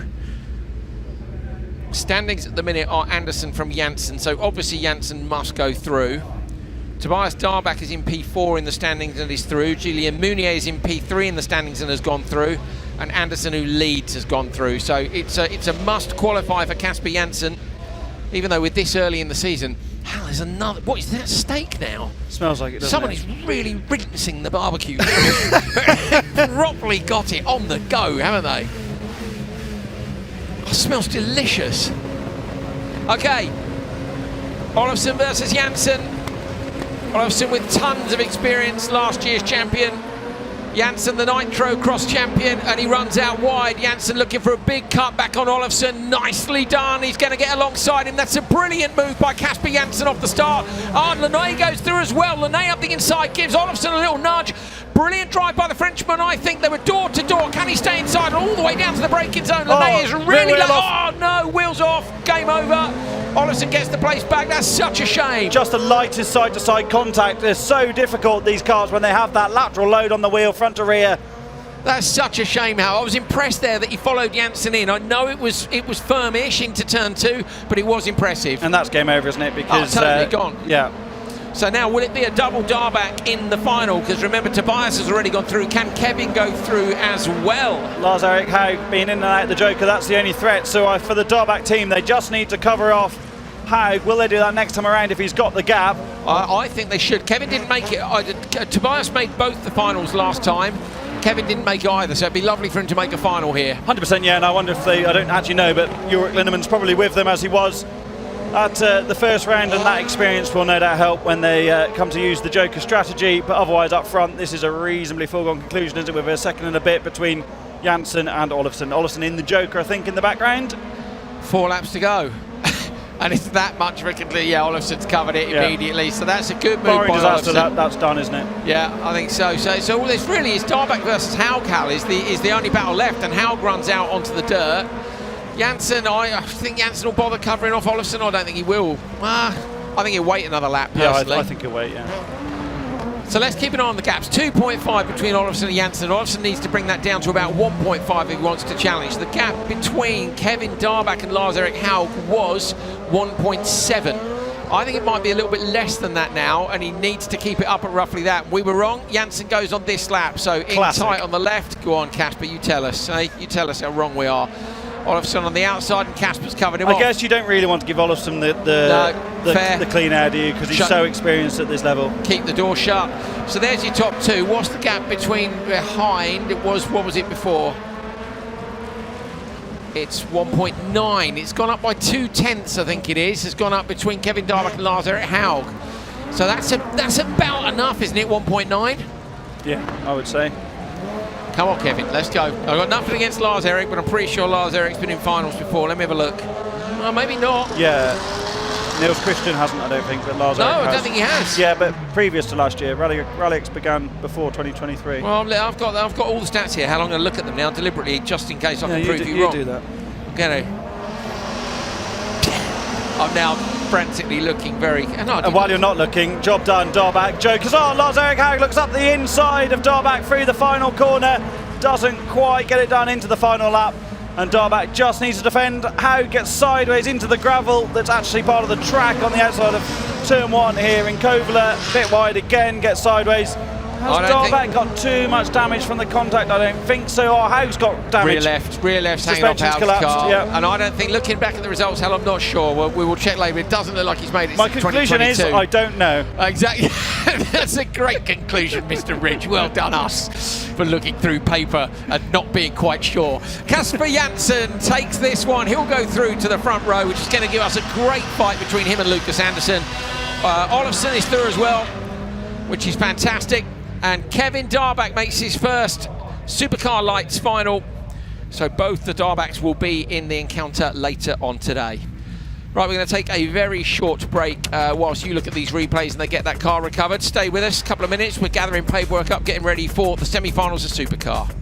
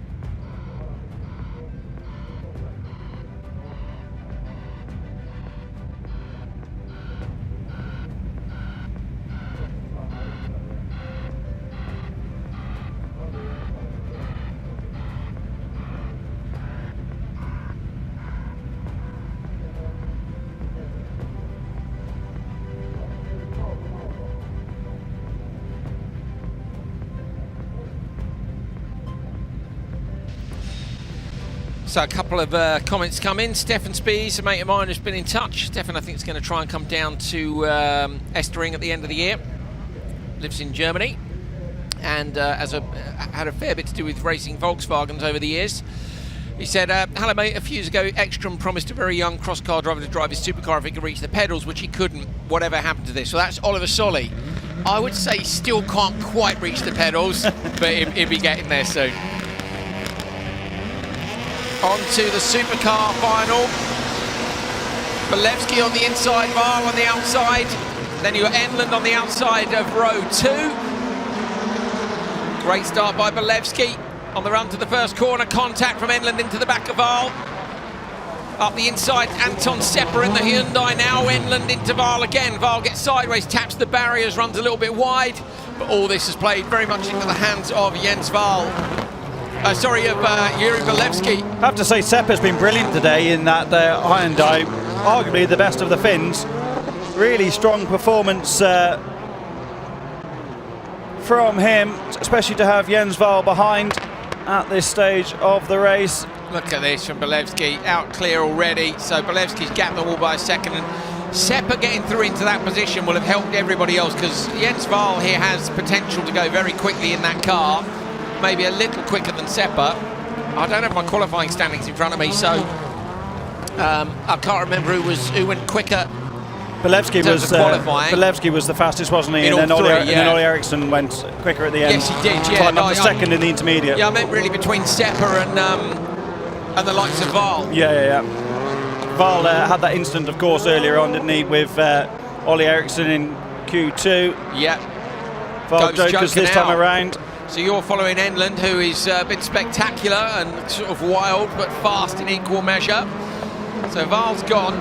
Jens Varl comes out in P4, but ahead of Turi and Oman. Oman has gone joker, but is at the back of the pack. Enland runs out onto the dirt on the straight.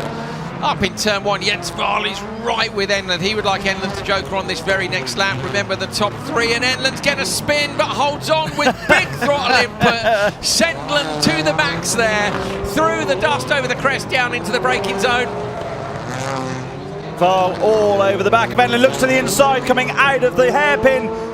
No way through on the outside there at all. Look to the inside, Enland gets very sideways indeed. Will he joker this time around? No, he won't, because he'll definitely lose the position to Varl, and this is a real fight for the last place in the final later on this afternoon. Of course, both of these drivers eligible for the AM final. Varl gets up the inside out of the final corner, going to have the inside for turn 1. Little nudge on the way through. Enland's going to go for a lunge. He's not close enough to look up the inside into turn 2, but goes massively sideways, clips the rear of the Audi, foot in the throttle, drags it straight. That is brilliant. I'd say Sendland is fully living up to his new nickname.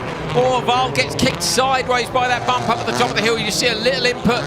He will now want Enland to disappear. He does not want this pressure behind. Enland, remember, hasn't jokered, so when he does go, he has another look to the inside. Enland sticking the nose in everywhere.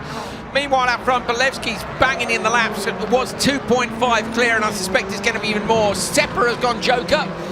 So Sepper comes out. Enland has released Varl. Remember, Varl passed him, so Varl will be P3 now on the standings. There he appears on our timing screens. And Enland under pressure from Turi as well. I wonder if you'd have told Sepper he'd be second in the first semi-final in this RallyX weekend in Kouvola. I think he would have said absolutely not. Of course, anything can happen in Rallycross. Look at the dust now. I think there'll be some track maintenance ahead of the finals, won't there? Damage to the front of Enland's car. It's been in the wars in front of Enland's Fiesta this weekend. Yeah, there is Sepper. The visibility up there is pretty rough at the minute. Here is Bolevsky in the joker, so he's on the inside line. His gap was 3.9. He comes around, and Bolevsky's going to go through to pole in the final, crosses the line to take it. Sepper's going to get P2, and P3 goes to Jens Varl after a pretty epic fight with Enland, who holds on to P4. So while Enland was a couple of seconds back when they were together on track, that was a great bit of action. Somebody going slowly in the background, is that Mats Oman? I think Oman may have pulled off to the left-hand side up at the pre-grid, which is not ideal because there's another semi-final sitting in there. Oh, he has. He's got a problem with the car.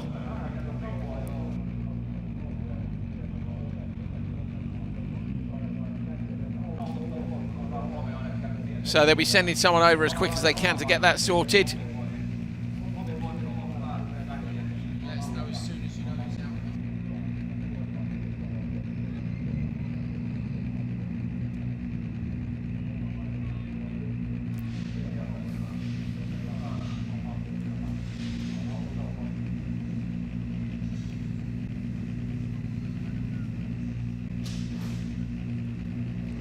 There's Belevsky having taken the win. Seppa behind. He said it's a good job by Seppa. The Scoop returns a BMW from earlier race. And Mats is out the car. Mats is out the car. Okay. Just wanted you all to know. So we cut away from that because me and Hal were immediately aware of the situation, which is that Mats can't get out of the car. He's paralysed from the chest down, and he is one of my heroes, actually. Genuinely, I think the bloke's an absolute legend. Drives the car with a variety of pretty incredible hand controls. And Andreas Eriksson and somebody else were there to get him out of the car very quickly. They literally lifted him out of the car by hand. Bear in mind that his glove is taped to the steering wheel when he gets in there. And when he pulled over on the pre-grid, it was because the car had a fire and he needed somebody to come and put it out because he cannot get out of the car. That's how brave Omen is and what a legend I think he is. So watch the replays. Back in a minute.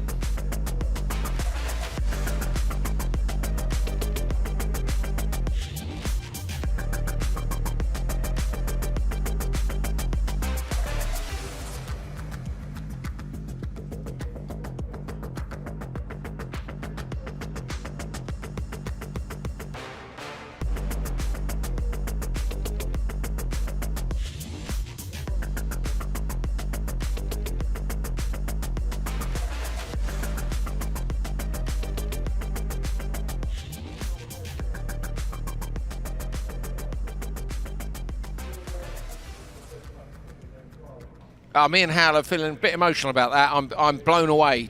From where we are, we can just see through to the pre-grid, and we saw Andreas Eriksson and one of the mechanics carrying Omen away from the car to the side of the road. So he paralysed from the chest down in a snowmobile accident. And it was just to see them act that quickly to get a fellow racer out of the car who can't get out of the car himself. I cannot stress. Yeah, I was worried there. I've got to say, there's been a few times in my career as a commentator I was worried, and that was one of them. So, yeah, I'm glad that's had a good outcome, Hal. Yeah, and it may not have been anything really that the issue, but you just don't know, do you? No, And you can't take the risk. No. Do you know what I really love about this championship is how involved and invested everybody is? Yes. And everyone has their faults, don't they? And Andreas is a character, to say the least. But yeah. The fact that he runs this championship, runs his own team, and then is the first man at the car to run over to help him out, because him. he's in pre-grid, yeah. preparing for the podium and all that stuff. He will have seen what we saw, which is this man can't get out of the car. Yeah. I'm going. He's just gone straight away. It's not. Some of the marshals won't know. You know what I mean? Don't you? They're looking at 80, 90 cars going around the track. They're not going to know the guys pulled over in the pre-grid. They're all briefed, but they just. Yeah, but you can't be. No, you can't. You can't remember and know everything. No way. No way. So Andreas was sat at the side of the track, literally with Matt sitting on his lap on the bottom of one of the floodlights, waiting for the team to go over. Joel Kristofferson and co went over with Matt's wheelchair and his daughter. Maria's over there now as well, and they've got him in his chair, and he went back to the paddock and he'll crack on because he's a legend. Yeah, nothing phases Matt, does it? Absolutely nothing.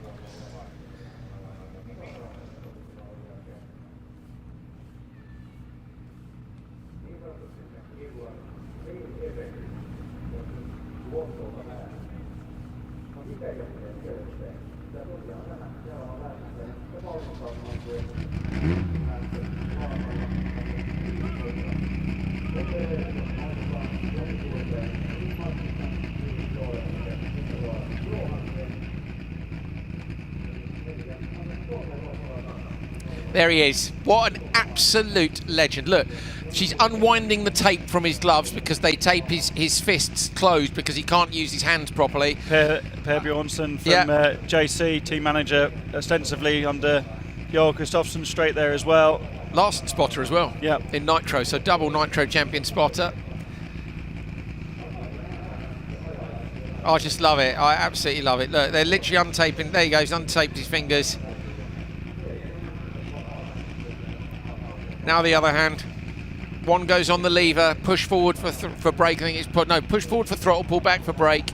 Left and right to go up and down the gears. Other way, throttle's back. Is it throttle back, brake forward? Left and right for the gears. He snaps his wrist over completely for the handbrake, and then the clutch is under the elbow, isn't it? And then he also has a launch control in his mouth for the RPM on the start. You tell me you know of a more heroic sportsman, and I'll fight you about it. That's pretty cool, isn't it? There was the guy at Le Mans, wasn't there? Yeah. I don't know enough of the details. I wrote a big feature about that car as well. And it's the Aston Martin, wasn't it, which was adapted because he has no arms or legs, am I correct? Yeah, you're absolutely right. Drove at Le Mans. No, I spoke to him at length and wrote a big piece, but it's completely gone out of my head, I'm afraid.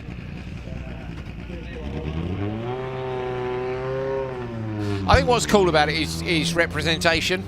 Yeah, we spoke very briefly about my nephew earlier and playing cerebral palsy football with Brighton Hove Albion. You know, for him to be able to do that is amazing, and I hope that maybe some people who are, thank you Maria, just a thumbs up from Maria, I hope maybe some people at home who are maybe not fully able will look at Mats and go, wow, I could do it. You know, we also had Albert Lavera, who was a wheelchair user, who came and raced, Lavera came and raced RX2 with an adapted car again. There's some extra weight inside the car when you need to use the controls differently. What's going on? Oh, they're sending the cars back to the pre-grid a different way. Okay. Why are they doing that? So they're going back to pre-grid. Yeah. Now this is very fair. They're going back to pre-grid to allow them another practice start because obviously they've been sitting there a long time. Temperature is different.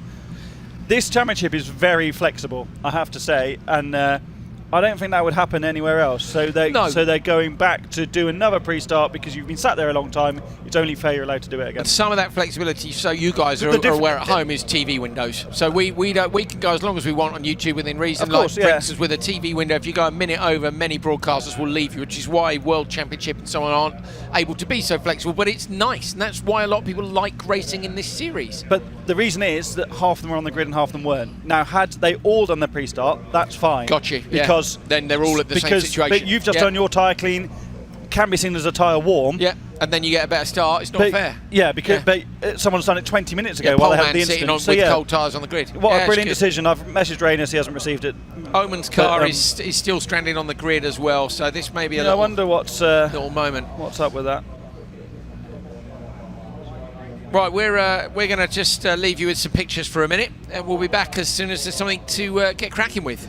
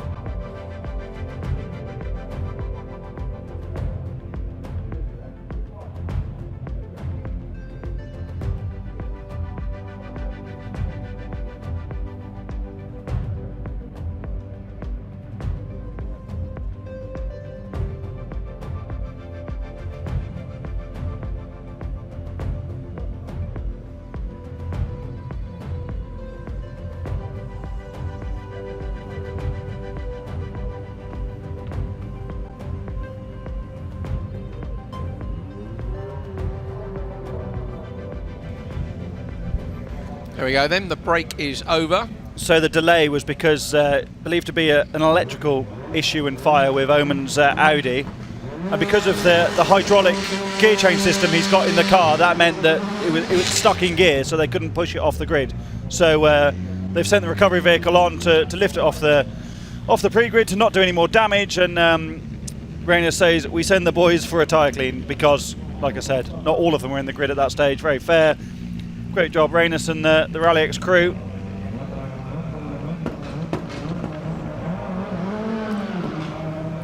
And because of the dust, they're going to have a very quick track maintenance after the semi-final. Of course, things have run on a bit, so they'll be quick to get on with it, but they will do a bit of track maintenance ahead of the finals.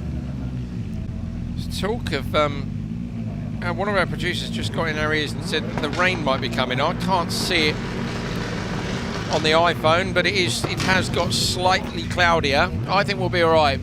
But as Hal said, what was it Hal you said just before the semi-finals on slicks, I'd like some rain. I believe that was what you said. It's going to rain, is that what we're hearing? So we're being our producer is Finnish. He's in Stockholm. Hilariously, he's gone to Sweden for the Finnish event we're in Finland for. He says it's going to rain. Look at all these guys here.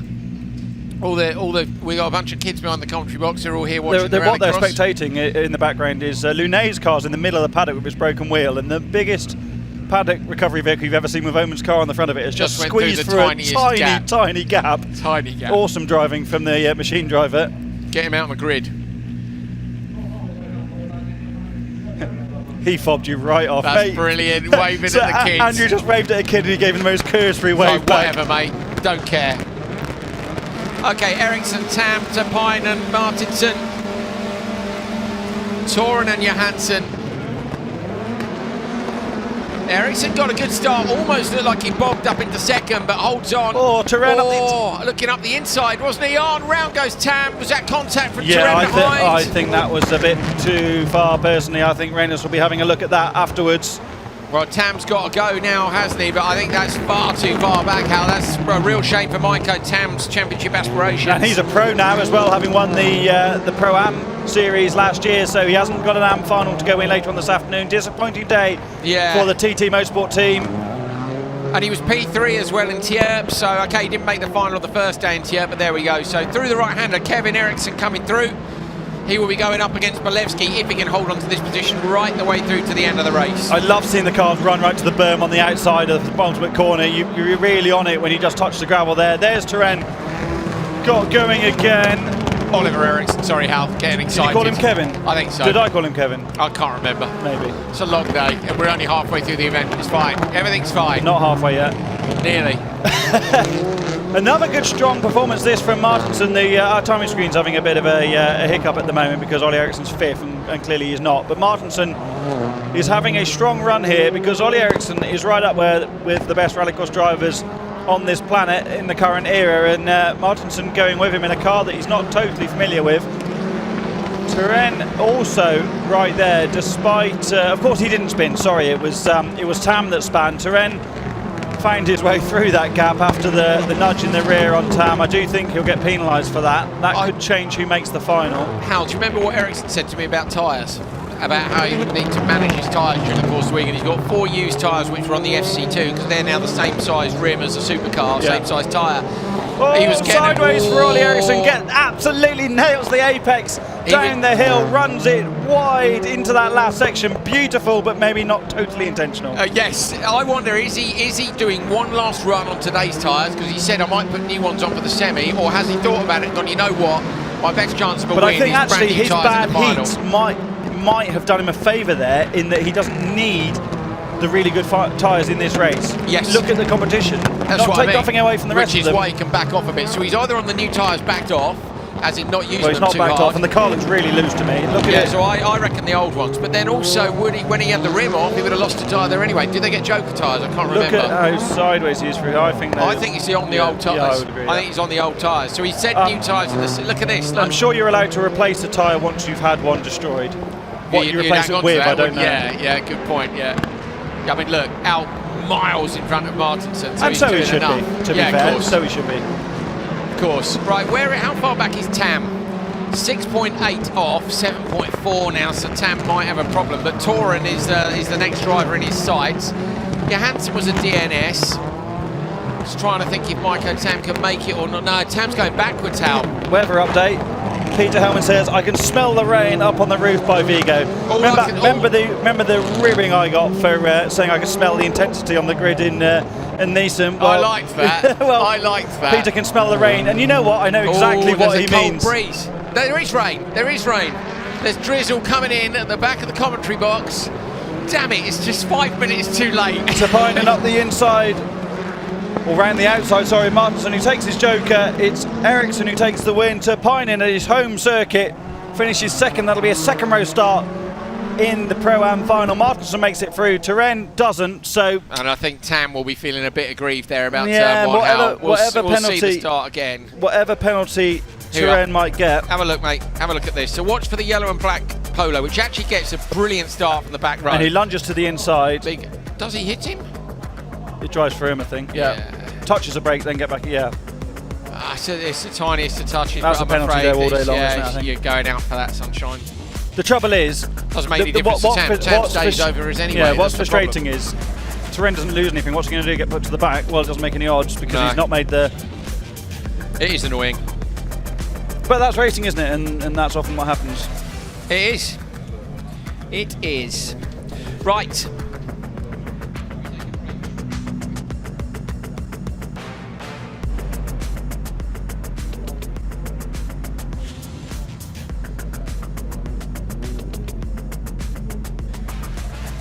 Oliver Eriksson takes semi-final number 2 from Turpine and Martins, and that completes all of our semi-final lineups.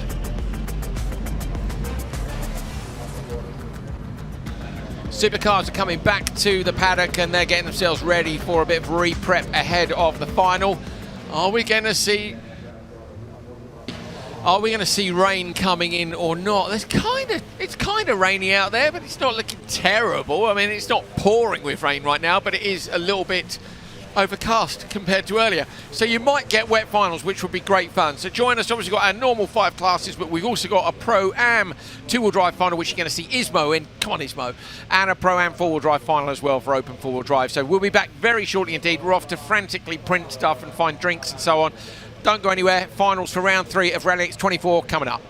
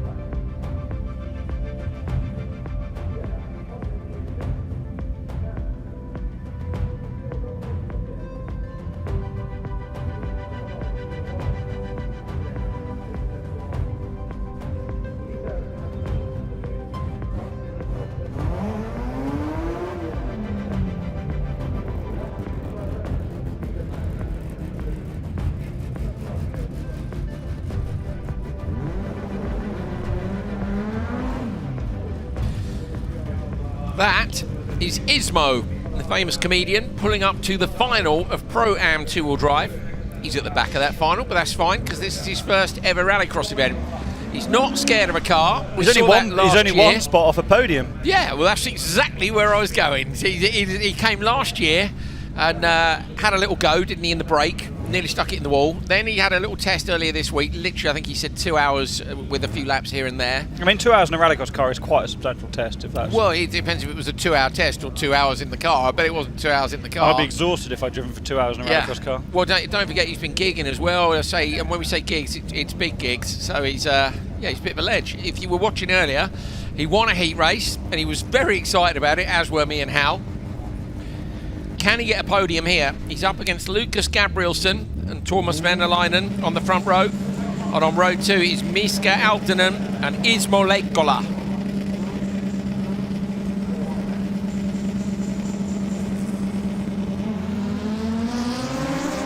Gabrielsen and van der Leyen. It's a bad start for Ismo, unfortunately. Maybe went up a gear slightly too early. Van der Leyen from the outside of row 1 gets around Gabrielsen. Aaltonen now trying to pass Gabrielsen around the outside.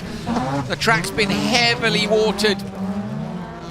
And it is van der Leyen who leads from Gabrielsen and Aaltonen. Brilliant job by van der Leyen's team to get that car fixed and back after the broken suspension in the semi-finals. Of course, he'll be in the Pro Final as well later on, thanks to that drive. Was always going to be in the AM Final because the AM positions are taken from the intermediate classification. Did you see the line he took there? All the way over to the right-hand side, staying off the wet stuff, right the way down the arm coat, just hunting for a little bit more traction. Go on, Thomas. It's really wet there. They have absolutely saturated this circuit. And that's, I guess, because they haven't got the time between these finals now to prepare it at all, and it's going to get pretty wet anyway if it does rain. It is indeed. Is it going to rain? I don't think it is. There's that bump at the top. Van der Leyen just getting a bit sideways over it. So has Van der Leyen entered Pro-Am? Yeah, well, this is the Pro-Am final. No, you can enter both, because if you're in AM, you're in Pro anyway. You don't enter both, do you? I think Van der Leyen's having one over here, entering the AM category. And Gabrielsen. Yeah, considering they both and Aaltonen. In fact, having said Ismo's the winner. Yes, actually, because everyone else should be disqualified for entering a category too high. Having said that, I'm glad Ismo's got a final to go in. Yeah, I agree, but if you look at if you look at these guys in the Finnish Championship and what they've done in RallyX before, they are these very good. These are the Ericssons. These are the Eric of open two-wheel drive. So this is the equivalent of the Killer Pig. You're having us on, lads. Yeah, you're having us on. I mean, Aaltonen. Oh no! What's happened to Ismo? Is it just a little bit of a moment? I think it's just a little bit of a moment. These conditions must be so hard when you've been driving to the grip all day in your debut event, and then you're on the super slippery. And you don't get that in open two-wheel drive normally because the juniors are lumped with that job. By the time open two-wheel drives come after 38 crosscar races, Pro Final should have gone now and then do the AM Final later. Are we being slightly biased here towards the lovely, very funny, famous comedian who's racing here? I think the thing is that the Pro and the AM are decided by committee in RallyX, and I'm not sure that's exactly what's happened. Van der Leyen's on a wild ride up the hill, isn't he? That shows how little grip there is. I thought he was looking for grip, but I actually think he might just be hanging on to it. Oh, Gabrielsen's joking as well, Howland. He's right there with Van der Leyen, so I think Van der Leyen is going to lose this. 2 laps to go. Reynolds has just messaged me saying it's not too wet. No, I'm not saying it's too wet. I'm saying it's very wet and it poses a different challenge. I'm not saying it's too wet. It's absolutely necessary because it's going to dry out, but it's much wetter than it was before it was watered, and that's great. I love the track changing. Yeah, me too. And I would like it to change more for the better drivers, so that's where you really see them operate at their best. Having said that, as we've already said, some of the very good drivers are in this race. I think there's new aero on the back of the Van der Leyen car, Hal. It's got a couple of... yeah, I heard it had been in the wind tunnel. Yeah. We're using Mercedes Formula 1 wind tunnel. Were they? Yeah, I thought that was probably the case.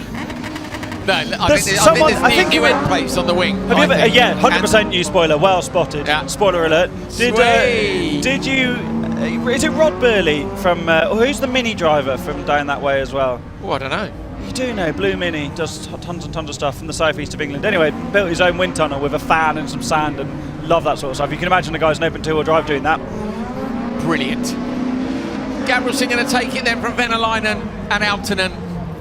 And Ismo Leikola is going to take a finish in the final of his first ever Rallycross event. Where is he? There he is. Ismo coming around the last couple of corners. Had a couple of problems in that one, definitely. Is there a problem with the car? He's not going quite as quickly as he was. Load. Oh, puncture. Is it a puncture? Or is it front right, maybe? I think, yeah. Front right's down. There we go. We think the front right's down. Either way, go on, Ismo. It is down, 100%. There we go. He won a heat race earlier on today, and he's not scared to go sideways, even with a front right puncture. That's why they've got him in the car. This bloke likes Rallycross. Yeah, and he's a great guy, and anyone that's in Finland should come here tomorrow and watch him and meet him in the paddock. Because all of Finland. Yeah, well. Well, if you are watching in Finland and you're in Helsinki, don't be lazy. Get in your car. It's 90 minutes up the road. Watch it. That last bit of road's well annoying. The amount of cameras in an 80 km/h speed limit. Good God, in the UK we've been doing 90 through there, miles an hour, not 80 kilometres an hour. Far too many speed cameras, Finland. I think one of them might got me out. Do you? One, yeah. But it would only be 10%. I don't know if that'd be enough. Somebody we used to work with in the World Championship got banned from driving in Finland for unpaid speeding tickets, didn't they? Jordan Martin. Where have you got tickets? Unlucky Jordan. Name and shame. Where have you had tickets? Where have I had tickets? Yeah. Mostly in the UK, to be honest. Have you? I've got one in Germany. I've had some really Germany, annoying ones in the UK. Have you? Like 8 a.m. Sunday morning on a bank holiday weekend. Oof. In a van doing 79 miles an hour on a motorway. Oh, come on. And just like, what, in good conditions? Yeah. No, dry, empty road. Order. Rubbish. We're not having that. Well, they did. It cost me a lot of money. Did it? Mate. Well, they also sent the thing to my old house, and then I got... you haven't replied. Right, this should be great. These are some of the top junior rallycross drivers in the world, because this is pretty much a hotbed for those kids. Hagström, Solly, Pira, Turpinen, Svedlund and Isak, etc. It's a great start on the front row for Solly, trying to put the squeeze on Hagström. Round the outside is that Isak, etc. who's trying to go the long way round. But it is Oliver Solly who leads. Hampus Hagström loses out at the start, drops back one position. 3-3-3, the black car is Carl Svedlund in P4 from the back of the grid. Had a good look up the inside, couldn't quite get it done on the way up the hill. Now back down the hill, Oliver Solly is at the front of this pack. And I think, given how the first weekend went into it, this is going to be a season-long battle. And look how little there is to choose between Solly and Hagström up front. Neither are going to go Joker right now. There's just too much going on out on track. Solly's under massive pressure here, isn't he, from Hagström. Hagström looks to the inside, going to go for the cutback into the final corner. Solly defends really nicely, just places the car in just the right position. They are close. so close going across the line. You can't park that close. That's what was the gap? What is it? You can't park there. That's how close he was. You can't park there, mate. But he was literally within touching distance. There's that bump at the back, which is really kicking some of these cars up. Really accentuated with the junior cross cars, isn't it, with their limited travel. I think how they could consider going now, because the gap back to Pira, who I was expecting actually to be a little quicker. Pira is down in P5. Is 3.7 back, so in theory the front two, one of them could go, and neither of them do. Side by side again, Solly. Now Hagström looks to the inside but can't make a pass there. Solly holds on, and who's gone in? I think Turpinen has gone in from P3. I didn't see, to be honest. Yeah, he has. It's flicked up on the screen now. Solly's so good in this early part of the lap. Watch him pull the gap through turns 1 and 2. Obviously a very strong engine in his cross car. Hagström just can't live with him up the hill, but then in the latter part of the lap, under braking down into the hairpin and then through the technical section, Hagström is really quick. Pira's done the fastest lap of the race so far. In the background, a 46.2, a 46.5 for Solly, and a 46.7 for Hagström. He's close again. How exactly the same as the last two laps. Look, there's almost contact between them. That's how close he is. He looked to the inside line last time. I think Joker now, if he doesn't go in front of you, go, and he doesn't. Like, he's so close, he's almost not giving himself the option from that side, but he's making Solly look in the mirrors all the time. And this is where Hagström's at his strongest. Svedlund in the background, just having to defend a bit from Turpinen now. What's the gap between them? 1 point, it's less than a second now in the background, so you don't really want to fall into that fight either, do you? Such a difficult position. And of course, without a spot, you don't know what the gaps are. Oh, big bump there for Hagström coming up the hill. You can only have a glance in the mirrors and try and work out the gaps, and that's really hard. We think 1.5-ish, as I'm saying, at the minute it's 2 between Hagström and Svedlund. So Hagstrom would prefer if Solly went now, but I don't think Solly will go. I think Hagstrom, there's 2 laps to go. One of them's got to do something different now. Come on, one of you's got to go or not go. And he does. Hagstrom was waiting. Joker, yeah. Definitely waiting to see what Solly did. But he came from the left-hand side of the track. That's pretty risky trying to get the cut across, but he does. He's going to come out in front of Svedlund. Svedlund will have good speed here. Now this is about what lap Hagstrom and what lap Solly does. Hagstrom, remember, is quick in the second half of the lap. How has he got enough in that technical section to make up the time on Solly, or will Solly now be quicker now he's not keeping the door shut? I think he might have enough. I think there's going to be so little to choose, but where Hagstrom makes a lot of that time is on the exit. Solly was really wide there, Hal. When we cut back, he was right out in the dust. We don't have any intermediates, so we can't bring you a split. Has Hagstrom done enough? Over this section now, watch for Solly's going to split off to the right-hand side. Hagstrom comes in here with a lot of speed. Solly's going to go straight on. He'll go late on the brakes. Flicks the car into the left-hand side. Where in the background is Hagstrom? Close enough. I think he's done close. it. Hagstrom's going to try and get him around the outside line. Solly's going to try and close the door. Hagstrom will look to the inside as they cross the line, but Oliver Solly bounces over the curbs. Hagstrom almost with him. Solly takes it from Hagstrom by 0.1 of a second, 0.104. Just over a tenth of a second, the battle between these two. They came in equal on points, equal on P1s and 2s. This is going to be a brilliant season. What a brilliant joker that was from Oliver Solly, and you could see who led the race and who chased for the whole time. Hagstrom's gutted, punching the steering wheel. The front of the car covered in mud.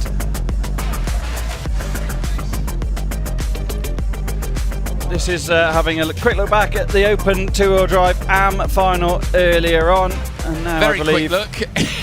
we're going to look at the junior crosscar highlights in a minute, but what a brilliant drive from both of them, I have to say. Hagstrom understandably disappointed. Solly wins. 3:59.0 is the time, although that's irrelevant. What is not irrelevant, though, is the gap back to Hampus Hagstrom.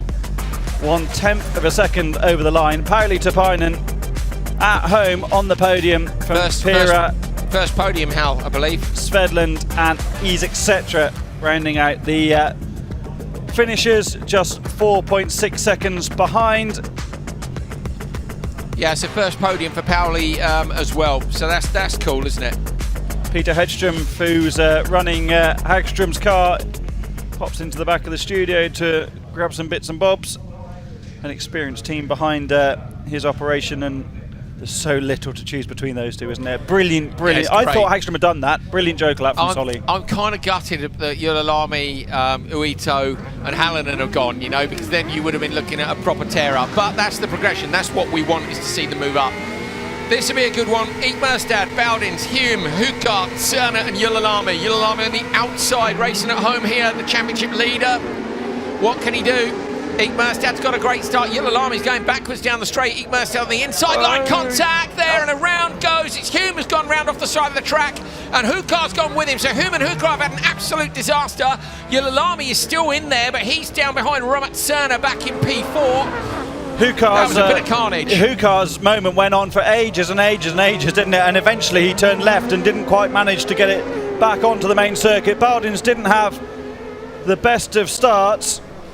So it's Eekmerstad from Boudins out front, then Cerner in P3 and Yololami. Now, where are they in terms of standing? So it's next page, Andrew. I'm still looking at junior crosscar, because that's where I'm expecting Yololami to be. Yololami's gone early joker. Good move, I think. Give himself a little bit of space. Brilliantly sensible there from the young Finn. Boudin's carrying so much speed. You see Hukart's car stranded on the left-hand side. What are the yellow flags for going up the hill?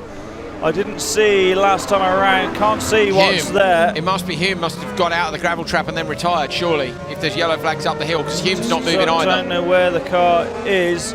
Merstad's got, in crosscar terms, this is a massive lead, isn't it? Merstad's got at the moment. Looking really, really strong. Boudins is going to go joker. This is potentially to cover off Yololami behind. So watching now in the background for Boudins coming out. He's not interested in Cerner, he's interested in Yololami. Good move, I think, from the Boudins squad. I'm not sure Yololami will get to him, but he wasn't going to get to Eekmerstad, so you might as well cover the gap behind. Yeah, you just don't want to give him the opportunity, I don't think, do you? No. Cerner having a great latter part of the event. Pace Motorsport being here, testing in Kouvola. They were very confident of their pace. Look at that bump, even in the senior cross cars, just moving the machine around. The new TN11 so much better than the TM5, isn't it? Yulilami looked 43.0, so Bowdens was absolutely right to cover him off because he's just done the quickest lap of the race by a couple of tenths a second. I think if I was Merstad, I'd think about going sooner rather than later as well and give up track position with a 2-second margin. You might come out, it's 1.9 last time around. Let's see what it is this time. I think, Cerner's Joker this time around. The front of the car picks up, doesn't get, just misses out on getting side by side with Bowdens. So Bowdens has held on. We're looking for the gap back now, and the gap's 2.8, so Eek Merstad should have plenty here to get through. And he definitely should Joker this time around. What a shame that we lost 2 cars at the start, Hal, because it's taken away what might have been an epic final. And it's still a great, look how close it is, but where it's 6 cars, the pressure disappears when 2 of them are sitting in the trap at turn 1. Yeah, totally agree. Yulilami hasn't quite found the mojo he had in the second round in Tierp, but still a good performance. Merstad runs to the outside into the Joker. Lovely rotation on the way in, just clips the curb, gets it stopped on the nose, braking and turning at the same time to get the rear around. Nice and straight, doesn't take the risk of running. Sorry, Bowdens has lost out. So Bowdens has lost the position. Didn't see that, yeah. Yeah, so Bowdens has lost the position in the background, so he's gone down. Cerner has managed to pass him somewhere out on the track. I bet that was down on the braking down into the hairpin. I wonder if we'll see that in the replay package. Must have been somewhere around that side, mustn't it? So Eek Merstad out front. Yulilami, interesting for me, he won both events here in Junior Crosscar last year. It's a tiny bit off the pace compared to the others. Yeah, but remember, Uito drove over the bank on the left-hand side and disappeared out of the shot when he was having a great run. True. I think also sometimes there's pressure that comes at your home circuit. Oh, 100%, yeah. You know, you're racing at home, your family, your mates are there potentially. It's so busy, isn't it? I mean, I don't even, mate, a home event, there's always tons of people, aren't there? Last lap, Merstad coming round the right-hander. He takes the win. Cerner gets P2. Bowdens gets P3. That's Eek Merstad's first win this season. Got 2 last year. Eek Merstad was down in P6 in the standings. He'll hope that moves him up. The team are down there. Everybody congratulating each other. That's pace, actually, isn't it? They'll be pleased with Cerner. Is that Pace's first podium? No, it isn't, is it? Osterberg last year had a couple of P3s, but that's Cerner's first podium in this series. Romet Cerner, big step up for him. Great job. He's P5 in the standings too. There's the moment in the first corner. Hume gets turned around. I wonder if we can see that again in the next replay package. Gets turned around. Hookah had nowhere to go. I wonder if Hookah's car was broken before. Look at the front of Cerner's car. Pick up on the exit of the Joker over the bump. So close to Bowdens. Look at that. The front left was almost rubbing on the frame there of the rear of Bowdens' car. Precision here from Merstad as well through the Joker, but gave the exit plenty of respect. Usually they run right to the outside when they're trying to find the pace, but didn't need to do that. Look at that over the line as well. Delighted. Proper sideways flick and send. Eek Merstad takes his first win of the year. Romet Cerner with his first and highest finish of a P2 first podium. Ronald Bowdens up in P3. That might be enough for Bowdens to take the lead in the standings, and I think Cerner's going to be right up in the mix as well. Hookah and Hume unfortunately went no further really than the first corner. Yeah. That's Hume's car coming back on the low loader. Coming back, sorry, on a rope, that one, isn't it?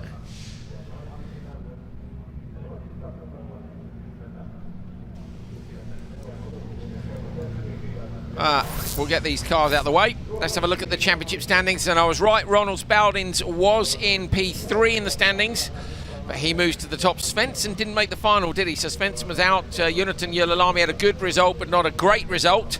So Bowdens leads from Yulilami. Svensson, Eek Merstad's finish there gets him up into P4, and Romet Cerner with the P2 remains in P5, but I would say is closer comparatively maybe to the top drivers. So great results for all of them. Orav P6, Alex Hume is in P7. Hume was, where was Hume before? Hume's actually moved up from P12 in the standings. Orav, let me see where Orav was. P6 in the standings now. Last week was P4, so Orav's lost out. Lots of the others have moved up. Bowdens, Yulilami and Svensson are the top 3, but they're in a different order than they were. Yulilami moves down 1, Svensson moves down 1, and Bowdens moves up to the top of the table.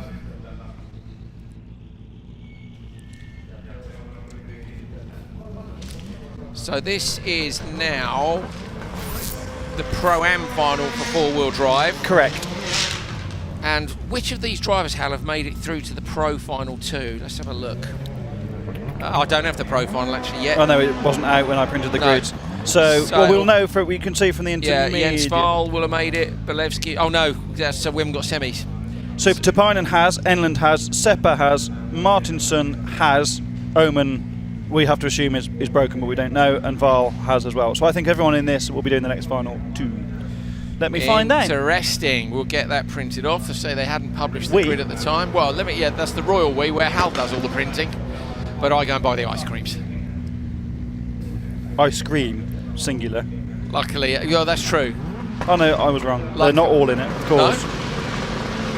Okay, got a pre-grid launch coming up in the background. Is Omen coming back out or not? Can we see him in the pre-grid at the back here? I'd be surprised. An electrical problem, fire / issue is unlikely. Is not a quick fix, is it? Andreas Eriksson's over there waving at people with a piece of paper.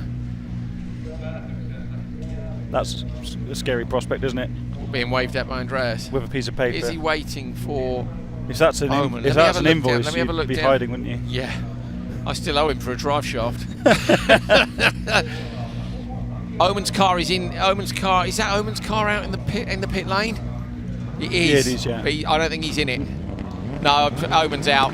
Omen's out. Here we go then. Val, Seppa, Tapainen, Enland and Martinsson.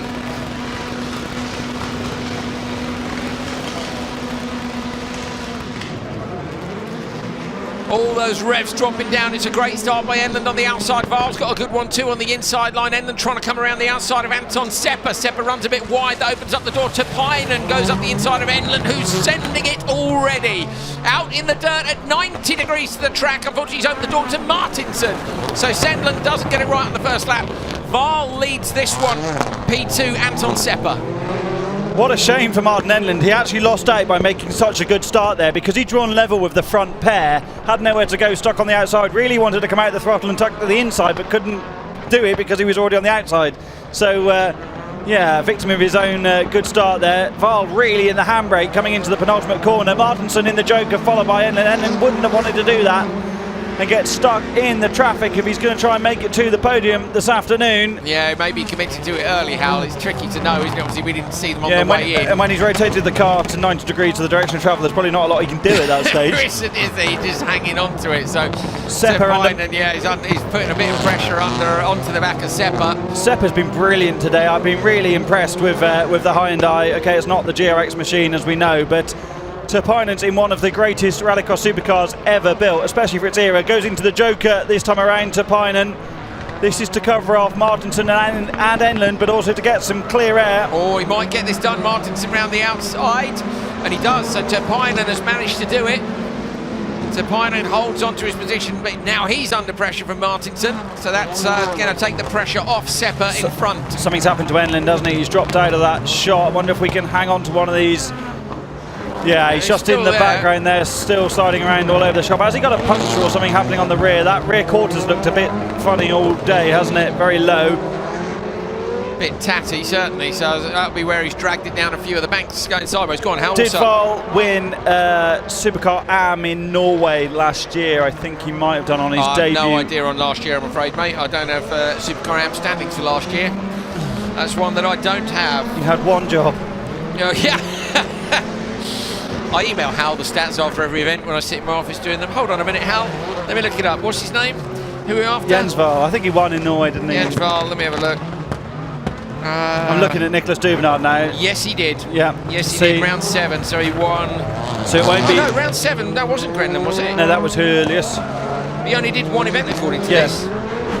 No, 7 was Grenland, then went to Julius for 8. That was it. Of course, it wasn't a double header, was it? The final round. Yeah, correctamundo. So this won't be his first win should he get it to the end, but this is a massive improvement on his performance in Tierp, in and out of the Joker, miles ahead of everybody else. Yeah, nicely done. So Martinsson and Seppa, everybody's joking now. Where's Tapainen gone, Hal? Tapainen's dropped behind Enland. Yeah, I didn't see. No, so there's a bit going on in the background, but this man, Val, is on a bit of a victory lap. As Hal said, it wasn't perfect last time out. He actually got the TQ at the first round in Tierp, but that's more based on those stage times, remember? It was a rally sprint. He ended the final run of the day 4th. Remember, he had made a few driver mistakes. Joel Kristofferson was saying he needed to. Was he not feeling too sharp though either? And he only qualified 9th and withdrew on day 2, but no withdrawing here. It's an absolutely brilliant performance by Jens Val. who made it to pole in the Pro-Am final, has converted that to a win, his first win of this season, second win in the Supercar Pro-Am category. In the background, Martinson side by side over the line with Seppa. Seppa holds on by 0.072, so 0.07 of a second. Wow. 72 thousandths. Oi, oi, oi. I wouldn't like to pay Martin Enlen's tyre bill, I have to say.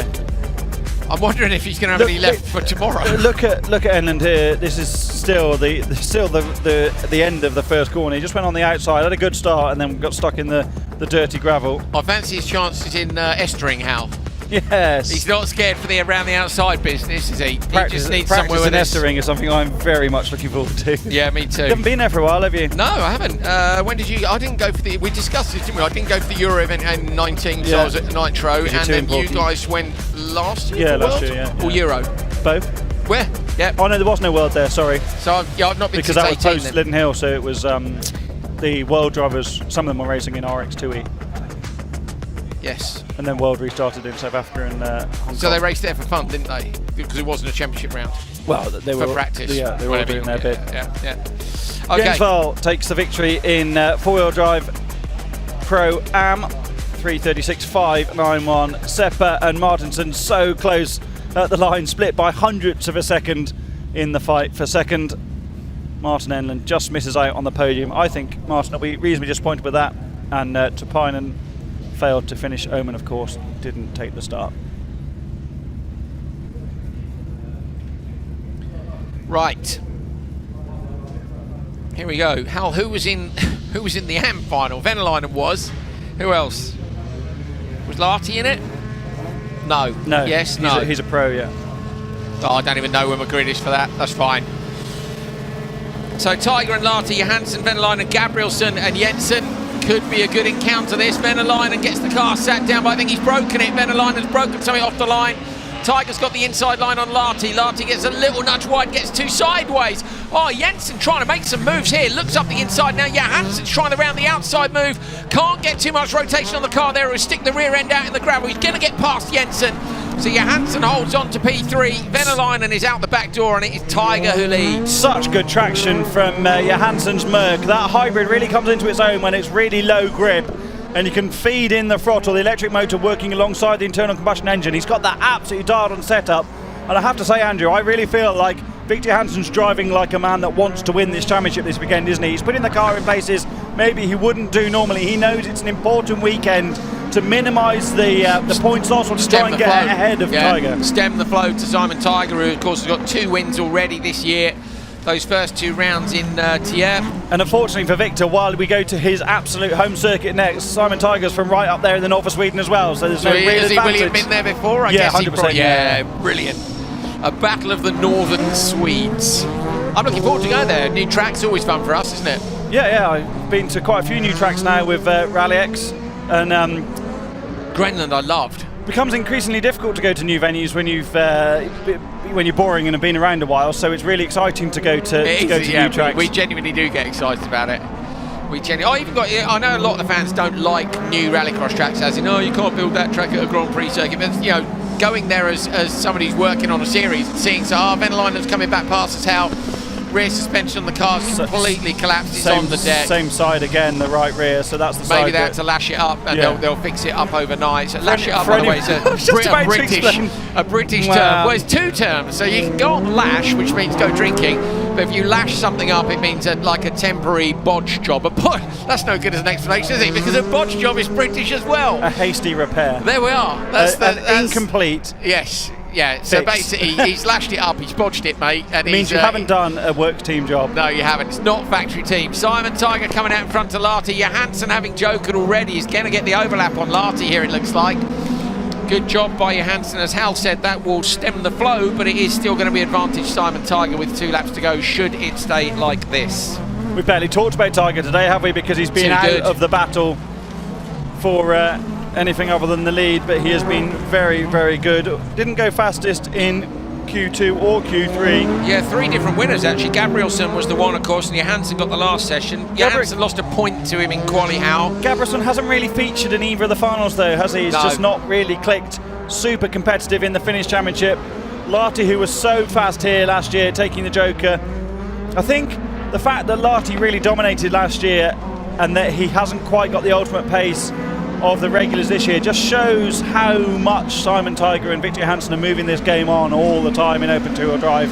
And that's why I think it's really astute from RallyX to make it a pro and a pro-am. Because if you come here, like I really hope people do with your two-wheel drive car, giving it that smoke on that screen, but it's dust. Here's a good example. Derek Tohill, a very, very handy driver with handy driver with a good car. Admittedly, last year's concept wasn't great, but he came here and it wasn't on the pace. Now Derek was in the pro class anyway, wasn't he? I would argue that there wasn't a split last year. No, but he'd still come here expecting. I tell you what, Tiger's going to take the win from Johansson. It's going to give him another couple of points advantage, 3 points in fact, plus the one from qualifying. So he should extend his lead from 5 points up to 9 over Victor Johansson. Both those drivers have been on the podium. 3 wins in a row for Simon Tiger. Gabrielsen breaks at the line. Oh, made it though. Just loses out on 4th to Jensen. Christian Jensen with your favourite escort. I have to say, Andrew, I disagree with you because Tohill, bear with me, 2-time European champion in the car he won the European titles in. His fault the engine didn't work. Ultimately, that's on him. True. Now they've changed the concept. Peter McGarry's driving that car in Mondello Park this weekend, and they're coming back later in the year. I can promise you that. Yeah. But he should be in the pro. Yes, pro he category, should. 100%. Yeah, true. He's not the one, is he? The one is someone who's coming in I kind of meant more the example. The Dutch guys that came last year who come for fun. To enjoy the experience. They're never going to beat Victor Johansson or Simon Tiger. I think my example I meant someone of Derek's level you'd expect to come in and compete at the front, and he didn't. Yeah, and that but he should be a pro. He should be a pro. My point was the level in pro is very high, which is why we need AM. We're agreeing with each other. Yeah, we are. I think we're arguing over Tohill's level. Yeah, Tohill's level's not in question. But based on last year, he should be an AM. And he'd laugh at that too. Yeah, it's just how good the front is, and as you say, what you can't do is it's almost the Volkswagen Polo situation in the World Championship, or I would argue even Toyota and Hyundai sometimes in WRC. You don't enter because you go, the level's so high, I'm going to have to spend so much money to be able to catch up, I can't do it, and that's where Pro-Am works. Yeah, although Tam I don't think is necessarily a pro level driver yet, but because he won AM, he has to be a pro. Interesting, maybe we need to rewrite that regulation. Right, we're rewriting them live on air. Lucas Anderson has 2 wins and leads the championship standings at the moment. On the front row with him is Casper Janssen, who is P2 in the standings with a 2nd and a 5th last time out. Casper got a DQ earlier on today for pushing round one of the French drivers, Marceau Launay. Olofsson and Mounier on row 2, and both the Darbacks on row 3. So Tobias on the inside, Kevin on the outside.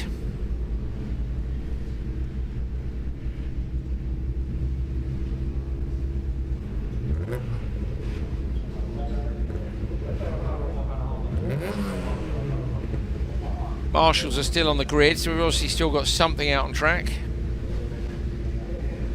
Goodness me, I've got some boring emails coming in today. Go away. We're at a rallycross event. I'm not interested. Hal's got some exciting emails coming in from about 3 different series. The calendar hasn't worked out for you this year, has it, mate? Hasn't, mate, no. It's not worked out at all. He needs to be in several places at once, several times this year. Anderson versus Janssen on the front row, followed by Olofsson and Mounier. Remember, those are your favourites, but don't count out the Darbacks at the back. Good start on the inside line for Anderson. Look at Olofsson being wily and staying to the inside line. Round the outside goes Casper Janssen, puts a wheel in the dirt. Anderson's going to get it. Janssen's gone sideways, tucks in and just holds off Simon Olofsson. He'll look inside now. Olofsson over that bump. You saw Olofsson's nose get pushed a foot to the left-hand side, but it is Anderson leading from Janssen and Olofsson. You know, I think Janssen's a little lucky that Olofsson didn't quite have the run for the first corner because he got pushed so wide in that side-by-side battle. He could well have lost 2nd place as well. Look at the gap that Anderson... What's happened there? Something's happened in the background. Must have an issue. Yeah. Must have an issue. Where's Janssen? What's happened to P2? We need to see further back. Where are they? Janssen's dropped out. So Casper Janssen's gone. He's disappeared. He had to, Hal, because the drone shot, he was at the front of that train. I reckon the engine's gone and he's complete, or something's gone. Something's happened, but that's caused chaos behind, hasn't it? Because look at the margin, 2.5 seconds to Tobias Darback. He could joke now. The other thing is how Darbach has come past Olofsson. So Olofsson's obviously got tucked right up behind Janssen. Olofsson gets pitched out wide. That's going to open the door for the other Darbach. That's Kevin behind. Hasn't quite got the margin to get up the rear of Simon Olofsson. Mounier went backwards as well, House. Whatever They've has happened to all tucked up Casper, behind Casper Janssen. it's happened very suddenly. Where's his car? Look on the right. I reckon it'll be on the grass on the right-hand side. I can't see it, so maybe he's dragged it round, but whatever happened to it, as he pulled it out of the back of the pre-grid, it caused an instant traffic jam, and that has allowed Anderson to joker on lap 2 and come out with a monstrous lead. He's 1.4 in front, having jokered. Still a second half ahead. This has cost Mounier badly as well. Stuck behind Kevin Darbach, who is significantly less experienced in racing rallycross cars rather than cross karts, compared to Mounier, who is a front runner in the French Rallycross Championship Super 600 class. Olofsson tucked up behind his older brother Tobias, who is so experienced in rallycross but not in the lights category. This could be an amazing result for Tobias Darbach if he can hold off multiple champion Olofsson. It could indeed. Olofsson's jokered though, so going to be tricky, isn't it? Now, where's the other Darbach? How far back? This is Kevin's first final, isn't it? Kevin's jokering now. Mounier's going to get ahead. Kevin, the background. Hal, Janssen still circulating. What happened to Janssen for him to be that far back and still be circulating? We missed it. Simon Tiger gives us the thumbs up, walked past. The triple bad boy winner. I love. Do you remember when Simon joined us on commentary last year? He was brilliant, wasn't he? So this battle here is between Darbach and Mounier. What's the gap between Darbach? I think Darbach's got enough here. Probably being helped a little bit by Olofsson giving him the hurry up. Olofsson's going to be second, barring any mitigating circumstances. I think Darbach needs to joker right now, and I think he'll come out ahead. What, to cover Mounier off? Mounier, yeah, that's the only Let's battle have a look here. back at the jokers in the background. So who goes into he hasn't gone. I'd have gone. He hasn't gone. So now we need to check the gap again. What was it? You said it was 2.6, was it, between the two? Yeah, it was 2.6. What is it this time round? We're having to add stuff up, which is not our forte. It's more. Is it more? Yeah, it's 4. Gap's gone up to 4 seconds according to our timing screen. So Darbach has, he's made time. Either Mounier's made a mistake out there in the background. It was 2.6 and it's up to 4 now. Darbach's under big pressure. It's hard to, but Olofsson's more than astute enough, and his spotter, his sister Sandra Holgren, will know that he doesn't need to overtake, does he? There's no way they're going to beat Anderson now. Anderson out front, coming up for his 3rd win of the season. Darbach goes into the joke lap. Anderson is putting on a bit of a show in these final corners. He gives it a big old flick into the last corner for a lot-stop send over the line. Anderson takes win 3 in a row. Olofsson gets P2. Darbach gets P3. That's his 2nd podium this year for Tobias Darbach. Kevin Darbach is in 5th. With who's in pit? Yeah, Mounier, sorry, 4th, Kevin Darbach. What happened? Whoa. No, timing screen's just updated. Oh. Don't do that to me, timing screen. I thought Olofsson had retired on the last corner there because the timing screen said Darbach and Mounier. Casper Janssen is in the background still circulating, so he's trying to come round to the finish. There he is. Now, what on earth stopped him so suddenly to cause a traffic jam like that? Something has gone pop on that car. He makes it round to the finish line, so Janssen gets P6, but that has not done his championship hopes any good at all. He was 5th in Tierp 2, he's now 6th in Kouvola, while Anderson has taken 3 wins in a row. We might see it from a different angle.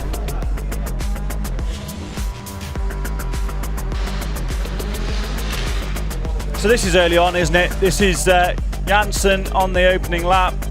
Hopefully we see it from this drone shot. So there is leader Anderson. Yeah, he's pulled off to the left. But we haven't seen that early enough, have we? Because he must have stopped in the corner. Wonder if there's any other camera that's got that. He must have stopped in the left-hander coming down the hill. This is Anderson's ludicrously early joker with a massive margin.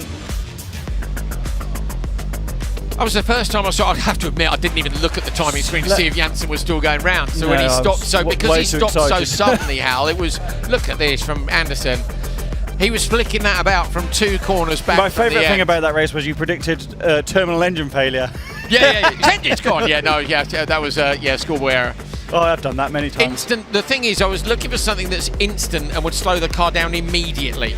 Sure, because he definitely stopped. You knew he stopped because everybody disappeared from the drone. So I was like, that's got to be piston through block. Then you instantly stop, and everything comes out. Everything comes around the side. Anderson now leads by 15 points, and the gap when we came here was 5. Julien Mounier remains in P3. He's equal with Tobias Darbach now, though. He was 11 points off Janssen. He's still 11 points off Janssen. So the gap between 2 and 3 is the same. Tobias Darbach has closed in on Julian Mounier, but Lucas Anderson has extended his lead by 10 points to 15 after just 3 rounds. Remember, 30 points is a perfect day. That would be winning all your, well, you don't have to win all your qualifiers. You have to get TQ, so be the top qualifier, win your semi-final, and win your final is 30 points. So if you get to the point we've got a 30-point lead, you are having a laugh. Are we doing drop scores this year, Hal? No idea.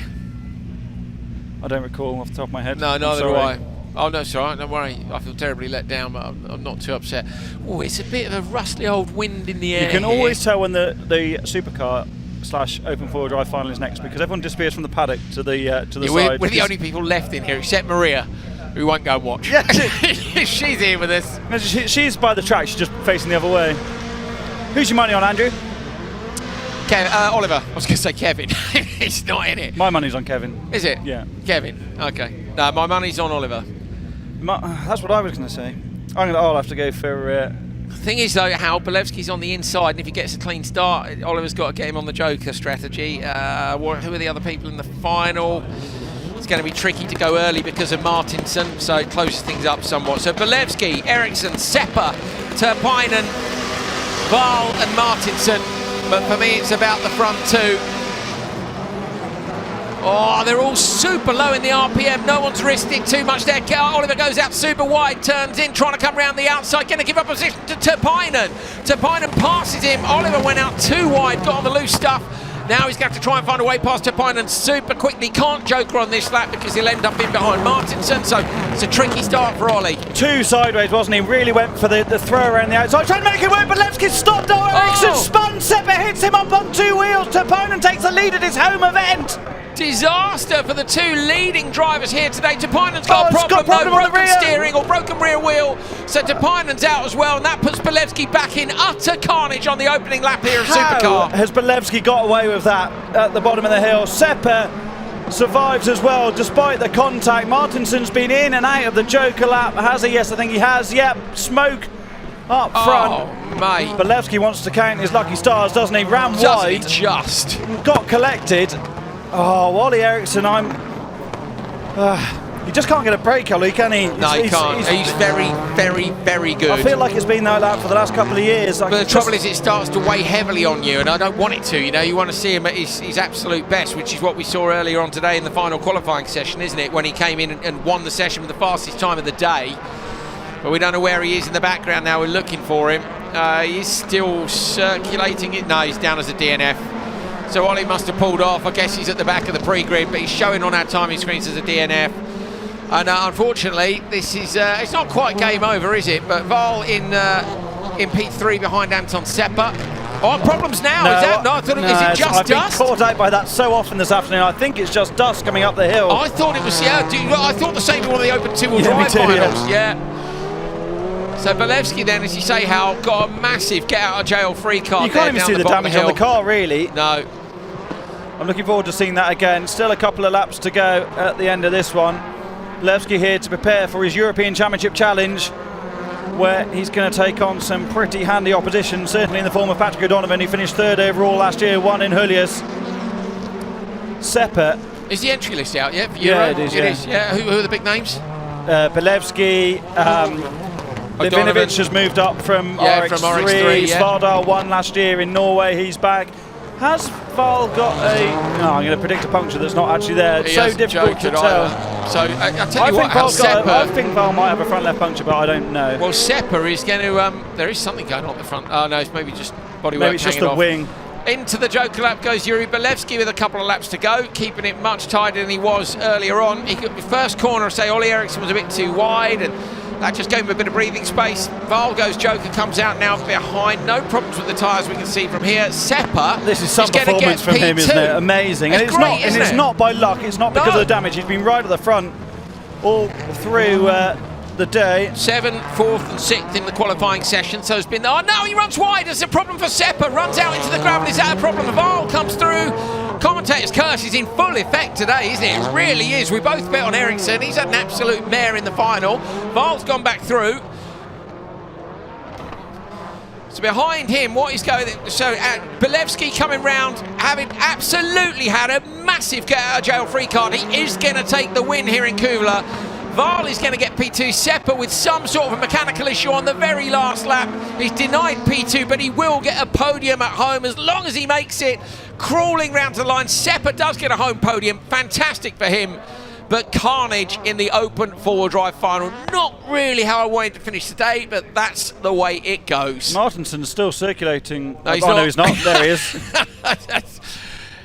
Where's your hat, Hal? You might as well chop that up into small pieces and eat it. That was just what... Eat it whole, mate. What the hell springs to mind? Is that the smell of the barbecue in the background? Oh, no, it's the bin lorry coming in next to us.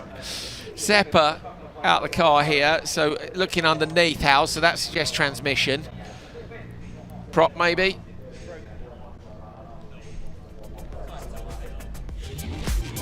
So Ollie is back in the commentary box looking at the screen now. This is turn one. So this is Bilevsky coming down the hill and just drops it on the brakes, doesn't he? He's gone way too deep. Big grab of the one, sends it sideways. Ollie is so unbelievably unlucky there. Gets rotated, gets run over by Seppa. To be fair, Seppa's got nowhere to go. Bilevsky's grabbed the handbrake and then been collected by Tupainen. Tupainen also retired with broken rear suspension. I suspect that's where Ollie hit him, that rotated Ollie into the wall on the inside. Ollie has just looked at the replays. He sort of laughed, shook his head. I said, do you want to come on? And he said no, shook his head, and he's walked away. So I asked him when you were talking before. He said, I've got nothing good to say. Did he really? Okay, good luck. And I said, does the car braking? He said no. So Bilevsky with the win in round 3. Jens Val P2, Anton Seppa P3. But for me, really, the story of that one is the 3 DNFs at the bottom of the table. It's a bit of a shame, but there we go. Ironically, had Ollie kept going, he would have been third there because he would have beaten Seppa with that last lap problem. Yeah. But you know what? I think he knows he's not going to be in that car all season, doesn't he? Yeah, of course. Christopherson still leads the standings, even though he's not here. But that, of course, is because the results have been spread out a bit. So Joni Tupainen is the biggest winner here. Takes over Ola Christian Baby into P2. Jens Val is up in a P4. Martinson and Maiko Tam are your top 6. That'll probably change. Tupainen may leave Finland as the championship leader. In fact, I'm almost certain will.